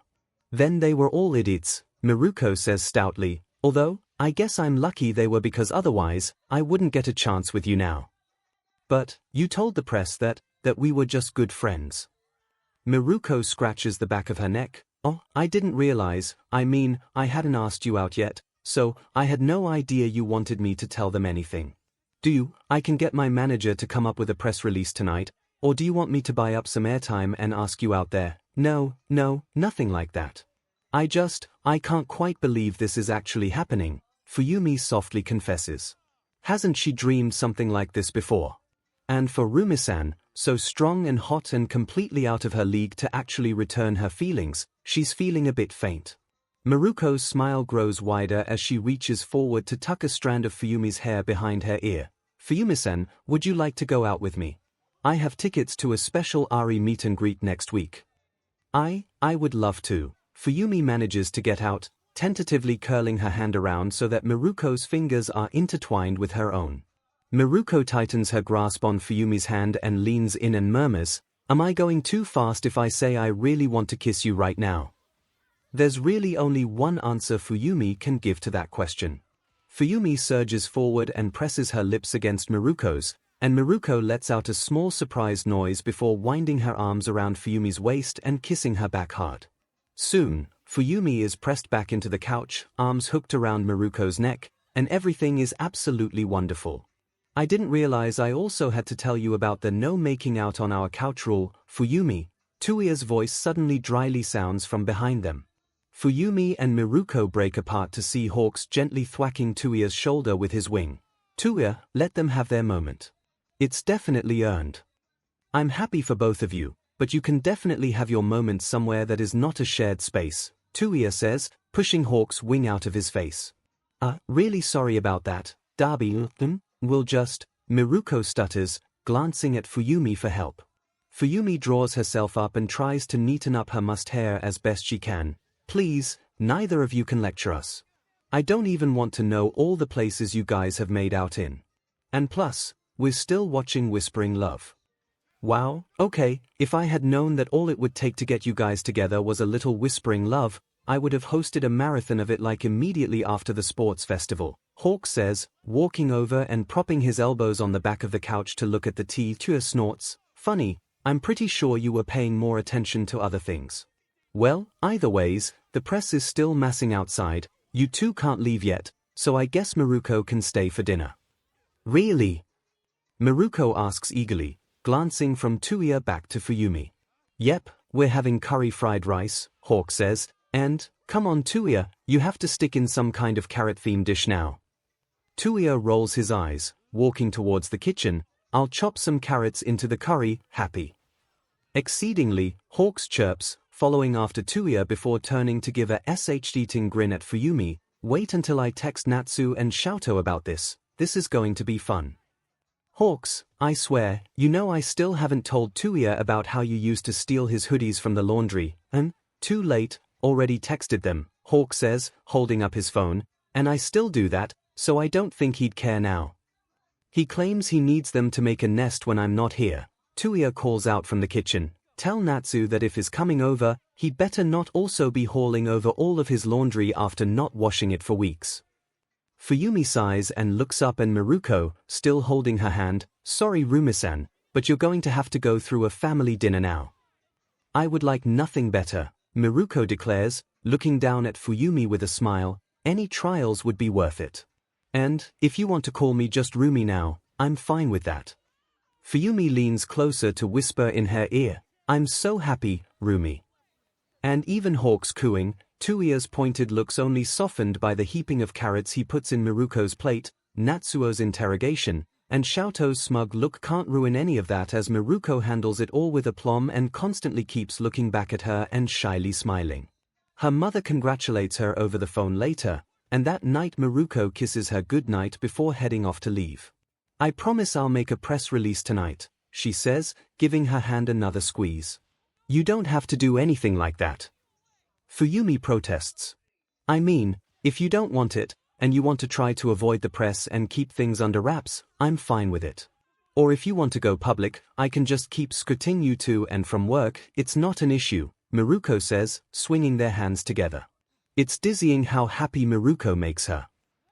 Next time, if you want to answer their questions, you can, Fuyumi says, her face hot.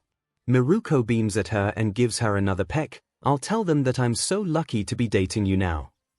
Fuyumi leans into her kiss before stepping back and giving her a light push, go, before Hawk starts his spiel about how he's a matchmaking god. Way too late, Miruko groans, rolling her eyes, well, see you tomorrow. Yes. And, I really like you, Rumi, Fuyumi says, it just keeps spilling out of her mouth. Miruko smiles back, I really like you too, Fuyumi. And even if she has been unlucky in love before, she thinks it has all been worth it to meet this wonderful, brave, sweet, strong woman. So, 𝐻𝐬𝐽 says, looking at the mass of his coats Hawks has piled onto their bed, did your nesting instinct activate or something? I wasn't gone that long this time. This, after all, isn't the first time he's come home to Hawks having created a nest of his clothes on their bed, but usually it's only after a long mission. Also, usually it's just a shirt or hoodie or sweatshirt, but this time, it's like all of his coolest trench coats. Hawks pouts at him, it's not like that this time. There's this costume contest Takahiro wants the whole agency to do, and this year the theme is goth, and I thought, wow, I'm so lucky that my boyfriend is the edgiest of edgelords, but you have way too many coats, and I can't choose. 𝐻𝐬𝐽 chuckles, sorting out the coats so that they aren't in one wild mess. Well, I do have a boyfriend who keeps buying new ones for me. Hawk sighs, staring at all the coats, his feathers dragging a few of the coats up so he can better look at them. Because you look so hot in them, he says wistfully, but I'm not sure which one I would look good in. 𝐒𝐭𝐚𝐲 grins, drawing out a black coat with slashes of red through it and holding it up against 𝐻𝐿𝐴𝐻𝑒's. What about this one? It'll match your wings. 𝐻𝐿𝐴𝐻𝑒's wings flutter around him as he examines it. Oh, this is the one that you bought for that blast fan meet, right? Yes, 𝐒𝐭𝐴𝐲 says, although really he had bought it because the color had reminded him of 𝐻𝐿𝐴𝐻𝑒's wings. You want to try it on? It'll rip up the back, 𝐻𝐿𝐴𝐻𝑒 warns. 𝐒𝐭𝐴𝐲 shrugs. I can just staple it up again, might add some character to the jacket. You are such an edgelord, 𝐻𝐿𝐴𝐻𝑒 laughs, taking one of his feathers and carefully slicing through the back of the jacket. You love it, 𝐒𝐴𝐲 points out, kissing 𝐻𝐿𝐴𝐻𝑒's forehead before helping him into the jacket. That I do, 𝐻𝐿𝐴𝐻𝑒 says, moving his wings so that they neatly fan across his face as he blows him a kiss before spinning around. How do I look? Edgy, 𝐒𝐴𝐲 says deadpan. 𝐻𝐿𝐴𝐻𝑒 swats him with his wing. Very descriptive, 𝐒𝐴𝐲. No, I mean, seriously. 𝐒𝐴𝐲 considers his boyfriend. The coat is a bit long on him, and the shoulders are a bit tight, but it's nothing Honda couldn't adjust, and the red at the collar and the sleeves did make 𝐻𝐿𝐴𝐻𝑒's wings pop out even more. Besides, since when did 𝐻𝐿𝐴𝐻𝑒 ever not look unfairly attractive? You'll need more eyeliner, 𝐒𝐴𝐲 comments, popping the collar of the jacket a bit more. 𝐻𝐿𝐴𝐻𝑒 nods, considering himself in the mirror. You think I should dye my hair black? No, 𝐒𝐴𝐲 says immediately. He loves 𝐻𝐿𝐴𝐻𝑒's golden hair that matches his honey-colored eyes. 𝐻𝐿𝐴𝐻𝑒 raises his eyebrows at him, and 𝐒𝐴𝐲 quickly backtracks. That's kind of an but thing to say, right? Controlling even, I mean, if you want to, you obviously can. It's your hair, after all. You can do whatever you want with it. But you have a thing for blondes, so you'd prefer me not to change it. 𝐻𝐿𝐴𝐻𝑒 drawls, moving forward and hooking his hands around the back of 𝐒𝐴𝐲's neck. I have a thing for one blonde, 𝐒𝐴𝐲 corrects him, wrapping his own arms around 𝐻𝐿𝐴𝐻𝑒's waist, and I've never seen you with any other hair color, so it could be interesting. 𝐻𝐿𝐴𝐻𝑒 grins at him. I'll think about it. It's really a pity the contest is only open for pro heroes, otherwise, we could just enter you and take home the prize. What's the prize? 𝐒𝐴𝐲 asks, brushing 𝐻𝐿𝐴𝐻𝑒's hair out of his eyes. Team trip to Hawaii with first-class flights, 𝐻𝐿𝐴𝐻𝑒 says blandly. 𝐒𝐴𝐲 immediately releases 𝐻𝐿𝐴𝐻𝑒 to pull out his phone. We'll get Honda over here stat to fix you up, he says, texting her. You want to go on a tropical vacation that badly, baby? 𝐻𝐿𝐴𝐻𝑒 asks, fluttering up to lean against his back and look over his shoulder at his phone. You could have told me, I would have booked the tickets immediately. With your schedule? No way, 𝐒𝐴𝐴𝐻 says, setting his phone down as Honda sends over a series of exclamation points and a scrolling series of texts of ideas. The number one hero can't get away much, but you definitely deserve a break, and if it's your entire team and your manager on board, then you'll actually get a vacation instead of getting constant calls. Yeah, 𝐻𝐿𝐴𝐻 sighs, drawing a hand through his hair. I can't wait for Izuku-kun or Xiaoto to take the spot from me. You say that, and yet I don't see you going easy on them, 𝐒𝐴𝐻 comments. Are you kidding me? The two of them would know, and then Izuku-kun would cry, and then Xiaoto would go after me, 𝐻𝐿𝐴𝐻 shudders. You can take him, 𝐒𝐴𝐻 says, patting him on his back. While he's enraged that I made Izuku-kun cry. You'll have to defend me, 𝐒𝐴𝐻, 𝐻𝐿𝐴𝐻 insists, tugging on his sleeves with a grin. You'll have to fight against your youngest brother for me. Haven't I already done that? 𝐒𝐴𝐻 points out, smiling down at him. Every time you said All Might was overhyped, the ultimate All Might fanboys, 𝐻𝐿𝐴𝐻 says, shaking his head, before picking up his own vibrating phone. Oh, wow, Honda has lots of ideas. As long as you have Honda, you'll win, 𝐒𝐴𝐻 says confidently. I just can't be shown up by my intern, 𝐻𝐿𝐴𝐻 sighs, scrolling through Honda's texts. He's very edgy. You were the one who called dibs on him, 𝐒𝐴𝐻 points out, amused. And I don't regret it, but I can't let an intern beat me. I hear he wants to impress a boy, 𝐻𝐿𝐴𝐻 says, taking off the coat. Oh. Well, I suppose edgy coats are the way to go then. You always seem to like them, 𝐒𝐴𝐻 says, taking the coat from 𝐻𝐿𝐴𝐻 and hanging it up. That time Honda made you a villain costume and had you go shirtless under that coat. My God, 𝐻𝐿𝐴𝐻 says, fanning himself, I can't believe you didn't figure out how I felt then. How was I supposed to know that it was me and not the coat? 𝐒𝐴𝐻 asks, pulling 𝐻𝐿𝐴𝐻 into him. 𝐻𝐿𝐴𝐻 rubs his head into 𝐒𝐴𝐻's chest, It was a nice coat, but I like the guy wearing it the best, he says, looking up at him, especially when he's shirtless and mine. 𝐻𝐭𝐽𝐲 chuckles, reaching back and stripping off his shirt in one clean sweep. Well, a repeat performance can be arranged for a certain pretty bird, he says with a low voice, his eyes pinned on 𝐻𝐭𝐽𝐲. 𝐻𝐿𝐽𝐽 takes his shirt and tosses it into the hamper before wrapping his arms around Darby's neck and pushing him back onto the bed, clambering on top of him and licking his lips. I can't wait, hot stuff. Your boy is going to win, Honda says happily, frantically going through the settings on her camera. I got that 𝐵𝐵𝐾𝐲 costume and modified it for him, added your coat in, made some modifications, and then I stuck some streaks in his hair, so he's going to look so good. You just want him to win so you can go to Hawaii with Rin, 𝐻𝐭𝐽𝐲 says languidly. I mean yeah.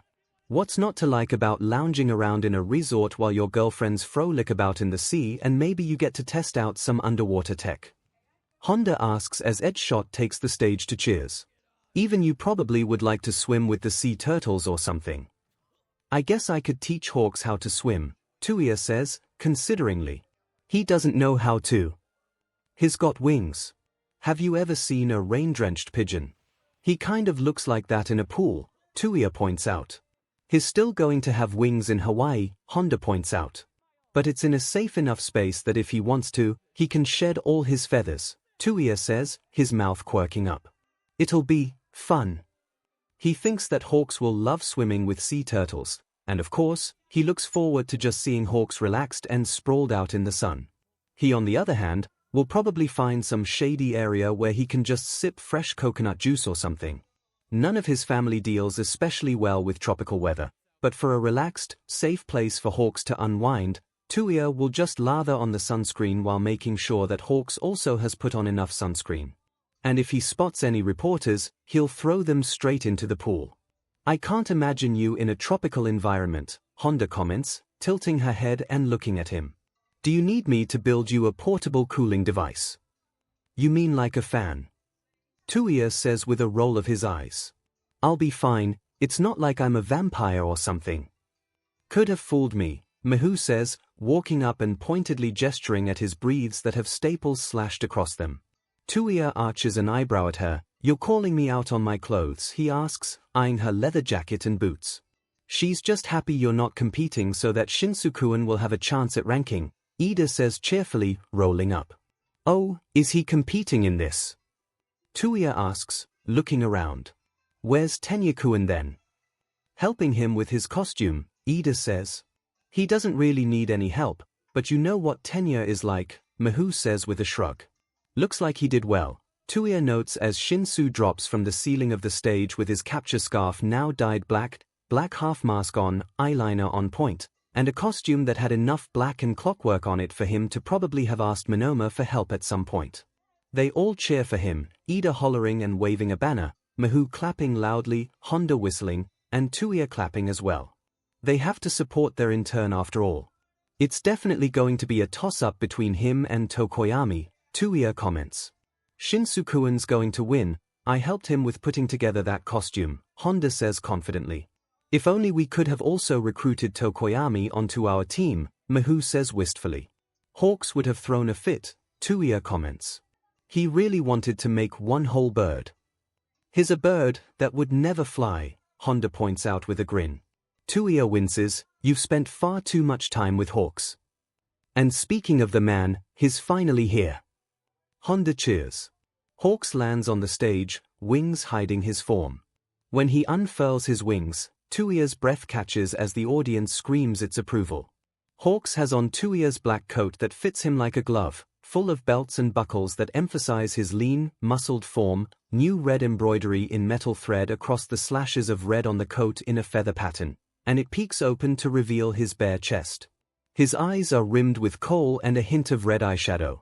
He's got on fingerless gloves that he runs through his hair that now has red streaks dyed in it, and then he tugs at the earrings in his ear before throwing out a wink and a smoldering glance that 𝐻𝐿𝐽𝑲 knows is meant for him. 𝐻𝐻𝑆hawks is always hot, but right now, it's like he walked out of one of 𝐻𝐿𝐽𝑲's more interesting dreams. By the way, took the metal for the embroidery from some of your old armor. Thought it'd be a nice touch, Honda adds, quickly snapping pictures. I love it, he manages to gasp out. Knew you would, Honda says smugly. Well, if everyone is reacting like you, we may need to get Rogue here to snap people out of it, 𝐻𝐻 says dryly. Honda finishes taking pictures and looks over at him. Well, I wanted to go backstage after the show to see how well the coat held up with all his flying, but looks like I'll have to check tomorrow. Don't want to be interrupting anything between you two after all. 𝐻𝐻 manages to click his mouth shut and carefully adjusts his breathes. His choice of breathes today left a bit to be desired. He looks real good, he manages to say in what he hopes isn't too breathless of a voice. If he doesn't win, it'll be a crime. Now who's making terrible puns?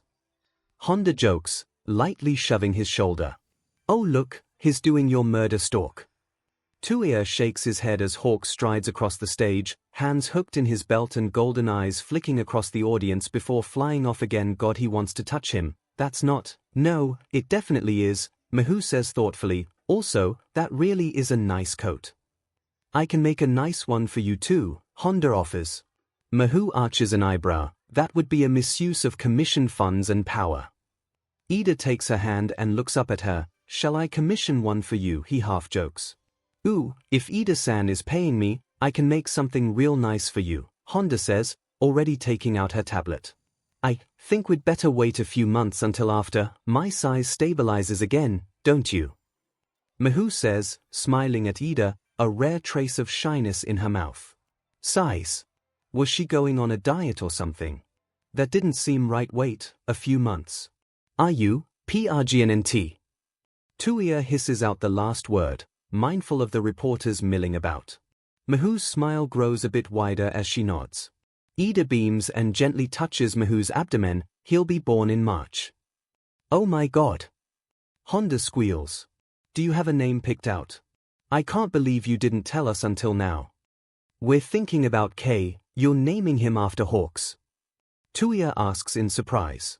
Different K. K as in miracle, not K as in enlightenment, 𝐻𝐻 explains. Didn't know you were so mushy, 𝐻𝐻 comments. You know Hawks is going to be insufferable either ways. I'm sure we can manage, 𝐻𝐻 says dryly. As long as you two can be dragged in as babysitters, Ida adds. And, for a while I thought I just had a bad stomach bug, 𝐻𝐻 says in a somewhat apologetic tone, and then, well, we wanted to be sure. That's why you kept having weird cravings for mango juice, 𝐻𝐻 breathes. Ida laughs, his already inherited the Ida family quirk it seems. My mother says she drank grapefruit juice non-stop when she was PNNT with me, and she kept drinking orange juice when she was PNNT with Tenya. He'll be running around, and we'll be scrambling behind in no time, 𝐻𝐻 says fondly. You were out on mission just yesterday.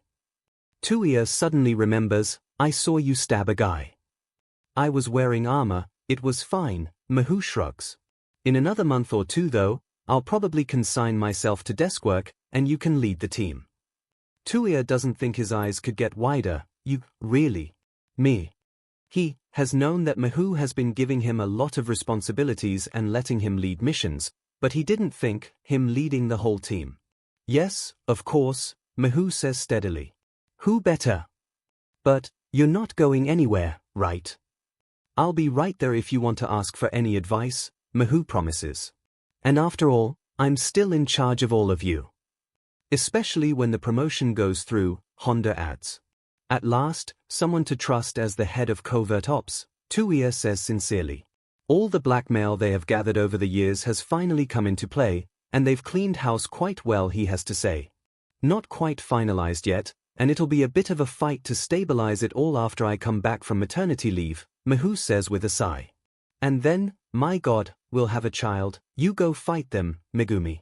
I'll be sure to take care of everything else, Ida says, rubbing her arm. It's going to be fine. I've had practice with Tenya, and you've had practice with your team. Looking out for a covert ops team is not exactly the same thing as a child, 𝐻𝐻 says with a weak chuckle. Some would say it's harder, Ida points out. We're also here to fight them, and, congratulations, 𝐻𝐻 says awkwardly, belatedly remembering his manners.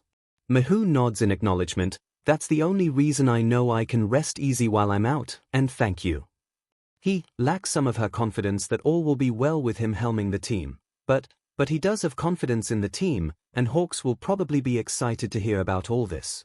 He might actually squawk when he heard about Mahou being 𝐵. We won't let you down, 𝐻𝐻𝐽 finally says. Honda also nods and then claps her hands together. Ooh, the judges look like they're done. The judges are gathering on the stage, and the contestants are also emerging behind them. 𝐻𝐻𝐽 catches a glimpse of Hawk's red wings as he chats with his fellow contestants and waves at his cheering fans in the crowd. Hawk's fanbase is intense, but the diehard fans seem to also know that their favorite hero is also very much taken. It doesn't stop them from swooning over Hawks, of course, but 𝐻𝐻𝐽 can hardly blame them. After all, some mornings Hawks takes his breath away even with sleep-rumpled, pillow creases indented into his cheek, his hair a golden mess, and feathers everywhere, let alone when Hawks is strutting his stuff. The judges clear their throats, and start with the intern category. Shinsu and Tokoyami actually end up tying to be fair. He claps for both of them, and then there's a drum roll as they start announcing the pro hero category. And what you have all been waiting for, the pro hero with the best goth costume. It was a hard decision, but we are going to have to go with winged hero Hawks. 𝐻𝐻𝐽 claps as hard as he can as Honda whoops at his side, and Mahou and Ida both cheer as well. Hawks strides onto the stage to accept the award, and as he does, he flies up into the air, spreading out his wings to their full wingspan, and grinning out into the screaming crowd. Thank you guys so much. I really couldn't have done this without you fans or a few of my friends, and one very special, very hot edgelord, he says, catching 𝐻𝐻𝐽's eye and giving him a simply sinful smirk. 𝐻𝐻𝐽 smirks back at him and mouths, "Love you 𝐒𝐻𝐽," at him. Hawks clutches at his heart, his smile like sunshine, and then waves again to the crowd before flying off. 𝐻𝐻𝐽 also starts to make his way through the crowd, and Honda slaps him on the back. "Tell Hawks that he better give Rin the next week off," she calls out. "See you guys in Hawaii." 𝐻𝐻𝐽 lifts a hand in acknowledgement, and then proceeds to make his way over backstage. A few guards try to stop him, but he quickly slips past them, congratulates Shinsu and Tokoyami, and then makes his way over to Hawk's dressing room, the feather in his pocket fidgeting the entire time. Hawks pounces on him as soon as he walks in, sliding his arms around his neck and grinning up at him. "How did you like it, baby? Pretty bird, were you trying to kill me?" 𝐻𝐻𝐽 replies, leaning down to nuzzle into his neck and then slipping a hand down his bare chest. "I loved it, as you knew I would." Hawks leans against him, practically purring as 𝐻𝐻𝐽's hand drifts lower. "What do I get as a reward?" "You won a trip to Hawaii," 𝐻𝐻𝐽 reminds him, kissing his neck. "From the sponsors, not from you." Hawks pouts and threads his fingers into 𝐻𝐻𝐽's hair. "Didn't I work hard?" "Very. What were you thinking I reward you with?"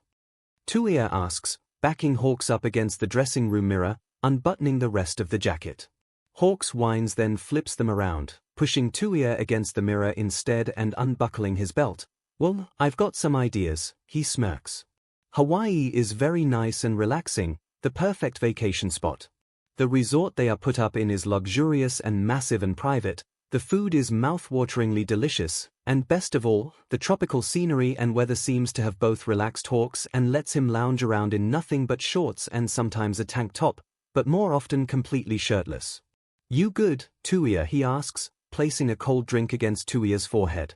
"You need any more sunscreen?" 𝐻𝐻𝐽 looks muzzily up at him, taking the drink. "If you slather any more on me, you won't be able to grab a hold of me, I'll be so slippery." "But I like oiling you up," Hawks whines, a smile playing around his mouth. 𝐻𝐻𝐽 rolls his eyes, sitting up. "You're the one who should put on more sunscreen," he sighs, motioning for Hawks to hand him the sunscreen bottle. "You keep forgetting to reapply. It's just too pretty around here." Hawks chirps, sitting still and happily letting 𝐻𝐻𝐽 apply sunscreen to his back. "I've taken so many photos, even Fuyumi wants to take a trip here now." "She should get Miruko to take her," 𝐻𝐻𝐽 says languidly, letting his hands linger over Hawks' back, rubbing a bit at where his wings join with his skin. Hawks shivers, his wings fluttering a bit. "Yeah, pity Miruko couldn't compete, she had a school field trip to oversee. Fuyumi is going to get Teacher of the Year at this rate with Miruko always dropping by and wowing the kids," 𝐻𝐻𝐽 comments, wiping his hand off before caressing Hawk's wings. "She'll deserve it," Hawk says, curling his wings so that 𝐻𝐻𝐽 is also wrapped within them. "Want to go light the bonfire on the beach as the sun sets?" The sunsets here are ridiculously pretty, 𝐻𝐬𝐽 sighs, dropping a kiss on 𝐻𝐿's forehead before standing up. Let's get going. 𝐻𝐿 grins and grabs his hand. They really are. You think we can persuade Honda to take a few photos of us? If we can drag her away from setting up her stealth drone to take pictures of her and Rin and Inoue, 𝐻𝐬𝐽 comments. Why does it feel like most of your team is on vacation with us too? 𝐻𝐿 muses. Because your agency and my team are weirdly intertwined, 𝐻𝐬𝐽 reminds him, walking forward. It's more fun that way, 𝐻𝐿 says lightly. And if Xiaotou was interning with me, he'd have been able to come on this trip too. I think he's perfectly happy still in Japan being sappy with Izuku-kun, 𝐻𝐬𝐽 says dryly. 𝐻𝐿 hums, they are so sickeningly sweet they should use them for candy commercials or something. It's really something people should look into. I'm not sure I'm ready to see my baby brother and his boyfriend acting lovey-dovey on the big screen, 𝐻𝐬𝐽 comments as they walk onto the beach. 𝐻𝐿 laughs, it can't be worse than the time we caught them making out on our couch. Why does everyone end up making out on our couch? 𝐻𝐬𝐽 grumbles, we should stop letting people crash at our place. Like you would ever ban our family, 𝐻𝐿 teases, swatting him on the back with one wing. 𝐻𝐬𝐽 sighs and concedes, sitting down next to the bonfire site. 𝐻𝐿 happily snuggles into his side, using one of his wings to curl around and cloak the two of them. Thanks for coming with me, he says softly, looking up into 𝐻𝐬𝐽's eyes. Why wouldn't I come? Free trip to Hawaii with my boyfriend, 𝐻𝐬𝐽 says, grabbing 𝐻𝐿's hand. Got to teach him swimming and see him swim with sea turtles and everything. 𝐻𝐿 had been wide-eyed with wonder at the sea turtles, and 𝐻𝐬𝐽 will admit he wasn't much different, the two of them staying in the enclosure pretty much until it was closing time. I know the weather's rough on you, 𝐻𝐿 says, resting his head on 𝐻𝐬𝐽's shoulder. But, yeah, I'm just happy you're here. Always happy to be at your side, pretty bird, 𝐻𝐬𝐽 says softly into his hair, kissing the top of his head. He can't imagine being happier than this. Oh my god, you actually decided to endure the sand and finally come out here. Honda demands, trailed by Rin and Inoue. What, you don't like it because it's coarse and irritating? 𝐻𝐬𝐽 asks, arching an eyebrow and looking up at her. Should have never let him watch the prequels, 𝐻𝐿, Honda mutters, sitting down next to them, giant mistake. Hey, the lightsaber battles are awesome, 𝐻𝐬𝐽 protests. 𝐻𝐿 shrugs, his feathers lightly ruffling through 𝐻𝐬𝐽's hair, he's got a point. You sword freaks, Honda sighs, do you know how many cool gun designs I have that none of you use? Sorry you, Inoue says contritely, sitting down next to her. Honda gives her a quick squeeze on her biceps. That's okay babe, you've got muscles instead. Instead, certain long-range flame quirk people should maybe try out the flamethrower I built specifically for him. 𝐻𝐬𝐽 groans, glaring at her, you're asking me to change my entire fighting style, it's not that easy. Well, you're temporarily in charge now, so you might as well learn a bit while sending other people off to do the grunt work now, Honda says blithely, waving at Rin who was picking up seashells by the water. Hatsune has some ideas too. 𝐻𝐬𝐽 blinks, you finally managed to persuade Hatsune Mai to join us. Honda makes a seesaw motion with her hand, kind of. She's agreed to at least collaborate, she has so many companies after her, they're all willing to pay out for the kind of insurance her lab is going to need, but she was very impressed by my special water gun. Honda touches a bead on the bracelet she's wearing, and it suddenly enlarges into a giant water gun, with what looks like 6 nozzles and a worrying number of buttons. 𝐻𝐬𝐽 frowns at her, if you spray us with that, I'll protect you, never fear 𝐻𝐬𝐽, 𝐻𝐿 laughs, throwing his arms around 𝐻𝐬𝐽's shoulders. Honda sniffs, you guys are no fun, Rin-chan, you managed to get anything good. Rin walks up beaming, holding a basket full of shells, look at these. They're so pretty. They really are, Inoue murmurs, leaning forward and touching a few of the shells. You're so good at finding them. Rin pinks, looking down shyly, well it's fun. And I think it'll look really pretty in our apartment. Make sure to invite us to your housewarming party, Rin, 𝐻𝐿 says, propping his chin in his hands. Can't wait to see how cute it is. Rin nods enthusiastically, it's really nice. Chiyo helped me the decorations, and you has set up so many cool things too, wait until you see our media room. Oh my god, did you set up the holograms? Can you stream 𝐻𝐸𝐽 the entire time? Hawks asks eagerly, leaning forward. As if you even have to ask, Honda laughs. 𝐻𝐸𝐽 groans, putting a hand over his face. Well, now I really need this vacation to prepare for that, he jokes. Hawks puts a hand on his shoulder. Baby, I hate to tell you this, he says mock seriously, but you've been to so many 𝐻𝐸𝐽 concerts and VIP events that you count as a fan. Under duress. 𝐻𝐸𝐽 protests, poking Hawks' forehead with his finger. See if I go with you to any fan meets after this. No, 𝐻𝐸𝐽, how am I supposed to get Evelyn to talk more with me then? She always spots your edgy get-up first, Hawks whines. You just won an edgy coat contest, just wear that, 𝐻𝐸𝐽 points out. But what's the point of wearing it without you to stare at me all night long? Hawks asks, leaning in and tracing a finger down 𝐻𝐸𝐽's chest. They'd gotten a bit of use out of that coat since the contest. All he can say is, thank God for dry cleaning. Just so you know, the interns are heading over, so no sec on the beach guys, Honda says loudly. It scrapes something awful anyway, Inoue quietly adds. 𝐻𝐸𝐽 shoots a vaguely horrified look at Inoue, never expected that from her. Wait, so did you guys? Tokun, hey. Get over here. Honda quickly yells out loudly, waving at him. We'll be having a bonfire soon. Hawks shakes his head and glances at 𝐻𝐸𝐽. It's always the quiet ones, he whispers to him with a grin. I don't want to know, 𝐻𝐸𝐽 finally decides as the interns make their way over. You said there's going to be a bonfire. Shinsu asks, looking around. Yep, as soon as Darby over here stops lazing about and actually lights one, Honda says, nodding at 𝐻𝐸𝐽. Or you could use that flamethrower you're always bragging about, 𝐻𝐸𝐽 points out, not moving from his position at Hawk's side. I would if I brought it, Honda says sadly, scuffing at the sand there. Rin shakes her head. Can't take flammable objects on a plane, she reminds her. Tokoyami drifts over, nodding solemnly. A bonfire will illuminate the dark night of my soul. Hawk stifles a laugh and nudges 𝐻𝐸𝐽 a bit. Well, can't let down a fellow bird. 𝐻𝐸𝐽, will you do the honors? 𝐻𝐸𝐽 stretches a bit, and then obliges, flicking a hand out and sending a few tiny blue sparks into the wood that ignite the pile and roar up into the darkening sky, the flames turning red. Show off, Honda sighs, then turns to Inoue. Chin, did you bring marshmallows and stuff for S'mores? The tall woman nods and takes out a big bag of marshmallows, graham crackers, and chocolate chips as the rest of the interns gather around, chattering away. Hawks uses his feathers to grab some marshmallows for them, and toast them without leaving his side. We really should do this at home too, Hawk says, liking melted chocolate off of his fingers. Not many places we can actually light a bonfire at home, 𝐻𝐸𝐽 replies, eating his own S'more neatly. I'm sure if we asked Honda to make modifications to our apartment, she would, Hawks muses, getting more marshmallows. You want Honda underfoot in our penthouse for an extended PRD of time? 𝐻𝐸𝐽 asks skeptically. By the time she's done, she'll have created a lab and cosplay closet all for herself there too. Hawks laughs. True, and then Rin and Inoue would move in, and then we'd have to get a completely new nest.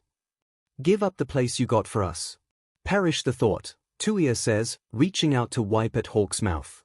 Why are you always like a toddler with melted chocolate? S'mores require mess, Hawks insists, his tongue snaking out a little to like at 𝐻𝐸𝐽's fingers. Really, we should travel more. Together, like on vacation. 𝐻𝐸𝐽 traces Hawk's mouth with his fingers. With what time? He asks quietly. You're the #1 hero now, and I know how seriously you take that, and I love you for that. Hawk smiles a little then frowns again, reaching up and moving 𝐻𝐸𝐽's hand so that it's now cupping Hawk's cheek, but you don't get sick of that sometimes. 𝐻𝐸𝐽 shrugs. Do I want to spend more time with you? Sure, I don't like weeks of you not coming home either. But, you're out saving lives, and you love helping people. I'm not standing in the way of that. Plus, I have more stuff now too, with Mihu out on maternity leave. Hawks hums, reaching over to link 𝐻𝐸𝐽's other hand in his. Seems, not so great though, that I can't give you the luxury you deserve. We didn't even go on an international trip until now. 𝐻𝐸𝐽 gives him a disbelieving look. Are you joking?